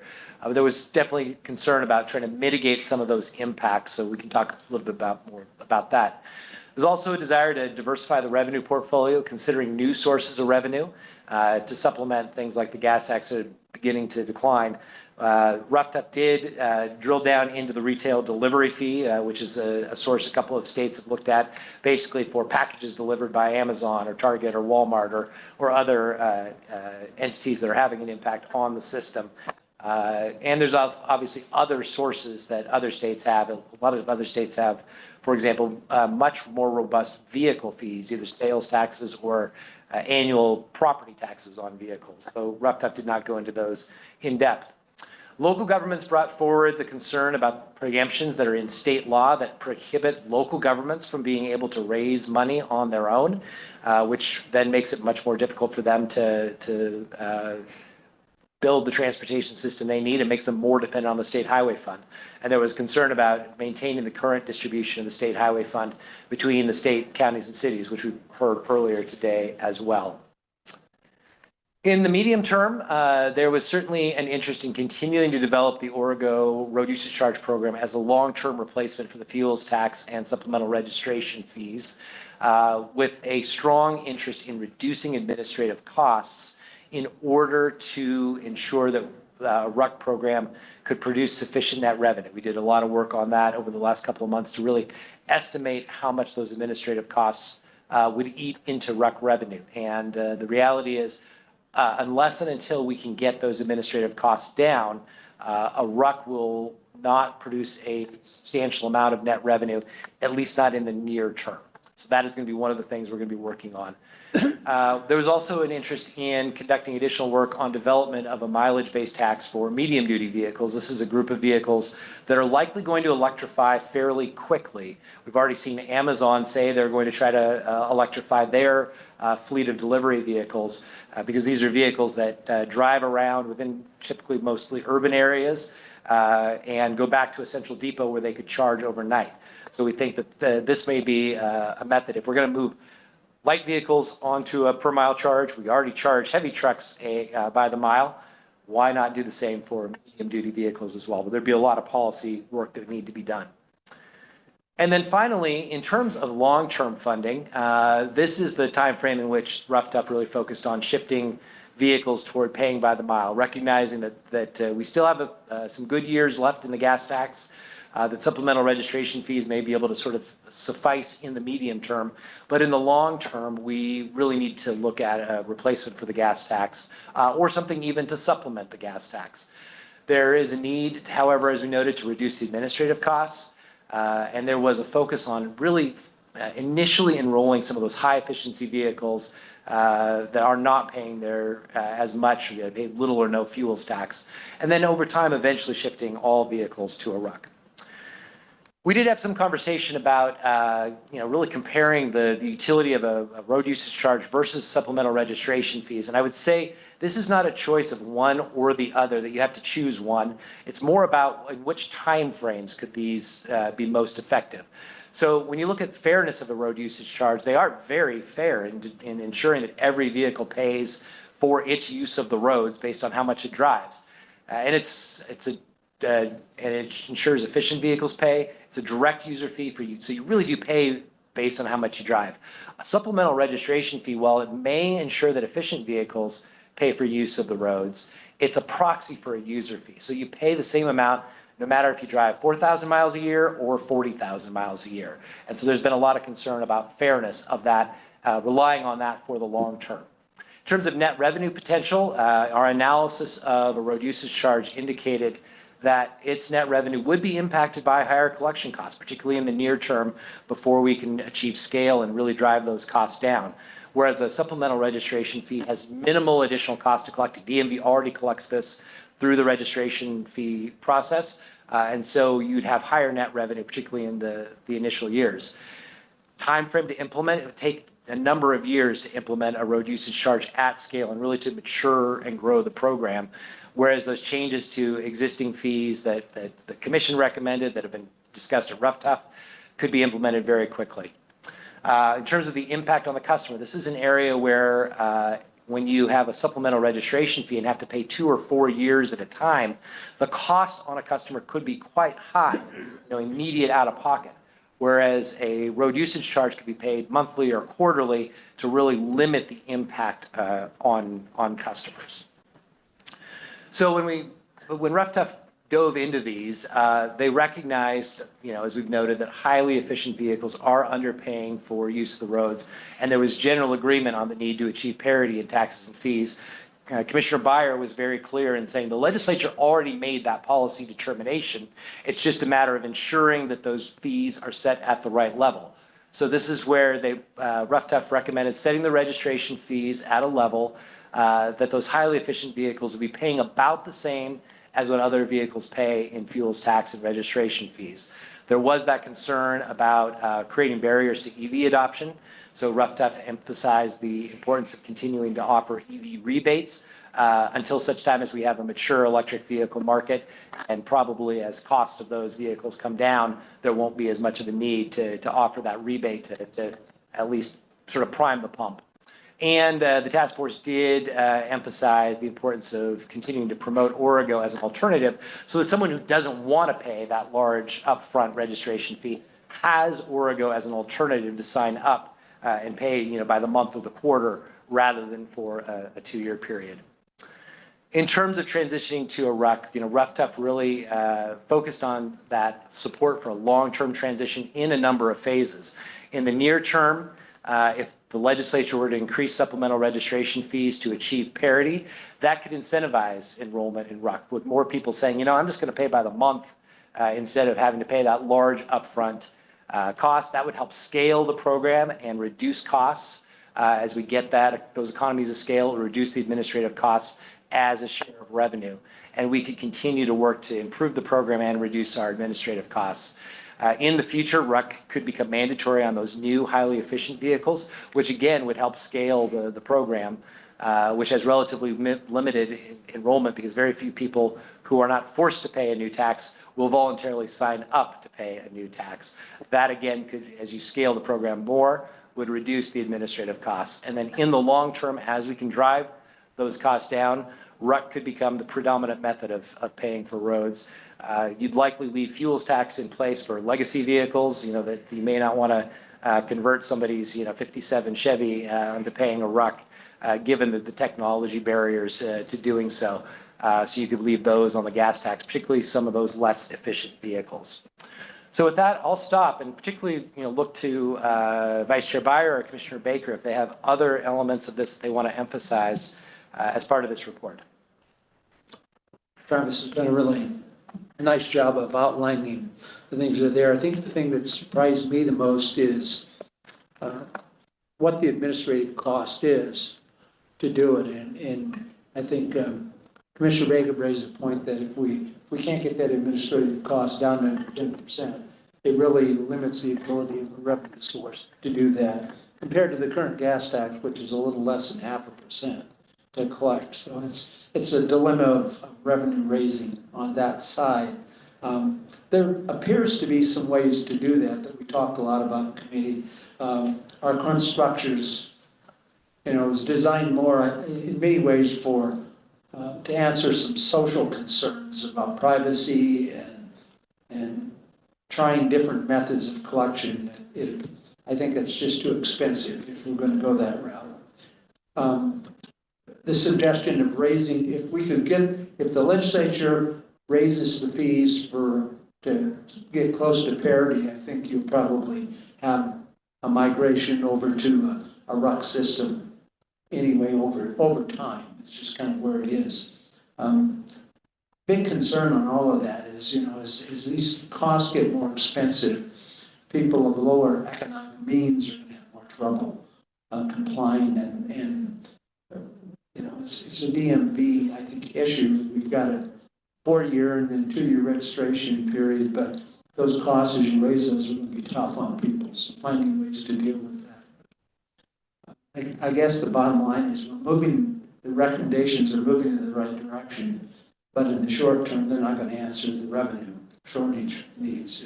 We're going to continue to be dependent on raising fuels taxes and registration fees, The director had raised the point, I was kind of thinking, oh, geez, people don't pay much attention to registration fees, but he pointed out what happened in Washington State with registration fees, where they threw the whole system by initiative. So there is some sensitivities to that.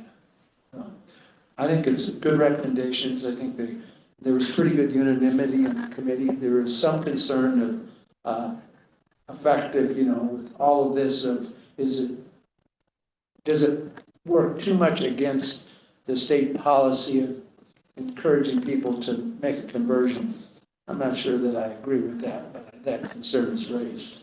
Jeff, you have anything? I think when we take a look at the technology, the 40% that we'd lose to administrative, truth is that if we've got, the technology for all of us, and probably in our cars right now, our car is collecting all this information and providing all this information to the manufacturers. So the information is being collected, and if we get to the point where we've got computers talking to computers, and this really is seamless, then I think we've got ourselves a really efficient tool. And in the end, if we go to a RUC and we design it properly, it will give our cities, counties, regions, the ability to do congestion pricing because they can potentially see which cars are, moving in certain areas at certain times. When you think about all the possibilities that exist with a RUC, it could solve a lot of our problems in the future. Now, how close are we? I don't know. Some think that we're a lot closer than I think. I'm thinking that 10 years from now, that this will be the reality for all of us. But we've got a lot to do. We've got a lot to convince people. We've got a lot to do relative to getting this information from the manufacturers, and then we've got a big build on a system. The conversations that we had with WashDOT, they, had expressed some interest in moving forward with their RUC, and my conversations with them last week, just over in Vancouver. I think the state of Washington would be interested in participating with us in the development. We may be able to share the expenses with that. Just one thing to file away, and then just to put it all in perspective, if we're really driving 35 billion miles a year here in Oregon, which is close, Daniel, then 1 cent per mile is $350 million. So it's easy to do the back of the envelope math in terms of how we get to where we need to get, because each cent is going to be worth $350 million.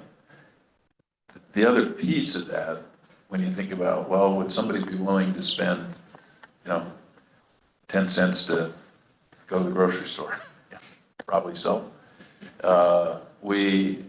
Again, this was back of the envelope that Vice Chair Byer and I heard at one of the joint committee roundtables, where somebody had done the math and said if you take the average car mileage at the average gas tax plus the registration fees, we're paying about $27 a month to use our roads.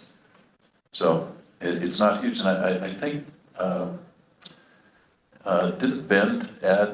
didn't I hear that Bend added a $5 fee for roads just to the utility bills and Yes. so yeah, so when you think about the ability to do such a thing, that's a 20% increase, basically over the 27. So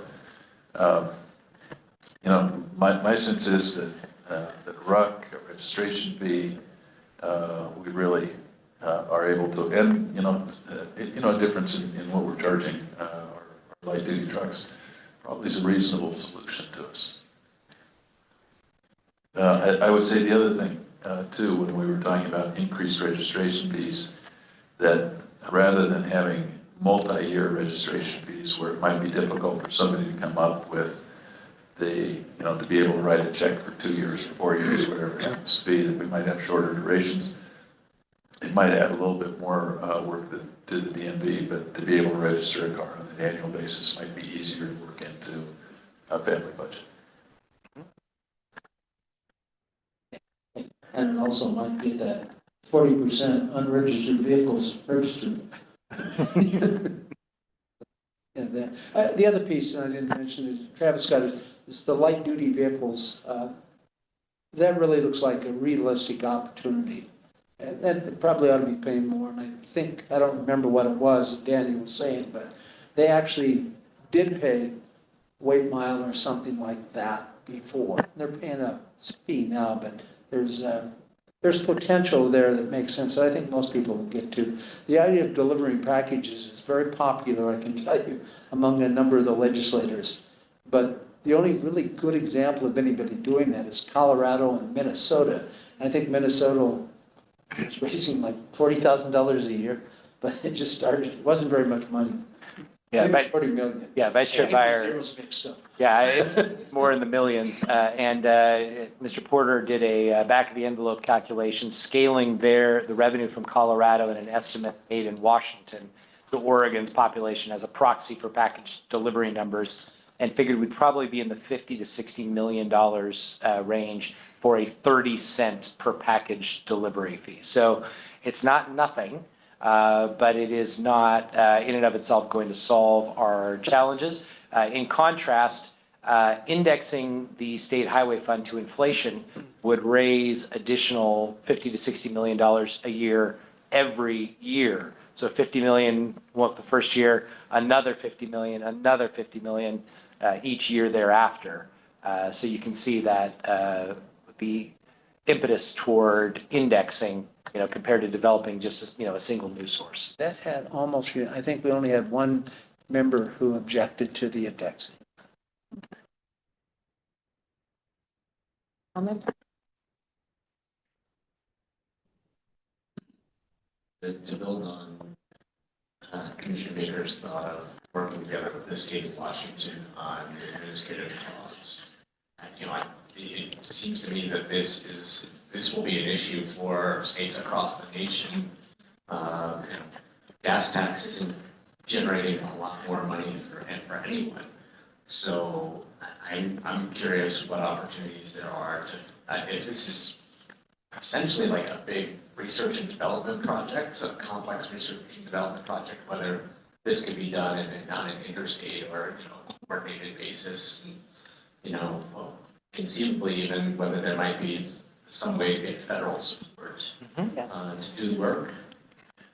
Yeah, Commissioner Chang, all of the above, absolutely correct. In fact, we've done some of that. Washington and California, as I think some of you heard last year in the Tri-State Commission meeting, have also done explorations. And so we did a interstate interoperability sort of test pilot. Wasn't actual vehicles exchanging actual money, but sort of a back office simulation, testing, how the business process could work for that. So we think that interstate interoperability could be really important, particularly for a two-state combo like Washington and Oregon that have the largest metro region in Oregon at the border, and so huge amounts of travel across the border. Being able to somehow charge miles to people in the state they're driving, as opposed to charging them for all miles or no miles, would be very helpful. We actually did get a federal grant to study that. And we think that there would be potentially some additional federal resources to be able to do that going forward. I know that the Washington State Transportation Commission, which has the sort of policy jurisdiction over RUC, is looking at legislation, to Commissioner Baker's point, in their next session of the legislature, just as the legislature may be considering this as part of a funding package. So we're going to be working very closely with them to try to align our efforts toward, development of systems, interoperability, and all those things, and ideally, get the feds to help pay for some of that. I just want to be clear, because this comes up so often with our stakeholders. It was a major topic of conversation at the Oregon Active Transportation Summit this summer, and with all of our stakeholder groups. What is the timeline? And I think the answer is we're all on board that we need to transition to a RUC.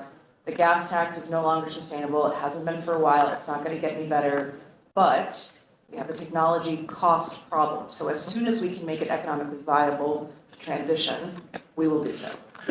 Mr. Chapman, that's a really good way to put it. And I think the challenge is that there are a number of states looking into a RUC. We're working collaboratively on some of those technological solutions. For example, we had a really good conversation with Utah, which is developing some new low-cost solutions for RUC. Currently we use onboard reporting devices plug into your OBD2 port. Those have inherently high costs because it is literally an aftermarket device that costs $50 to $100. There's ongoing data costs. So I think what Commissioner Baker was gesturing toward is that most vehicles now coming off the assembly line have onboard telematics that collect that data and can report it. The challenge is getting access to that. The automakers generally are treating that as sort of a subscription service, trying to monetize their data streams and make money off of that. So they are not offering that. It's not like we call them up and say, hey, could we get the data from that? And they're like, sure, we'll totally give you that. So there has to be some effort to try to get into that data stream. Just all we need is the miles driven. There are also things that Utah and other account managers are looking at that are very simple technological solutions like odometer capture. take a picture of your odometer. Your phone syncs to your Bluetooth so we can verify that you are in the car you say you do. You send it in and we say, oh, Lee Beyer drove, 17,000 miles this year, and we're going to send him a bill for those amount. Also really important to clarify with all of our stakeholders for privacy concerns. We are not suggesting that ODOT is tracking people's travel. Elon Musk is already tracking their travel and selling it to whatever transportation traffic services. We're suggesting that we utilize those tracking services that are already happening, that you've already agreed to, and just calculating total miles for a ruck charge. Yes. Commissioner Chapman, thank you for emphasizing that over and over again.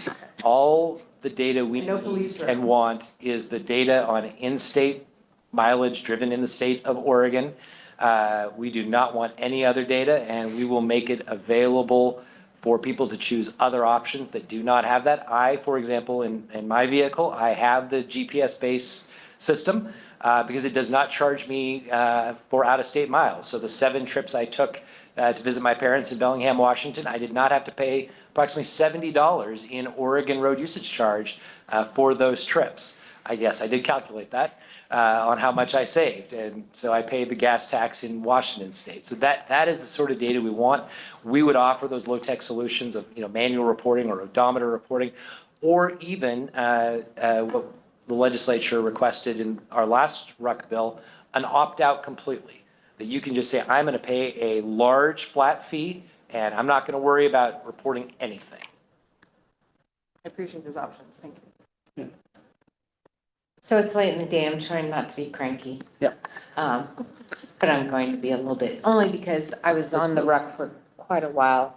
And I'm just frustrated, honestly. I'm just going to tell you that I'm frustrated. This is taking forever. And I think we have an opportunity as a commission to not only work as our tri-state. So California is under the same, having the same problems. And I think that if there is any kind of grant opportunity or some technology-driven opportunity, we need to be ready. And I think when you talk about Washington and legislative move this session, we need, and I'm glad to hear that you're on it and that you're trying to figure out what they're saying, because we all need to be working towards that goal together. Because I think it's a good example for the rest of the nation. I mean, they always say that Washington, Oregon, and California are crazy people. Why not go together and be crazy together? We can't do it independently. It's just going to leave too many holes. But I think it also, and I don't even want to bring this up, but it gives you opportunities when you're talking about tolling or anything else in the future between the states. It just gives us an opportunity to look at it. But I'll try not to be cranky with you. But I think that as a commission, we need to really reach out to our other 2 commissions and really say, hey, we need to get this together and really start working on it. I mean, we're always looking for something to talk about and work on. Why not this? And it makes sense to me. So I'll leave it at that. Appreciate that, Chair Brad. Included, that was a topic of conversation at the last tri-state meeting a couple of weeks ago about interstate collaboration. So I think we can absolutely put that on the to-do list. So any other comments? All right, we're gonna let you off the hook. Didn't take too much skin off you there, Daniel. What's Great. next? Trucks. Well, then we will bring. Now we'll take. Yeah, now I'll pay for it. Yeah. We'll bring Ms. Phelps up and she can introduce herself when it comes to her part of this. We wanted to have a conversation about truck taxation in Oregon because it is going to be a major part of the conversation on the next transportation funding package. In Oregon, our Constitution, in Article 9, Section 3A, the same that restricts funding to highways, there's a provision that requires fairness and proportionality between vehicle classes. As a result of that, in Oregon, truckers pay more than they do in pretty much every other state. That's why I put the Thanks Truckers picture in here, because they are providing substantial support to the highway system compared to other states. To achieve that, the state relies heavily on a weight mile tax that ensures or tries to ensure that trucks pay their fair share. And then we have lower registration fees than other states, and trucks do not pay a diesel tax. However, there are some challenges that are created by a reliance on a weight mile tax. And we hear three main concerns from the trucking industry. First is cost responsibility. As Mr. Porter will walk you through in depth, the most recent highway cost allocation study shows that trucks are overpaying compared to their fair share. So there will need to be some adjustments based on the next HCAS. Second, there is a lot of administrative complexity. It can be difficult for trucks to report their weight mile tax miles, and it can also be difficult for us to administer that. So we are trying to work through that. And then third is the potential for evasion. Like any tax, some people will avoid and evade the weight mile tax. So we've been doing work to better understand how much evasion is out there, and then also to work to deter and reduce that evasion and collect those taxes. And Ms. Phelps will walk through what the Commerce Compliance Division has been doing in that regard. I'll say we're working very closely with the trucking industry on addressing many of these issues. We've been having regular check-in meetings with them, working very closely on all three of those, and even looking at some very outside-the-box options, like a hybrid system where trucks could be put on a diesel tax and then make up the remainder of their cost responsibility through some other measure, whether that's a smaller weight mile tax or higher registration fees or something else. So we are really coming to the table to partner with the industry to figure out how we can effectively address their concerns while still ensuring that we're meeting that constitutional responsibility for fairness and proportionality. Travis, just to be clear, even if we shifted to a diesel tax, that doesn't resolve the cost responsibility issue. We would be more dependent on the interstate compacts, the two interstate compacts, to try to resolve the evasion of somebody tanking up in Idaho or someplace else. But theoretically, at least, the truckers maintain that those systems work well and we would still get the money, but they would still have to be cost responsible. We'd have to adjust the diesel tax rate to do that. Correct, Vice Chair Byer. And the one challenge that is really substantial is that as we've looked at the feasibility of implementing a diesel tax, purely using the diesel tax to achieve cost responsibility, based on current rates, and of course this would need to be adjusted based on the newest HCAS that comes out, would have to be about $1.29 per gallon. That would not be feasible to have three diesel taxes, zero for those who are exempt, 40 cents for other vehicles, and $1.29 for trucks, or you would have the same issues with evasion of truckers using exempt sources or fueling up outside of the state. And so it is likely that a pure diesel tax system would not work. We're not going to get into that today, but we have been doing a lot of work on that. Mr. Porter's team has been doing some excellent analysis on that. All right, so with that, I'm going to turn it over to Mr. Porter, and he is going to walk you through the highway cost allocation study. Great, thank you, Mr. Brower. Again, for the record, Daniel Porter, Finance and Budget Division Administrator. I am not going to go through the entire highway cost allocation study, I promise you. Yes. You're welcome to read it online. Really want to go to sleep. But the bottom line, I think Vice Chair Byer said it really appropriately. The Constitution requires that the two different classes of vehicles, light meaning 10,000 and under, and heavy meaning over 10,000, pay in proportion to the costs or the damages they do to the system. So that means they need to have a revenue that's essentially the share of their revenues to be equal to the share of their costs. What the tax mechanism doesn't matter for that, right? That doesn't change that, essentially that responsibility. So, getting rid of the weight mile tax would just mean that there's a larger, that same revenue has to be generated from a different set of taxes, right? So that's an important distinction to kind of think about when we talk about truck taxation, is it's about the constitutional requirement. So the cost allocation study is the mechanism, is the study that's done every 2 years by the Department of Administrative Services to ensure that the share of costs being borne and the share revenues for the two different classes, light and heavies, are in proportion to each other. And if you get a 1, that's perfectly in alignment. That doesn't ever happen, but you get pretty close to that most of the time.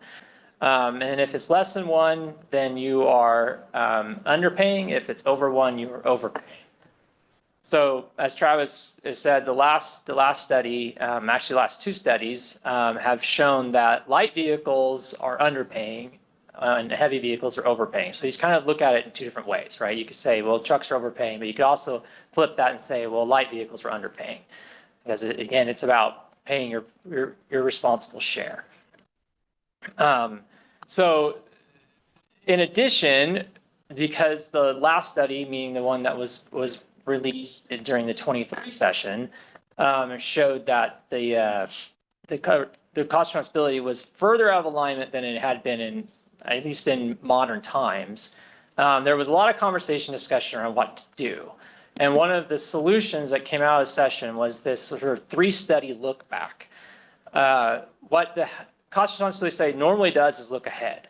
So the study that we're in right now is looking at what we expect to spend in 25-27 biennium, what our revenues are expected to be in 25-27, and what our vehicle miles traveled are expected to be. So it uses like forecasted data looking forward.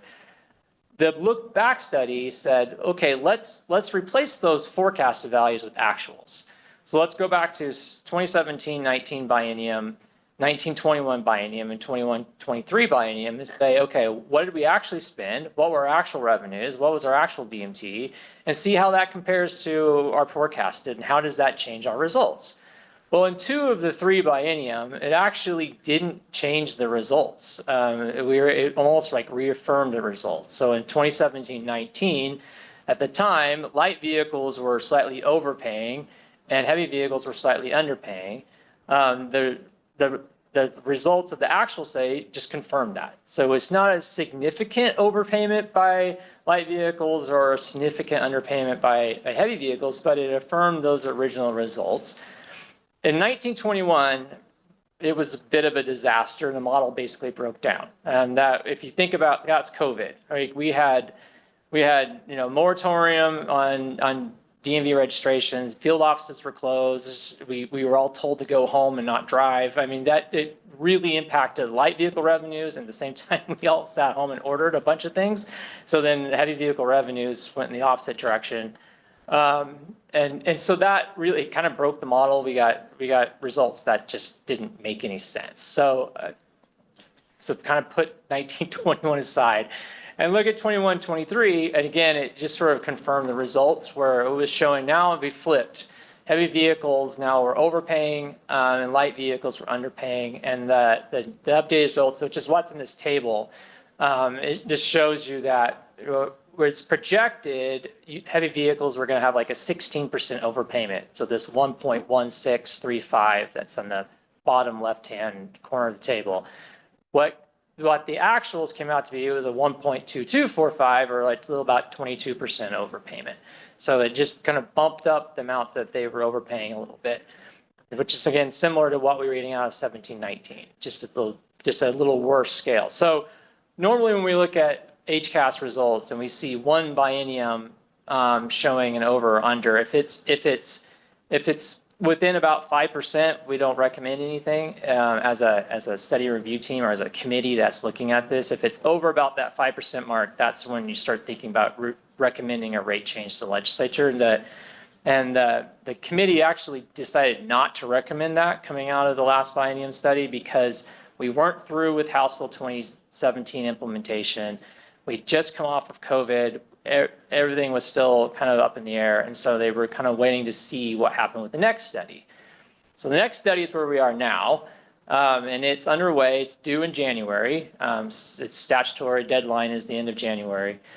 And we're in the data collection phase for right now for that study. So I don't have anything preliminary to share with you in terms of results, but that will be the key study then that we use to set sort of heavy vehicle sort of rates as we talk about 25 session package.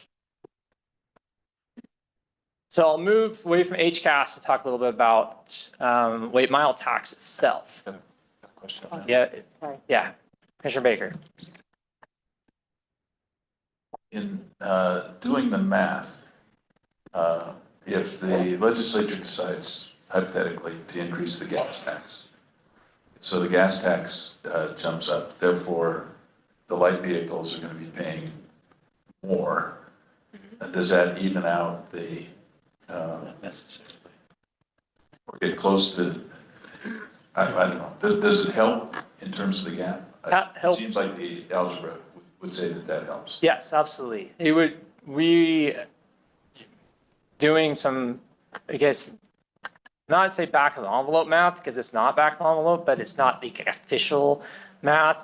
We would need probably around $500 million a year in light vehicle increases just to balance against the, to bring us back into like perfect equity with the last study results. And so that's a pretty significant increase in just like fuels tax by itself. Thank you.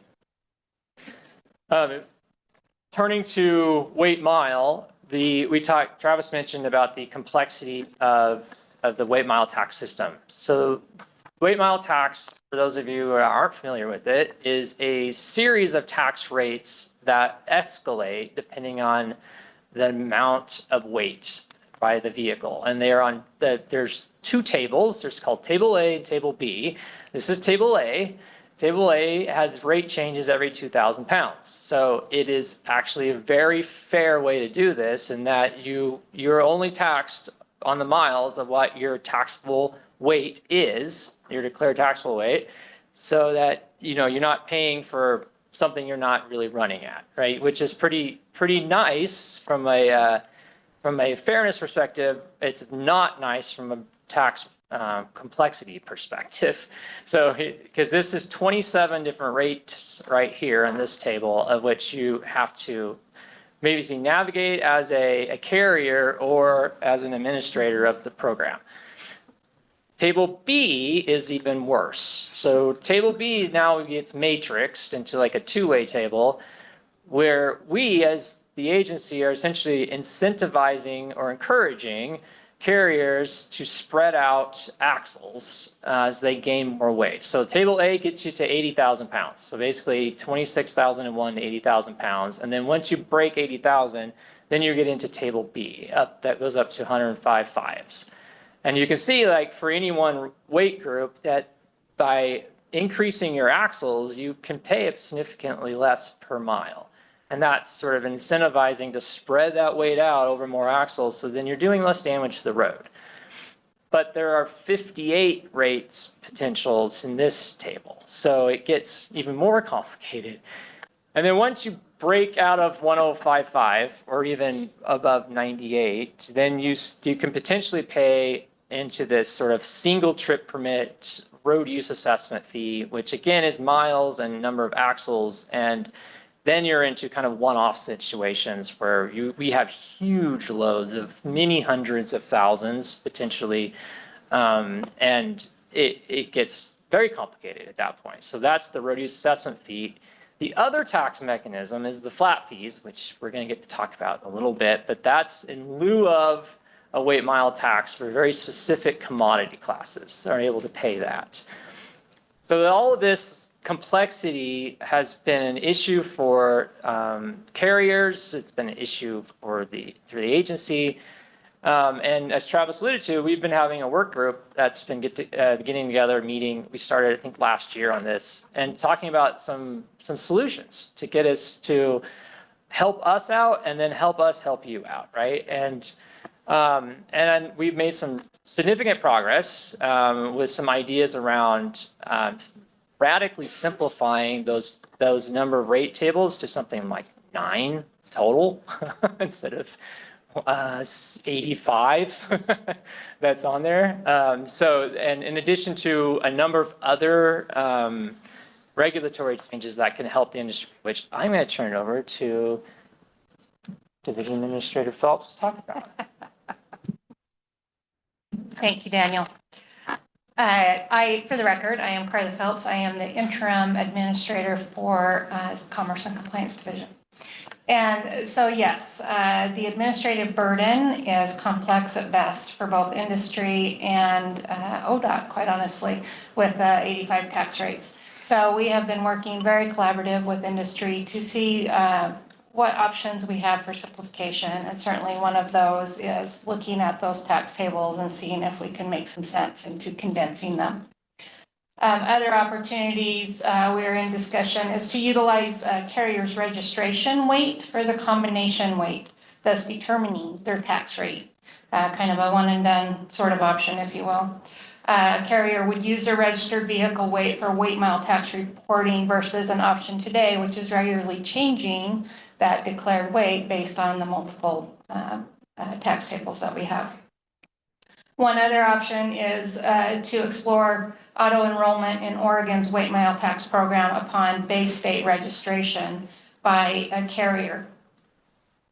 These options would result in simplified enrollment, simplified record keeping, simplified reporting for the carrier, as well as simplified audit processes for ODOT's weight mile tax auditors. If options like these were to be implemented, the administrative burden for both the carrier and ODOT would be reduced. We also know when barriers to compliance are reduced or removed, our compliance rates increase significantly and the evasion rates decrease significantly, which takes us to our next topic.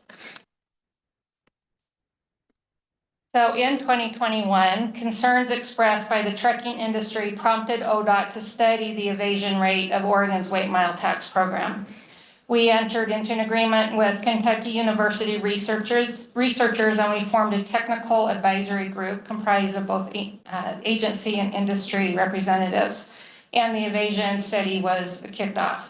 Analysis of 3 different methodologies determined that the evasion rate is somewhere between 8 to 12%.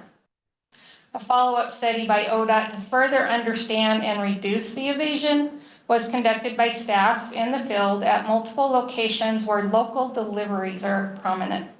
The concern was that local operators may go unseen and do not report miles. We observed more than 37,000 trucks, which represented just over 5,000 unique carriers, and ODOT compared the trucks to those in our database. The majority of these vehicles had tax accounts and were showing in screenings and tax reporting. Approximately 3% represented possibly unreported vehicles that were not screened in a regular manner, such as scale crossings or safety inspections.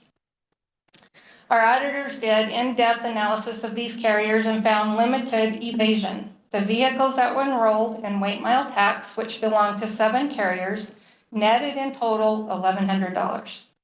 The vehicles not enrolled were analyzed and 19 carriers were chosen for audit.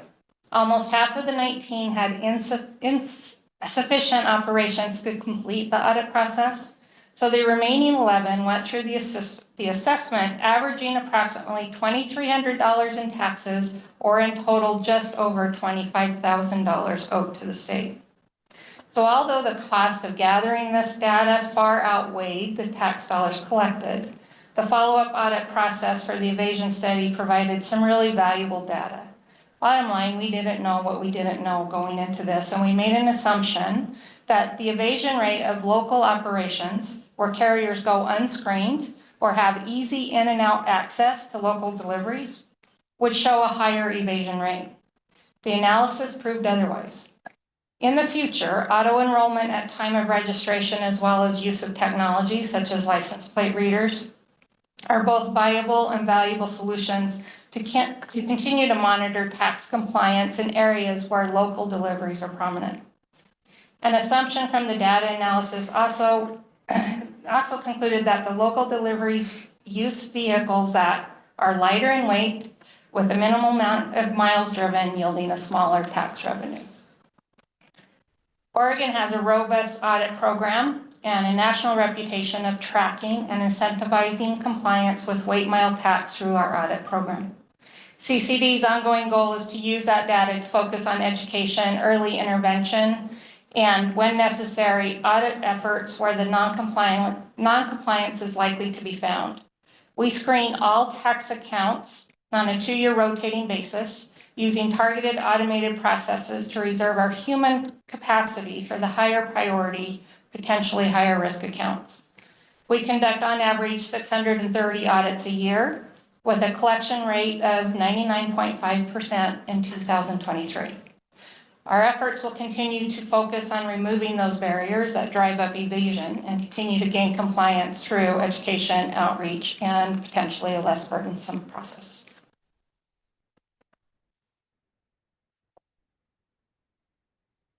So just to wrap up, I mean, I think it's clear that while the weight mile tax does have a evasion rate that's probably higher than something like the gasoline tax, the work of CCD gives some indication that evasion rate may not be quite as robust as we had feared. Because even with a very robust evasion study, we found less on-the-road evasion than some of the academic modeling indicated. We're going to continue to try to drive evasion rates down and continue to evolve our practices to make sure that everybody is paying their fair share for use of the roads and that motor carriers are accepting their responsibility to pay the weight mile tax that is due. So you'll hear us continue to work on evasion because we want to make sure that this is a fair tax, that everybody is paying their fair share. Just a quick question. Do we think that the evasion is in the 8 to 12% range? Is that still what you're feeling? Ballpark? Less? Okay. Daniel wants to say something. I'll try this, answer this, I'll try to answer your question with the methods that were used vary. They had, and a couple of them were used in a prior study back in 1995, I think. Was the last one? Yeah, so it had been a long time since we'd done one of these studies. And that one came up with about a 5% evasion estimate. But the primary method they used was new.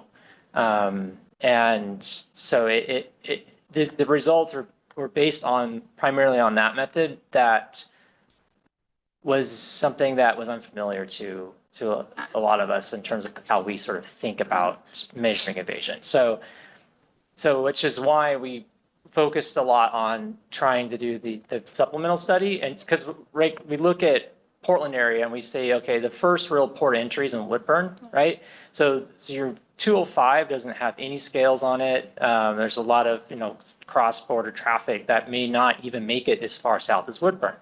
So that's why this supplemental study was really kind of focused on that area to see if that potentially would have been a hotspot. Are we seeing a lot of evasion in that space? And that was where it was surprising that we weren't. I expected there to be a different result than what we got. Clearly it was one of those, we actually cost us more to do it than it was in terms of what the revenue we generated from it. But again, like Carl said, we didn't know what we didn't know. And so with that, now it makes me wonder, right, is there really evasion statewide that's high? Okay. Then assuming that there is some evasion and that we're able to get it out of the system, which is a noble thing to do, we've still got a fair allocation issue. So really anything that we capture in terms of evasion is going to benefit in the long run those that aren't evading.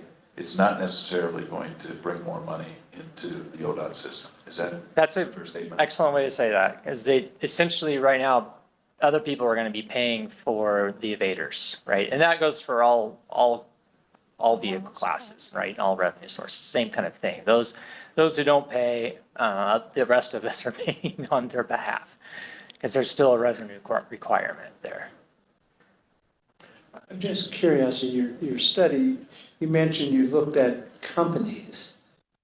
Did that include, owner-operators, single vehicles? Because I know we heard a couple times on the tour from larger companies complaining that it was the owner-operators or the smaller companies that were doing the evasion and running, causing them to be uncompetitive.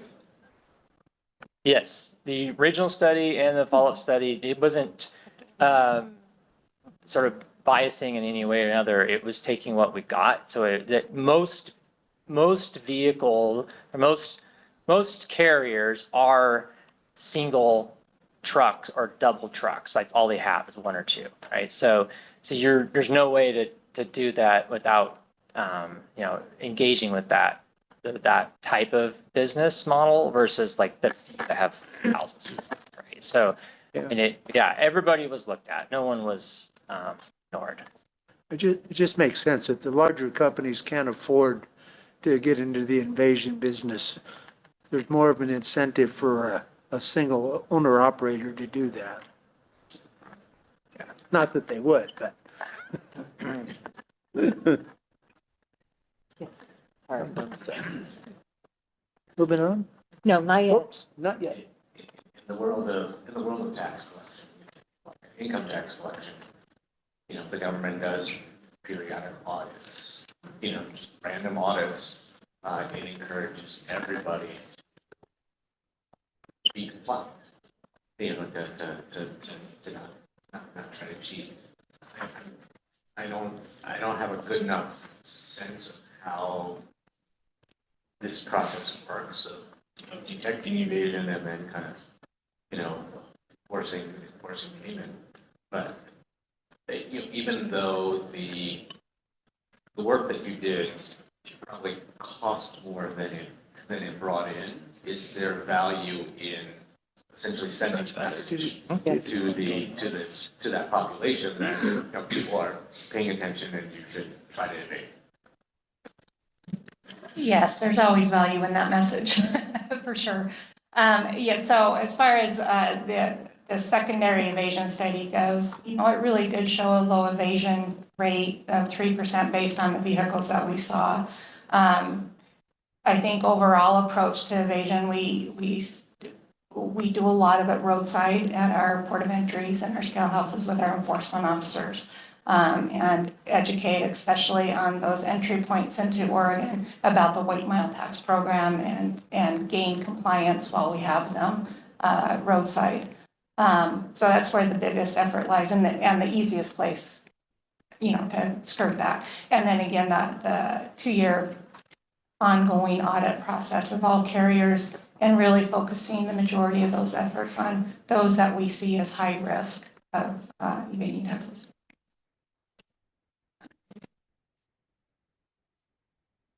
So does that complete everything you'd like to say to us? On that topic, yes. Mr. Porter has one more item. You're like a bad penny and you won't say. I promise you, this is the last one. Okay. 2 slides. You know what? They put you at the end of the day. I think you should complain. It was not lost that we are actually always at the end of the day.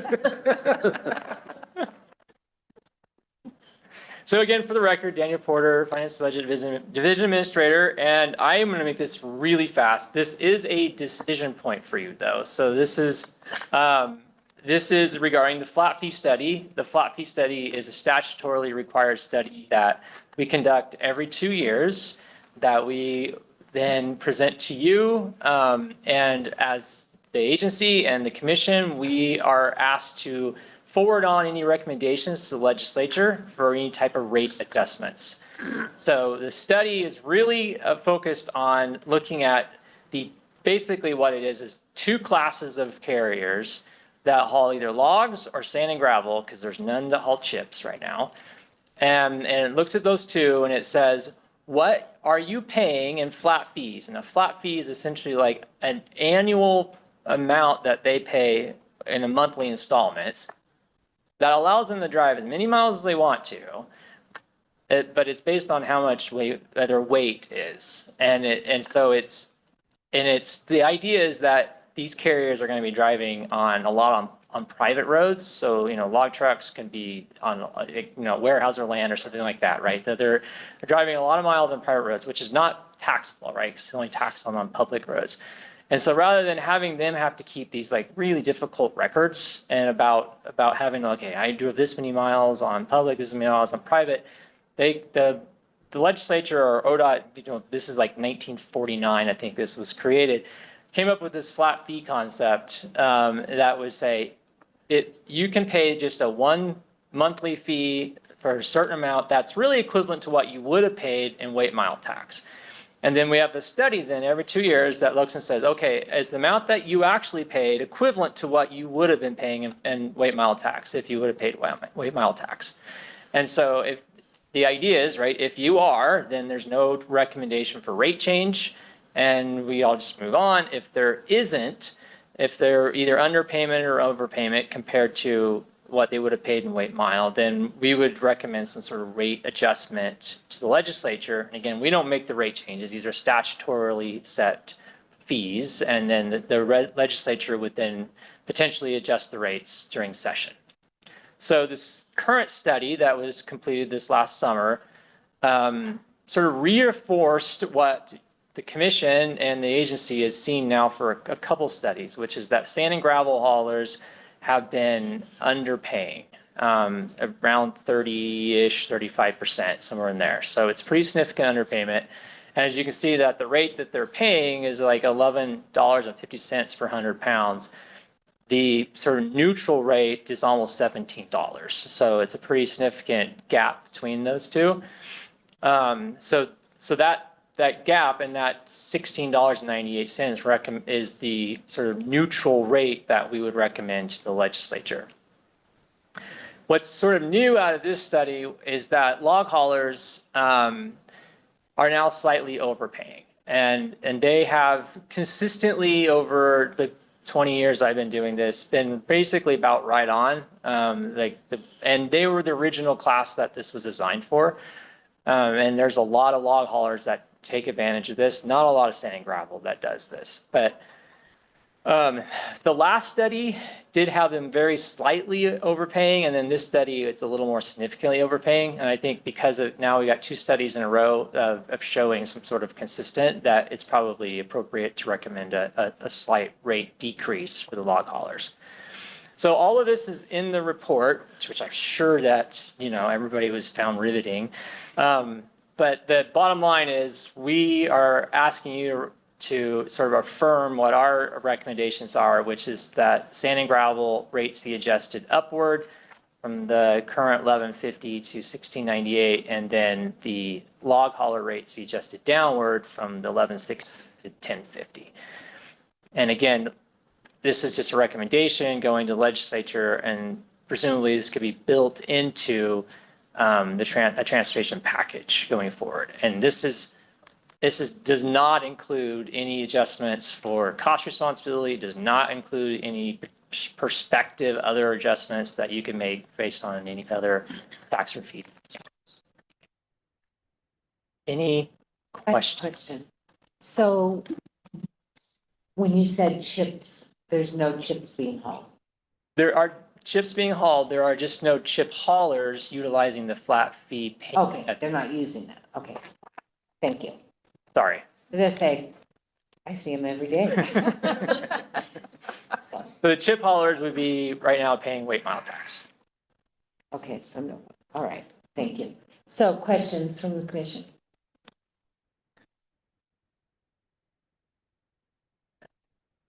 Can you translate these rates that you're showing here to what would a sand and gravel carrier or a log hauler, what are they paying per month?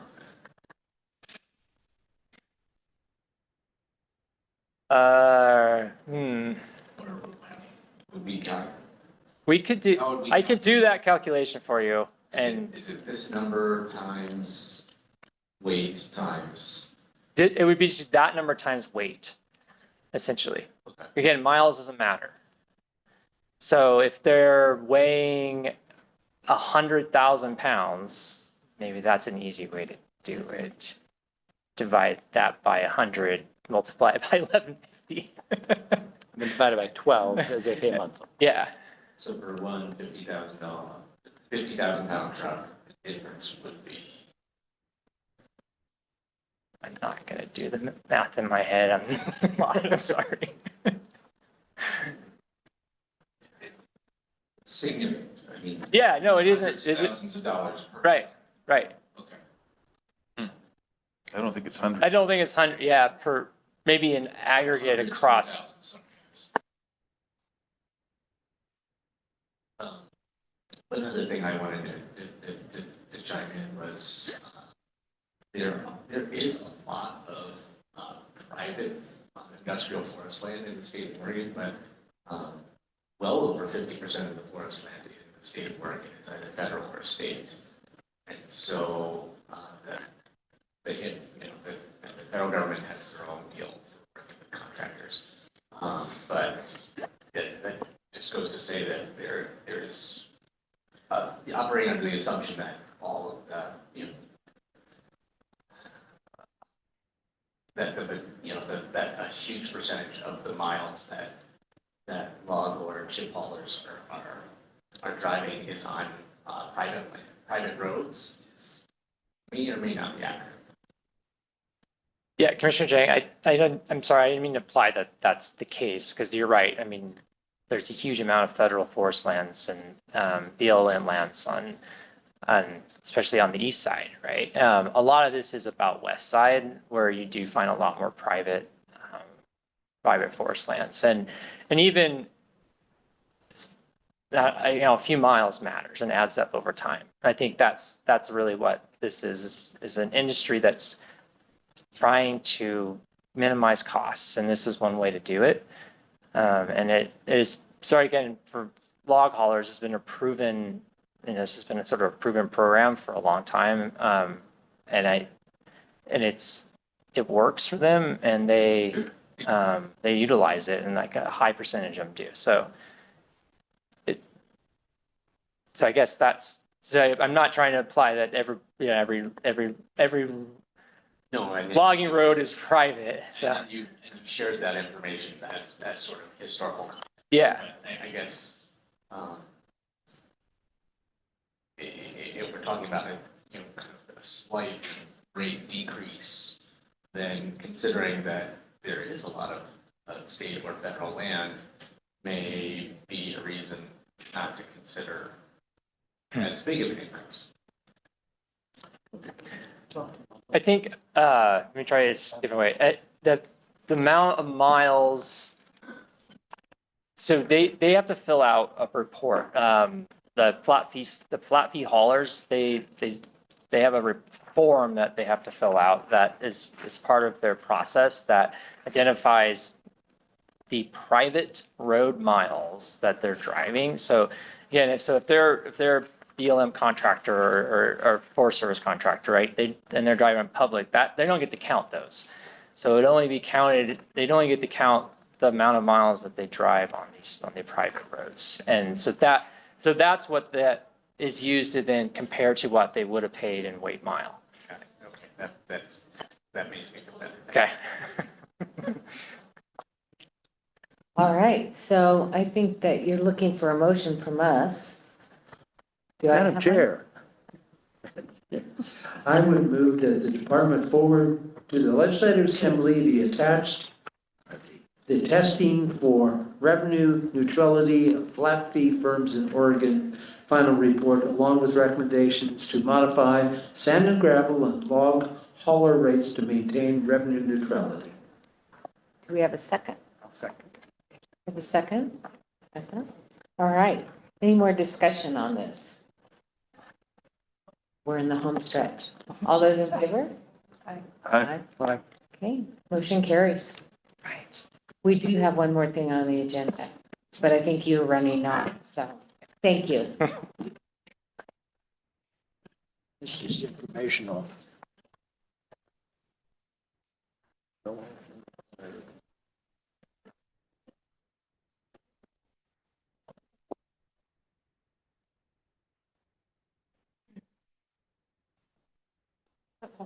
Good afternoon again, Chair Brown, members of the commission. For the record, Lindsay Baker with the Oregon Department of Transportation, not Amy Ramsdell, Delivery and Operations Division Administrator. So I recognize I am the very last thing standing between you all and the really, really nice sunshiny weather outside here in Bend. So I'm going to try to not give this item short shrift, but also really be pretty strategic and quick in this conversation. So Tova, would you like to introduce yourself as well? Tova Peltz, Delivery and Operations. Okay, great. So just by way of sort of quick background, we've had an advisory committee, we call it the Jurisdictional Transfer Advisory Committee, that's been working over the past couple of years. In the past, 6 to 8 weeks, this report was advanced to the commission for your consideration, for your expressly for your review and feedback, before that report was advanced then to the legislature and submitted as the first report of this committee. I think at that time, we recognized that there was some miscommunication maybe in sort of how did this come to be. And I think recognizing also that this conversation really warrants a little bit of a zoom out and broadening of the broader dialogue. I think about jurisdictional transfer, legacy highways, generally speaking, our role in maintaining, operating, and improving the safety of those same roadways, and then how this conversation at again, my characterization, a more macro level kind of feeds into the conversation that the legislature is having during the 2025 session. So this presentation and this conversation today is intended to sort of do two things. So one, really intended to kind of do that zoom out. How are we thinking about this as an agency and as part of our transportation system broadly and globally? And then two, provide an update on the specifics that were included in the committee's work and in the report that they submitted to the legislature.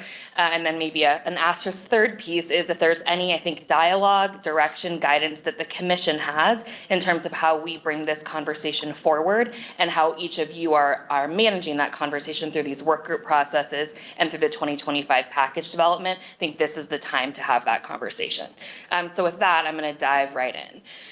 So jurisdictional transfers, we sometimes call these legacy highways. They are often known here in Oregon as orphan highways. Typically, these are roadways that were originally built by the state DOT, were originally sort of the major connection point, the major thoroughfare, oftentimes were farm to market roads. And then over time, communities built up around them. Over time, we built a brand new alignment, maybe that was immediately adjacent or parallel to it. And then that original road sort of lost its intention, I'll say, and really no longer functions as that main interstate or inter-community connection, and oftentimes functions more as a main road.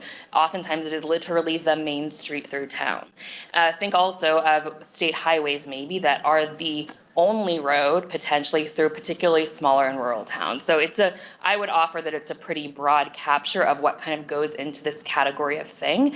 But I think typically the conversation is around how can we make sure that we are maintaining and operating those roadways safely? How are we ensuring that it's matching the land use context, the development context, and really serving as that kind of community, essential community corridor?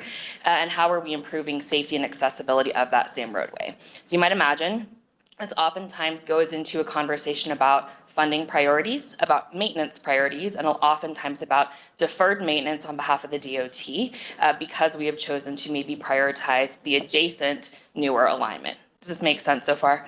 Okay.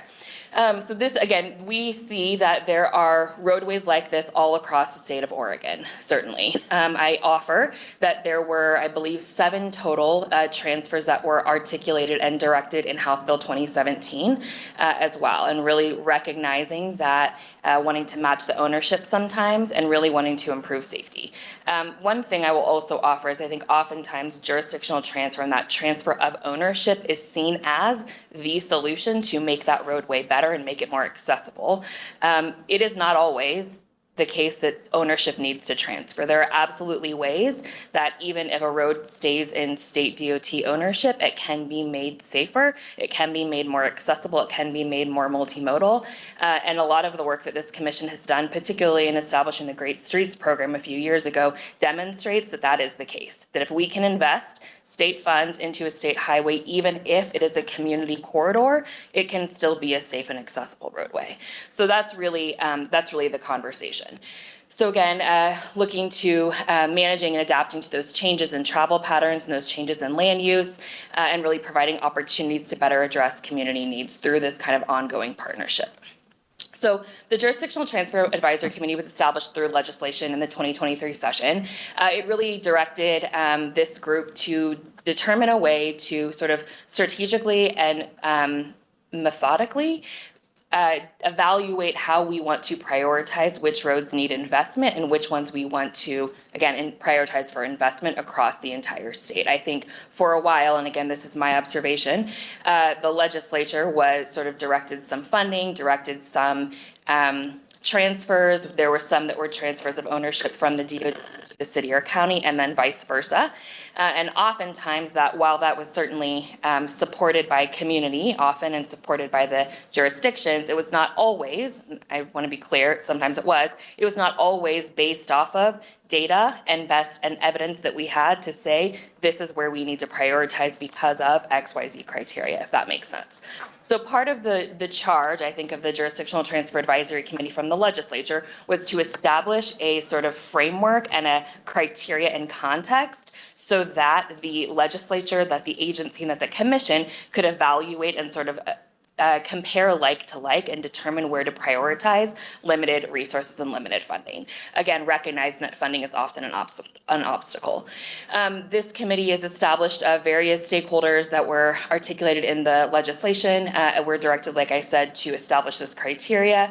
We're directed to evaluate and sort of accept applications from local governments for transfer candidates. And then we're directed to every 2 years submit a report to the legislature that actually recommends specific roadways to be funded by the legislature and ultimately transferred. So that's kind of the broad charge of this committee. You can see here the criteria, and this criteria is to some degree directed in statute, and over time the committee in its initial work developed this kind of criteria and matrix sort of way to analyze and sort of screen against jurisdictional transfer highways that were the applications that were submitted. So you can see here we emphasize safety. Readiness is a really important piece of it, right? The partnership between the two jurisdictions, the receiving and then the giving jurisdiction. And then the increase on multimodal transportation, climate impacts, historically underserved communities and populations, et cetera. So again, the criteria was outlined in law, and then the Jurisdictional Transfer Advisory Committee over time sort of put some finer points on it and figured out a way to have that be an application process that local governments would submit into. So the committee opened an application period and again asked local jurisdictions to apply to this program. And again, the application was apply to be considered, and the consideration would ultimately end up in a recommendation for funding to the Oregon legislature. There were 2 cities that applied, the city of Hood River and the city of Tigard, and both of these applications were advanced from the Jurisdictional Transfer Advisory Committee. So the $30.6 million and the $50 million you see here is roughly 80% of the total cost, because 20% match requirement was also a piece of the legislation and I think a top priority for the Jurisdictional Transfer Advisory Committee, recognizing that there should be a little skin in the game, for lack of a better term, from the local government and also from ODOT, so that there's an additional balance to make it a total investment. And you've got a copy of the report as well in your packet, and I believe you've seen it previously. So with that, I'm going to hand it over to Tova to talk about a couple examples of where we've had successful transfers over time, and then we'll move into next steps.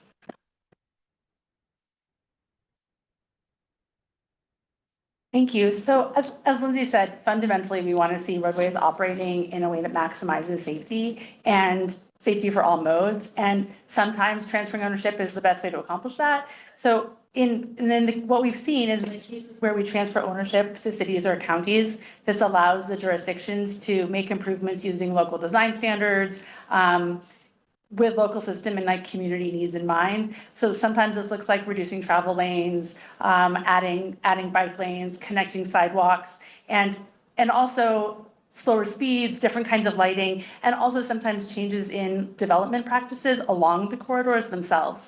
So a range of different kinds of benefits depending on ownership. So we're going to look at 2 recent examples that are very different, but both accomplish like the needs of the community through transfer. So in 2020, ODOT did a jurisdictional transfer of the legacy Highway Oregon 62, which is in Medford and Medford and Jackson County. This was an outcome of an expressway that ODOT constructed to address traffic operations and traffic reliability in and around the Rogue Valley Airport, and that left the original Oregon 62, the historic Oregon 62, like no longer the main like ODOT route.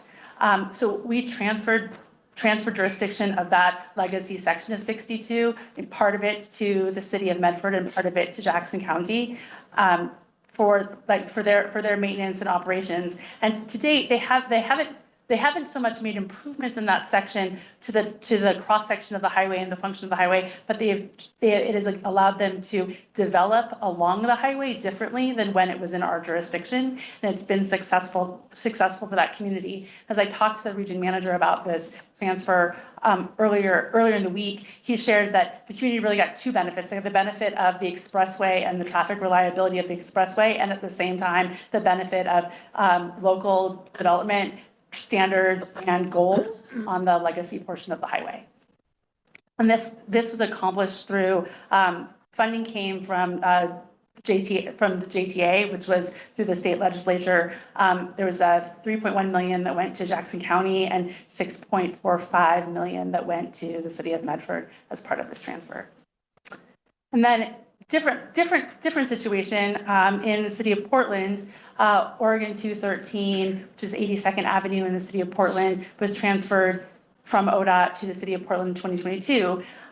This section of 213 was functioned very differently over time as an outcome of the construction of I-205 to the east decades ago, and that left OR 213 functioning more as an urban arterial, but still in ODOT's jurisdiction. So as an outcome of this transfer, the city is able to make different kinds of investments and change the function and the cross section of Oregon 213 with much more of a focus on the local bicycle connections, the local transit connections, and pedestrian safety through the corridor, and so that the network serves the city better and serves the city needs rather under the city's jurisdiction.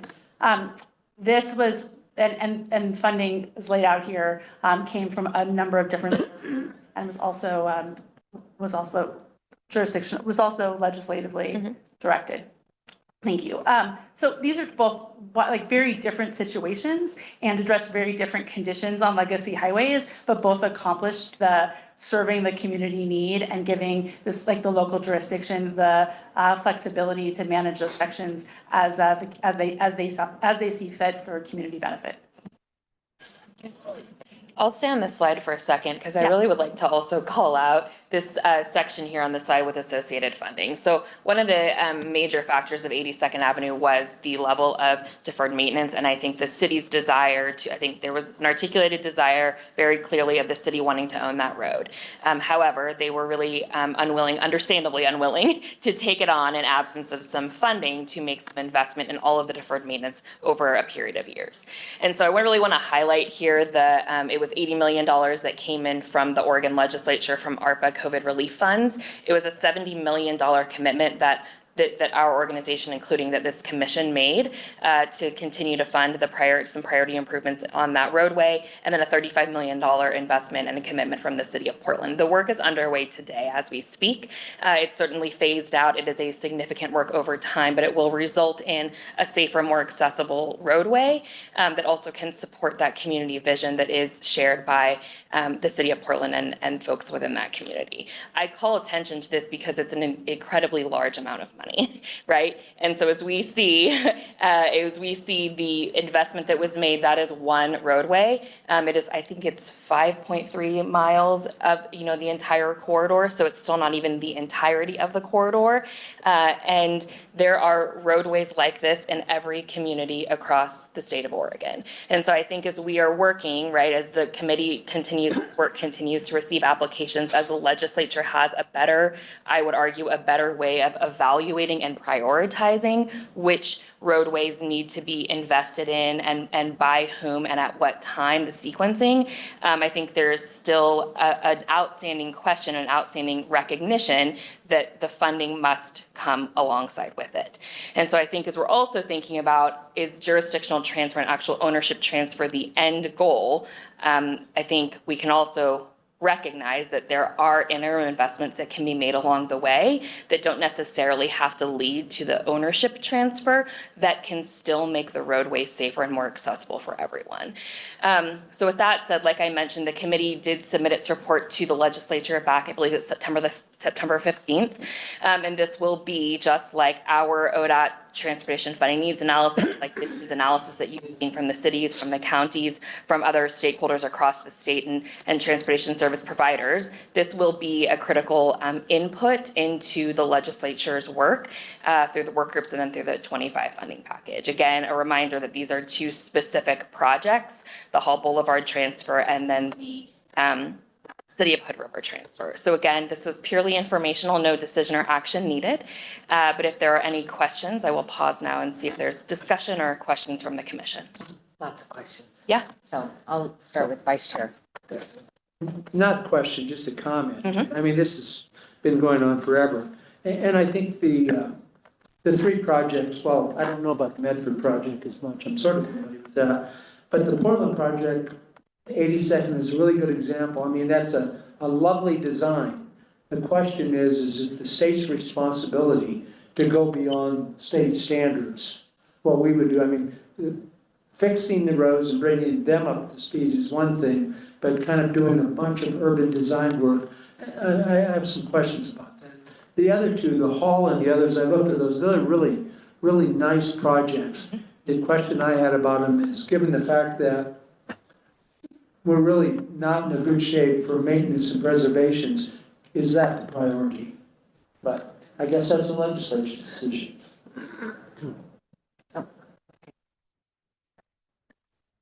I went out and drove both of those projects, and Hall and up to the river, and they look like really good projects. And particularly Hall, the way it works through Tiger, at one end connecting the high school, you've got the city hall, halfway through that, you've got a lot going on, and it meets all the objectives that I think we had set out. And then just driving down there, you could say, okay, well, this makes a great deal of sense. The question, of course, is priority, as Vice Chair Byer mentioned. But I had a question, and maybe it's because I don't understand the 20% contribution that Tiger is going to make. And it's, in lieu of a cash contribution, the city will provide a 20% match with maintenance credits over a 20-year time horizon following the transfer. Maintenance, is that them saying we're not going to have to maintain it, so therefore we're going to take credit for what ODOT would have spent? What is a maintenance credit? And is it, I just didn't know if that was meeting the spirit and intent of the legislature's direction, that those that would be accepting it would be in compliance. Yeah, Chair Brown, Commissioner Baker, so I'll have to get back to you on the specifics of the maintenance credit. I will offer that oftentimes when you're thinking about match, generally speaking, having sort of what I would characterize as an in-kind donation, right? So you commit to doing some work that equals a total dollar value. Again, whether that is maintenance or sort of crossing improvements, those types of things, I'm not certain. Okay. I have a sense that this is the beginning of 20 years of projects that we're going to do, and so we're probably doing some precedent setting as we're taking a look at these early projects. If we get into the business of creative financing, not to say that this is, but we ought to be clear what all of this means, because then it could set the stage for the next one's coming down. I just didn't understand this, so that's why I asked the question. Chair Brown, Commissioner Baker, I appreciate that. I guess I would even offer, I think I would say 82nd was a little bit precedent setting as well, right? I think every jurisdictional transfer that has happened in the past, decade, 20 years or so, had a little different flavor to it. And I think it takes many different pathways, is my observation. And so I do believe that the legislature recognizing and really passing that bill their intention was to establish a better and a more standardized, consistent framework for making that decision that was based in evidence and fact. Not to say that any of them weren't before, but really to have a little bit more of a programmatic approach rather than this is who we're hearing from most regularly, if that makes sense. Makes sense, yeah. Okay. So a couple comments. One is, I read the report. These are good projects, and I think that the committee did an excellent job of really trying to figure out exactly what they need to do and making a recommendation. My question is, the commission set aside $50 million in Great streets. Mm-hmm. This is not the same, or is that the money? That Great Streets money is for something else, correct? Chair, So that, yes. okay, so with that said, this means that this would be something that the legislature would make a decision to tell us to set aside $80 million of whatever is in the transportation package, correct? So I think, Chair Brown, to answer your question, I think it could take a different form, right? So I think if, this has gone to the legislature could absolutely sort of what I will call as line item out $30 million for Hall or for Hood River and $50 million for Hall. I think alternatively, the legislature absolutely could invest what I would characterize as more programmatically into a program like Great Streets, into a program like Safe Routes to School, right? A combination of, and I think though that approach is certainly consistent with how we have identified our needs, what we know are the needs across the state. And I think there's probably a lot of different other pathways that the legislature could go as well. So I think if the commission, has thoughts or how you would sort of want to prioritize that, I'm confident the legislature would be open to your feedback. Well, and I think that at some point, maybe we need to give that feedback. I don't know if it's in the work groups that would give the feedback, or if it's a formal letter to the Joint Transportation Committee. And I see the committee. Did you want to comment, Director? Yeah. Sure. Madam Chair, I might just add that I think the genesis of a legislative concept that came forward that Ms. Baker worked on and helped really put some energy behind, created an understanding that part of the reason these haven't gone more seamlessly in the past and it felt like one-offs because there wasn't a program, and the program didn't have the established criteria, and the established criteria didn't have the funding that was coming in, and that funding would then always compete with funding that we already have, which makes it a difficulty. So I think while I don't get to influence all outcomes clearly, my lean would be to say that our hope is that this is new funding to recognize the program. And I think that's what Ms. Baker's describing. To the creative financing question, we have had in the past questions around how much we would invest in a corridor. And so if you take a snapshot today and then say 15 years from now, what would we have spent? Or 10 years from now, what would we have spent over the life of that? Then that comes up to a number, and that number comes out of our maintenance funding. In some of these jurisdictional transfer conversations, if we have other jurisdictions that agree to take on the responsibility today, that's where that credit then starts to come to bear. It's monies we would have spent most likely anyway in that corridor if that transfer wasn't happening today.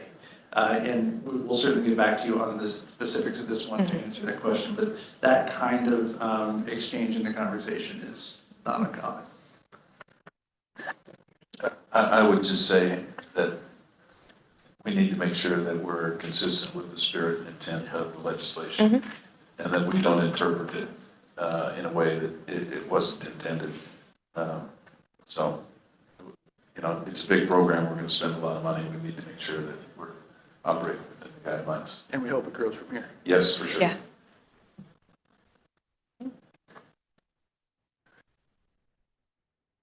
Digging into this idea of reducing our long-term maintenance cost. These are older chunks of road. I mean, are they? Would you characterize them as these costs us to maintain versus other miles of road? Commissioner, Chair Braun, Commissioner Chang, I think I'm going to give you the sort of standard answer, which is it depends. I think on balance, likely yes, they are more aging infrastructure, certainly. I think different types of maintenance challenges, particularly when you're in a more urban environment, right? Things like that. But whether I could say this one specific road is more expensive than this other one to maintain, I couldn't say that with any degree of certainty. Yeah. I think I see where you're going with this, though. It's a good investment for us as a state. Sure. Just with lack of. Yeah. And I think if I could offer one final thought, Chair, and I think to your comment, Commissioner Baker, I think, my observation of the intention of the legislature was to define a process that we could identify statewide priorities. And I believe that that has been accomplished here with the identification of these two projects in particular, and having a lot of support, partner and jurisdictional support for those. So I think, again, whether one and how the legislature chooses to advance those priorities, I think is certainly an open question and will really evolve over the next several months. But I think understanding that these are the top two priorities, I think helps to provide that, again, identification and that really clearer focus in the way that has not been the case for packages or certainly for sessions in the past. Okay. Thank you. Thank you so much. So that brings us to the end of our agenda, but before we have a motion to adjourn, I wanted to point out that our OTC Commission Coordinator, this is her first one. So Megan Matthew, thank you very much. It went very smooth, and with your partner, Michaela. Michaela, I'm not even sure, now that you're married, if you've changed your last name. Not yet, okay, so we'll just Callahan. Okay, but we want to thank you. Everything went really well, and we just really appreciate the work of our staff to keep us on point, to, move the agenda forward with the staff and work towards getting everything and all the logistical pieces of that. So thank you very much. So at this point, I'm looking for a motion to adjourn. So moved. And a second? Second. Everyone in favor? Aye. Okay, we are adjourned.